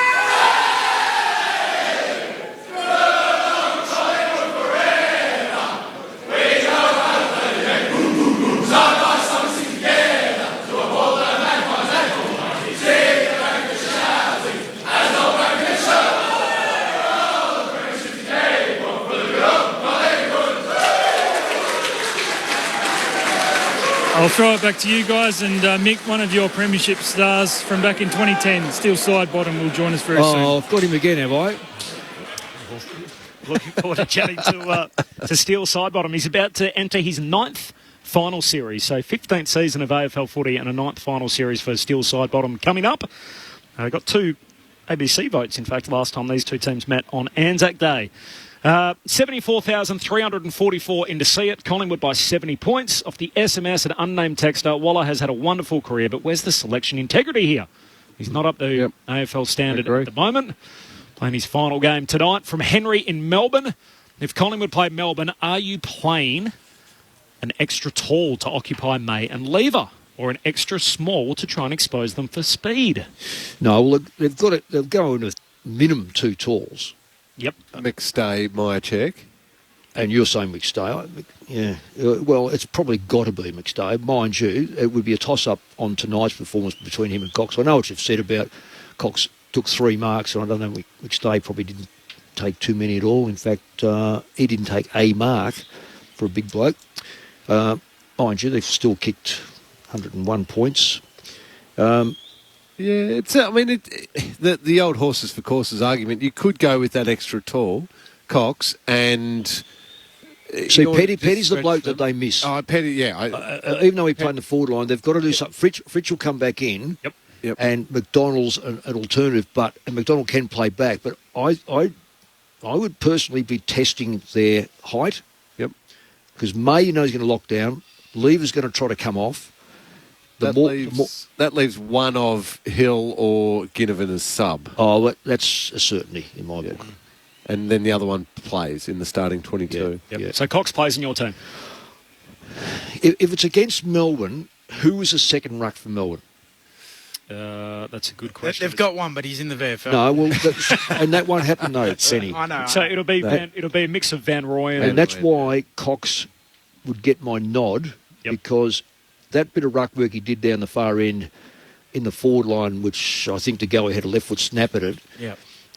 You've got one thing, you grind Gawn into the ground by having 2 ruckmen, and if you have a look at what you want to do with, say, Cameron being the better ruckman, you make sure that Cox is rucking against Gawn at some stage and make sure Cameron then rucks against the secondary ruckman so you get a dominance. Interestingly, I thought that they would have gone Smith forward and... Well, we can get to Melbourne, but I thought they would have gone Smith forward and Tomlinson back, but Tomlinson's now out and Daniel Turner comes in, so they're still making a few changes. Melbourne, Fritsch will also play on Sunday. I don't think they've got the balance at this. I'm not saying they haven't got it right. They haven't got the balance yet because Fritsch has been out for such a long time. They virtually have to rush him in to get a game under his belt. You'd almost be inclined to, I don't know what sort of workout they've got next Saturday, but again, get him as much football in 2 weeks in a row. Josh in Braybrook, who'll be pleased to know his thoughts are the same as the man who's coached more games than anyone else in VFL AFL footy. I think Cox brings something indefinable, even if he's a bit slow and clunky at times. So he was good in the first quarter. It's from Josh, so he too is voting for Mason Cox in his team for that first final. So we expect that to be the qualifying final on the Friday night, which would mean if it is Collingwood-Melbourne as it's situated at the moment, it would be a hell of a qualifying final in front of a huge crowd. Massive. Does that mean the Thursday night's likely to be the Brisbane-Port Adelaide? So, I love to have my ear close to the ground, Lingy. The latest little bit of scuttlebutt I heard was that they were actually planning to have Carlton on the Thursday night. And the theory was the Blues would attract an enormous crowd regardless of whenever you play it, and start with an elimination final on the Thursday. Wow. Which would be a little surprising. Obviously, last year they started with an elimination final 2. I think it was Brisbane-Richmond on the Thursday night in Brisbane. I know we've probably got to go, but just the issue with that is that gives the advantage to 2 extra days to a team who hasn't finished in the top 4. It's ridiculous. So it's more than about the schedule for week 2 than it is for week 1. We can get back to the maths on all that. Collingwood by 70 into the winners' rooms. Tim Hodges. Steel Sidebottom has been good enough to come over and join us, Corbin. Steel, congratulations. Another minor premiership. That's pretty cool. Yeah, it is. It's great. I think at the start of the year, all you want to do is qualify for finals, and we've done that. Well, not quite, just after halfway during the year, and then obviously then you look to top 4, and for us to be able to finish on top of the ladder is great. But clearly now's when the good stuff starts. Has your confidence been knocked a little bit the last month, or? And did you get exactly what you wanted out of tonight? It was a pretty clinical performance, wasn't it? Yeah. No, I don't think we've lost confidence at all. Our defence probably over the last month hasn't been where it needs to be, and I think they kicked 30 points tonight, so that was a big focus for us. Getting our defence right, and I don't think scoring's really ever been an issue for us. It's more going the other way. So to be able to fix that up tonight's pleasing, and it's a great result. So to win like that, what are the excitement levels for the month ahead, and what's in store for you and your team? Yeah, it's really exciting. I'm getting old. I found myself, probably in the last 6 weeks, it felt like it dragged out a little bit, and when you do qualify so early, it sort of seems like you just want to get to the finals. So we're here now, and just really looking forward to it. We've had a great season, but we still feel like we have more to give, and you're going to see, no matter who pulls the jumper on 23, really eager guys to go out there and perform. It's great to have Steele for a few minutes. I'll send you upstairs an old mate of yours, Mick Malthouse. He probably has the first question, I think, ahead of Cameron Ling. Steele, really disappointed about last Saturday. I had Daisy and Peter. Now, where were you? You must have lost my number, mate. I don't invite you to a party like that. You invite yourself along with all your team. It wasn't actually, it was last Thursday anyway, mate, so don't worry. No, it was for all I'm still going, it's for all the past players and stuff. Well, I'll tell you what, they're after you. No. They're after you, so be careful. They've saved the seat for you. Go ahead, sorry, mate. No, well done, Stilo. Just ever reliable. Now, the debate up here is, we know that Moore, Murphy and McCready will come into the side. It's very difficult, but how do you feel about the 3 going out? I mean, is there? I mean, we speculate a lot.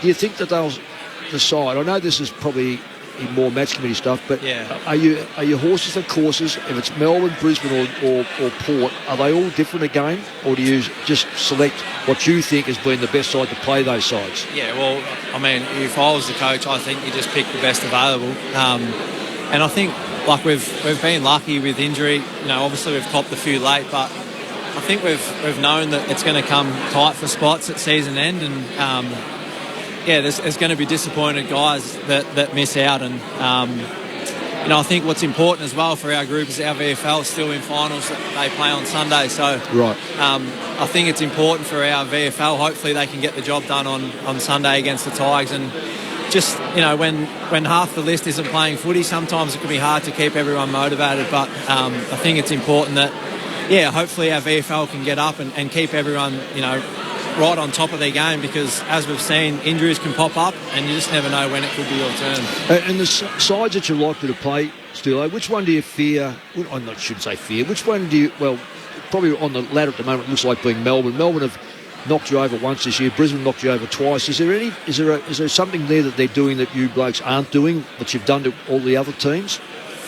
Well, I think last week, Brisbane kicked 120-something points. So I mentioned earlier about our defence. When we can't defend, it makes it really hard. And when you're giving up 120 points, as I said, we haven't really been concerned about us kicking the score, but it's hard to win when the opposition's kicking 120. So is that overall? People said, it's the back line. Is it overall? It is. And probably when we played with the Hawks a few weeks back, they sort of just, picked their way through us a little bit, and maybe teams had a bit of a look at that. So, I guess for us, it's probably a good time that it happened, 4 or 5 weeks ago, that we've had time to put work in, and I think we got the results tonight. Yeah. Well done. I know Lingy's got something to ask you. I thought Mick and you might just catch up for a little bit longer still. I was about almost done for the night, but well done tonight. Can you take us back to the start of the game, coming into a game that you know doesn't probably, it's hard to say it doesn't matter, but you know that you're probably finishing top 2, you're going to have a home final, playing against a weaker opposition. What was the number one focus? How did you want to start the first 5 or 10 minutes of the game? Yeah, well, and when a team gets beaten comprehensively like they did last week, you expect them to come out and fire. So, for us, our last month of footy hasn't been our best. So, regardless of the opposition, we need to just worry about what we could control. And I keep mentioning our defence, and that's what we did. I thought our forwards were able to compete, just getting it inside there, and then just being able to play in our front half goes a long way for us winning games. And then, can you take me, let's go a little bit further into the game. You were superb first half, did what you had to do, and were just really ruthless early. Games locked away, games won. What's it like in the second half when you know, let's just get through this, but you still kind of got to play good footy? Yeah, I was on the bench at half time, and I said to Jamie, I didn't know he was getting subbed. I said, hopefully they sub me out here so I can get through. There was probably a few guys, but I'm sure you've been in the position. Form's not something you want to flirt with, but I guess for us, our main, I keep saying it, our defence, it's what's going to win us games of footy, and it's what's had the good teams at the end of the year being able to hold up that cup. So that's the one thing that we can just control. We can't really control the opposition. All we can control is what we're doing. And one last one from me. No doubt knowing that your finals locked away, everything like that, possibly done a little bit of preparation. What's the approximate, 11 days, 12 days, probably a little bit more, look like from here until that first final, possibly on the Friday night? Have you mapped out the rough training schedule? So I think we obviously go back tonight and do some recovery. We've got a couple of days off over the weekend. It'll be a good chance for everyone to not put their feet up, but in a way to have a rest and relax for a little bit. But yeah, we'll come into the club early next week, and I guess by that stage we'll know who we're playing. So we'll have 2 weeks to prepare. Sorry for whoever that is, but I think it'll be nice just to, I haven't always been a big fan of the bye, but getting old now as well, I felt like I was every bit of 32 out there tonight, so it'll be nice to rest the body a little bit. We'll see you back here in a fortnight, Steele. All the best for September. No worries. Thanks, guys. All the best, mate. Thanks, Mickey. Steele Sidebottom, the premiership winner with the Magpies back in 2010. And he's set for his 9th final series coming up. Collingwood qualify number 1 as the minor premiers, 18-5 on the season. While for Essendon, their regular season comes to a close with a 70-point defeat, 11-12. So the last time he won a minor premiership, he doubled up.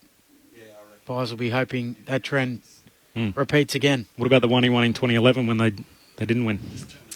We're forgetting that one.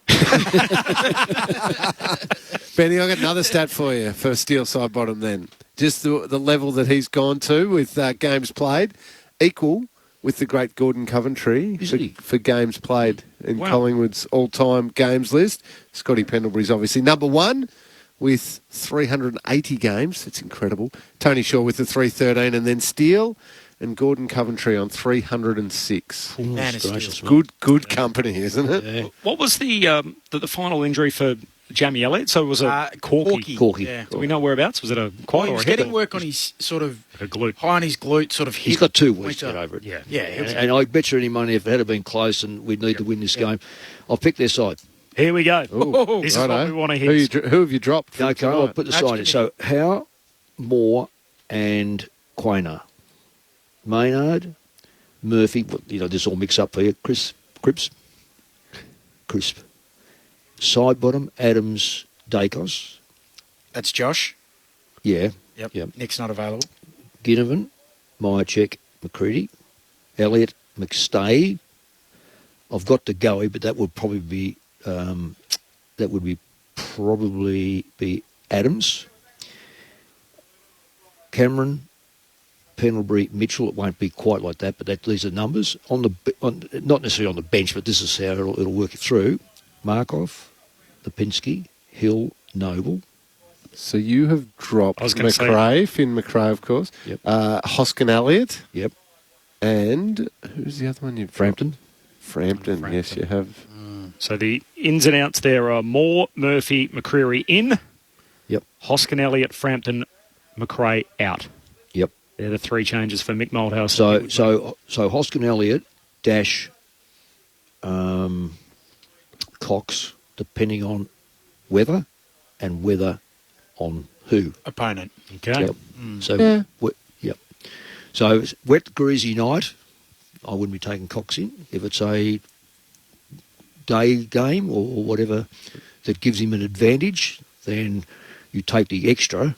And I would say against Port Adelaide, you take the extra tall because I just don't think they defend the height well. It's really Mackenzie down back with O'Leary. Well, if he plays Mackenzie, that could be Jonas, and Jonas is announced his retirement, and how he's been a terrific player for them, but he lacks height, and that's why O'Leary was so important to them. But Mackenzie's not much taller than, but he's a better kick, so he comes to the side. But let's say it's Melbourne. See, Melbourne then got to have that third defender that can actually compete in the air. And that's where Frampton, if it's Melbourne, probably, you're right, misses because they don't have that super tall, threatening forward line where you need Frampton as the extra. Well, Moore and Murphy are in though. So they take Frampton's place anyway, which is, look, it's harsh, but that's the reality. You can only take in 22 players plus an emergency. And we'll be wiser by the weekend to see who they're playing, and do they get through like Collingwood got through tonight without injury. So you can now pick Collingwood. You've got three players come back in nice and fresh, probably train up next weekend and just go into the game. I mean, Darcy Moore with a hamstring, there's always that little doubt, and they'll run through that next Saturday, Sunday, and give him. And if they're not playing on Thursday or Friday. So by probably Friday they'll really test him right out to say, right, you're ready to go. I think the diagnosis at the start of that was he's got a minor hamstring. So whether you can have a minor hamstring or not, but it's a really good football side. That is a ripping side. Absolutely. Are they the premiership favourites? I think they have to be the favourites. Yep. You just haven't got the gap as daylight between the next best. So you think they are number one? Not by. I'll say this right now, and I know this ground is not Brisbane's ground, but Brisbane have opened them up twice. Now I know that if you look at the Collingwood side, they've had injuries on both times. But if you have a look at Melbourne know how to slow the game down and pull the game back into a... If you don't control the corridor against Collingwood, they win the premiership. Now we take it away and just let Collingwood win the premiership. If you can take the corridor away, then they've got to go wide. Their forwards then have to come up the ground to win the football, and then you've got a lot further to go to score. I'm not convinced that they're a 100-point side. They did tonight, but they'll win games by 13 or 14 goals if they can get their back line right and clearly hold the side down at 10 or 11. But if they allow 15 goals, you're in trouble in finals with 15 goals. It's hard to make up. Yeah. Have you got them as the best team, Lingy? Yes, I have. Yep, definitely. By a considerable way? Not considerable, because there is that nagging feeling of health still. So you don't have Nick Dacos potentially until preliminary final week, just assuming they win their qualifying final. Darcy Moore should be healthy and should be fine with that minor hamstring. But He'll lay off his player. But maybe. And that's a danger in the finals, because he'll lay off because he's been laying off in the last 6 months, the season goes 6 months, 3 months. He's been laying off his player a fair bit and allowing hit-up players. Full-time Collingwood by 70 points into the Essendon rooms. Tim Hodges. Corbin, Andrew Phillips, the retiring ruckman, has been good enough to come out of the rooms and come straight to us. You're my neighbour. I see you around a lot, so it's I don't know. Is it an emotional time for you? It is, yeah, absolutely. It is. I'm not sure when the reality will fully sink in. Walking down the race there, it hit me a little bit, but overall I've sort of been surprised how it's sort of it's kept together for me. But I reckon it'll sink in at some stage for me. I'll let the boys talk about footy. I'll talk about, so you've got a caravan out the front. Mick will love this story. I see you tinkering away on it, building it and fixing it up. And is it true it might not be able to get on the boat to take back to Tassie? It was a struggle there at one stage. We actually struggled to get a booking for it, and we were going to have to fly back next year and come back and get it. But they had an extra sail for us, and we jumped on and got it on, luckily, so we're sweet. So when are you out of here? Mid-October. Mid-October we head back home. Are you looking forward to it? You'll never come back to Melbourne again, will you? Oh, mate, I've been looking forward to getting back to Tassie for years, and I'm just stoked to get the opportunity to now. It's good to see you smiling so much. I'll send you upstairs, Mick Malthouse and Cameron Ling. Oh, Andrew, first of all, congratulations on your career, and all the very best with what you're going to do next, and head back to Tassie, as you said, and the journey after footy. Obviously not the way you wanted it all to finish tonight. How tough was it out there knowing that that's the last time you're going to be getting to play AFL footy, but obviously still being able to run around on the MCG and say goodbye to the Essendon fans? Yeah, absolutely, yeah. Like you said, obviously not the way we wanted to go out, but I've always been pretty positive and always pretty smiley, so took the positives out of that, and had just like you said, just kept looking around and pinching myself about where I am and what I've got the opportunity to do, regardless of what was going on. And it's just surreal and just soaking it all up, because it obviously won't happen again. Andrew, congratulations, mate. So, what part of Tassie are you heading to? Because my son lives down and he wants another player for the veterans. So, I'll be locking in Belrive there. We've got a little place there, so we'll be stoked up there. That's an hour and a half or 2 hours up the road where he is.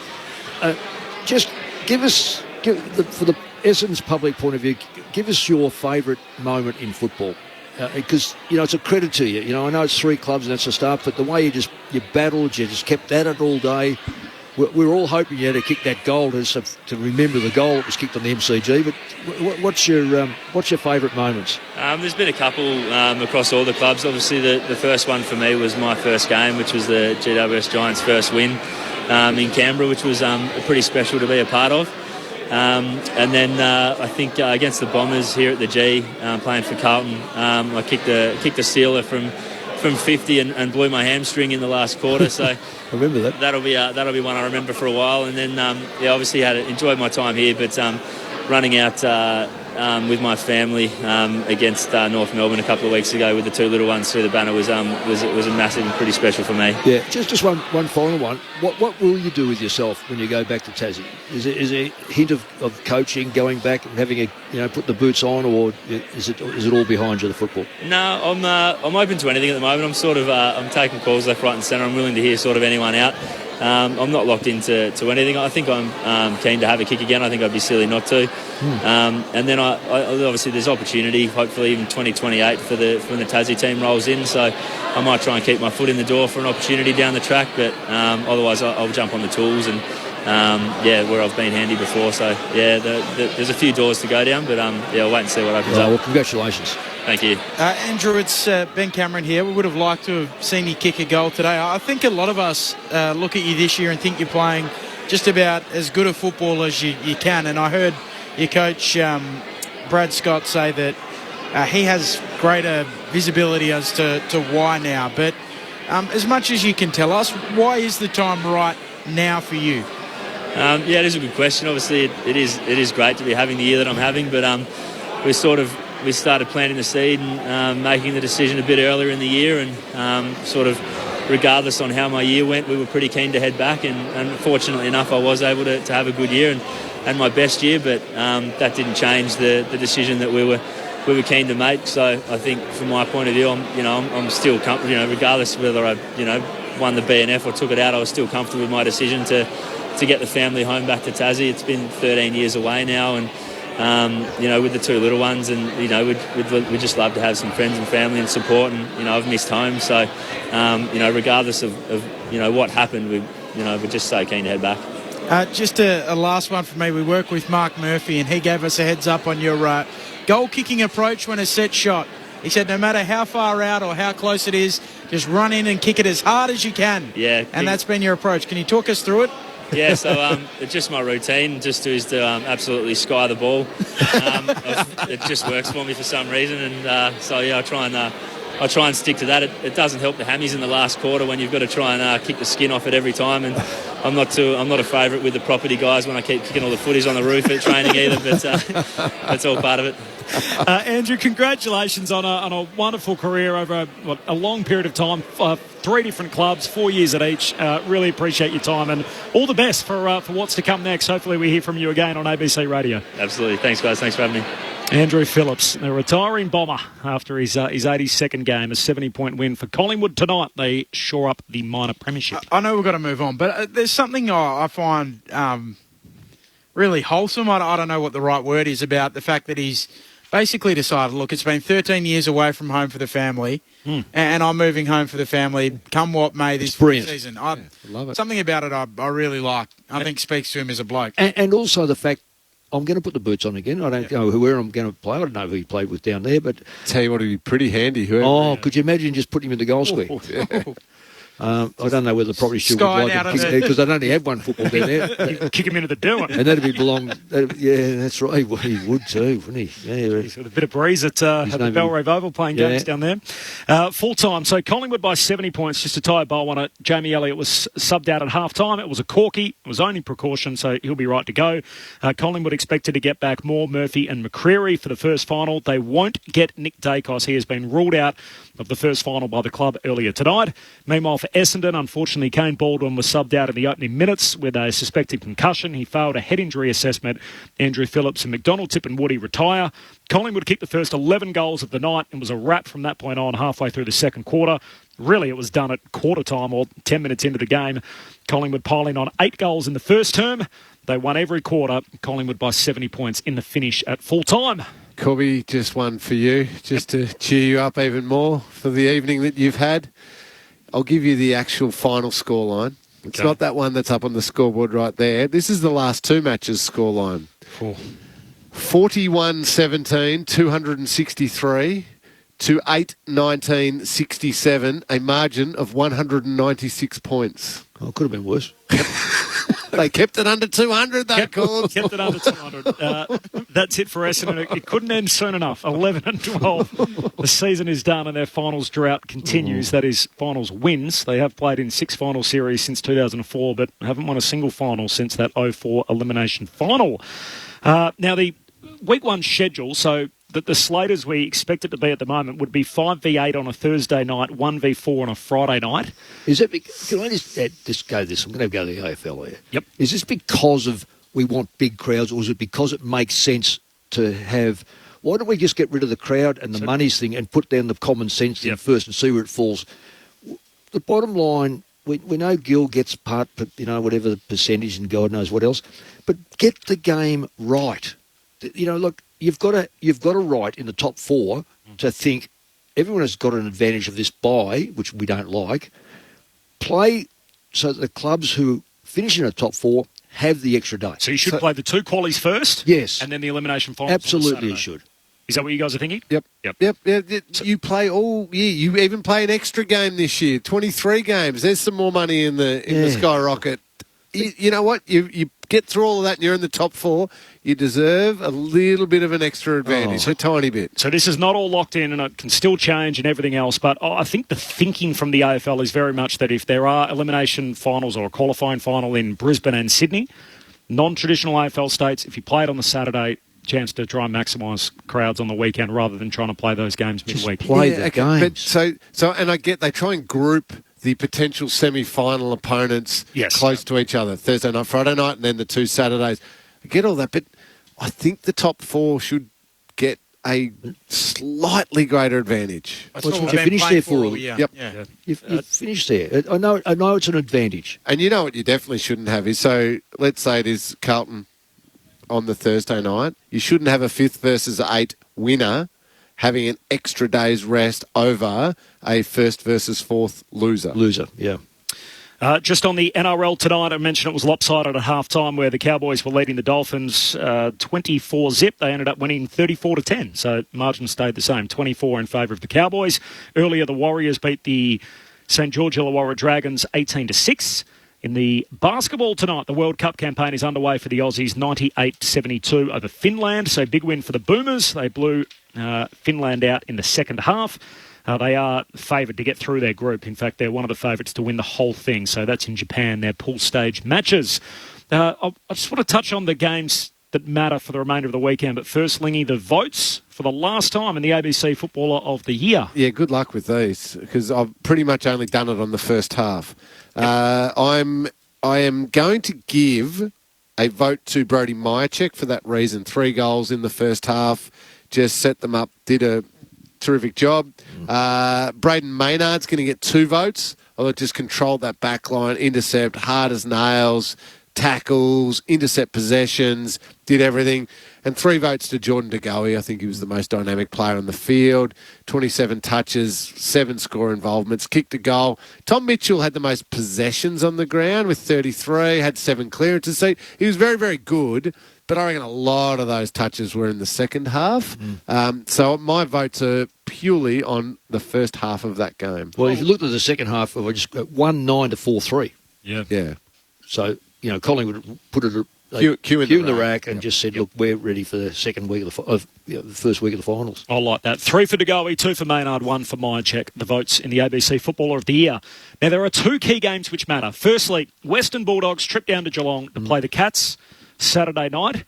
And then on Sunday, Carlton hosting GWS. Now, what we learnt today is Patrick Cripps is out, so he will not play. He'll have 2 weeks off, of course, before that first final. And for him, it'll be the first final he ever plays in. He became the first Brownlow medalist in 66 years to have not played a single final, and he'll get the chance to do that to lead the Blues. This time last year, the Bulldogs entering the last round, they needed to win and hope Carlton lost. This time they need to win and hope Carlton win. So again, they're relying on the Blues result, and as Bart Simpson would say, the ironing is delicious on that front for the Bulldogs. Isn't it amazing that if the Dogs get up Saturday night, that their nemesis, their rival, their hated team, the Giants, could knock off the Blues and tip them out of finals? It's interesting, isn't it? Stare it a little bit more. If that happens, they need to schedule that game round 1 next year. Yes. Bulldogs, Giants. Who wins firstly? Tomorrow night, Dogs, Cats. Well, if there's only 3 quarters played, the Dogs. Okay. What if they play the last quarter?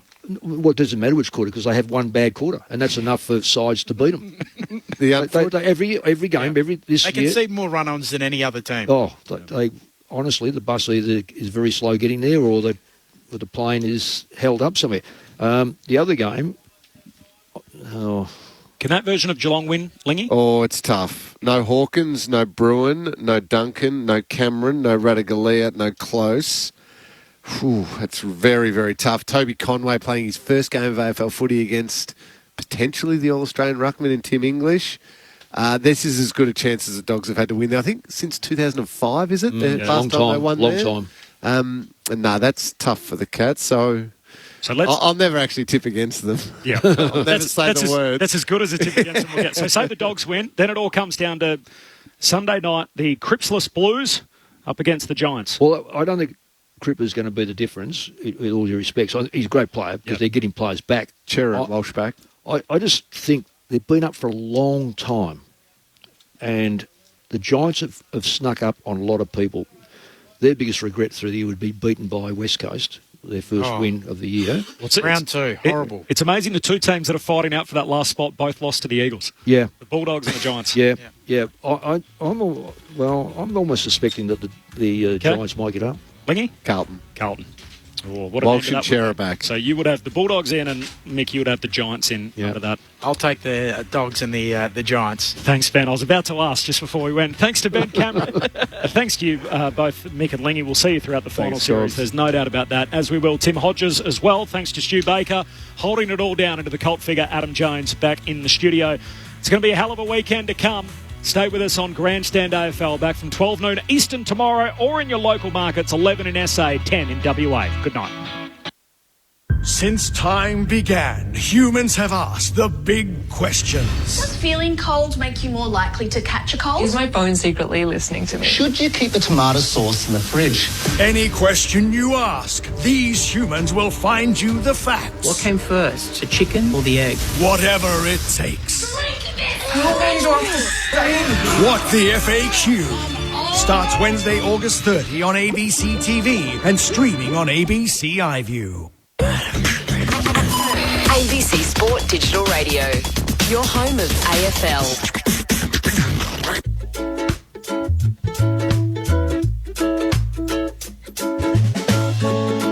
you be more Pacific?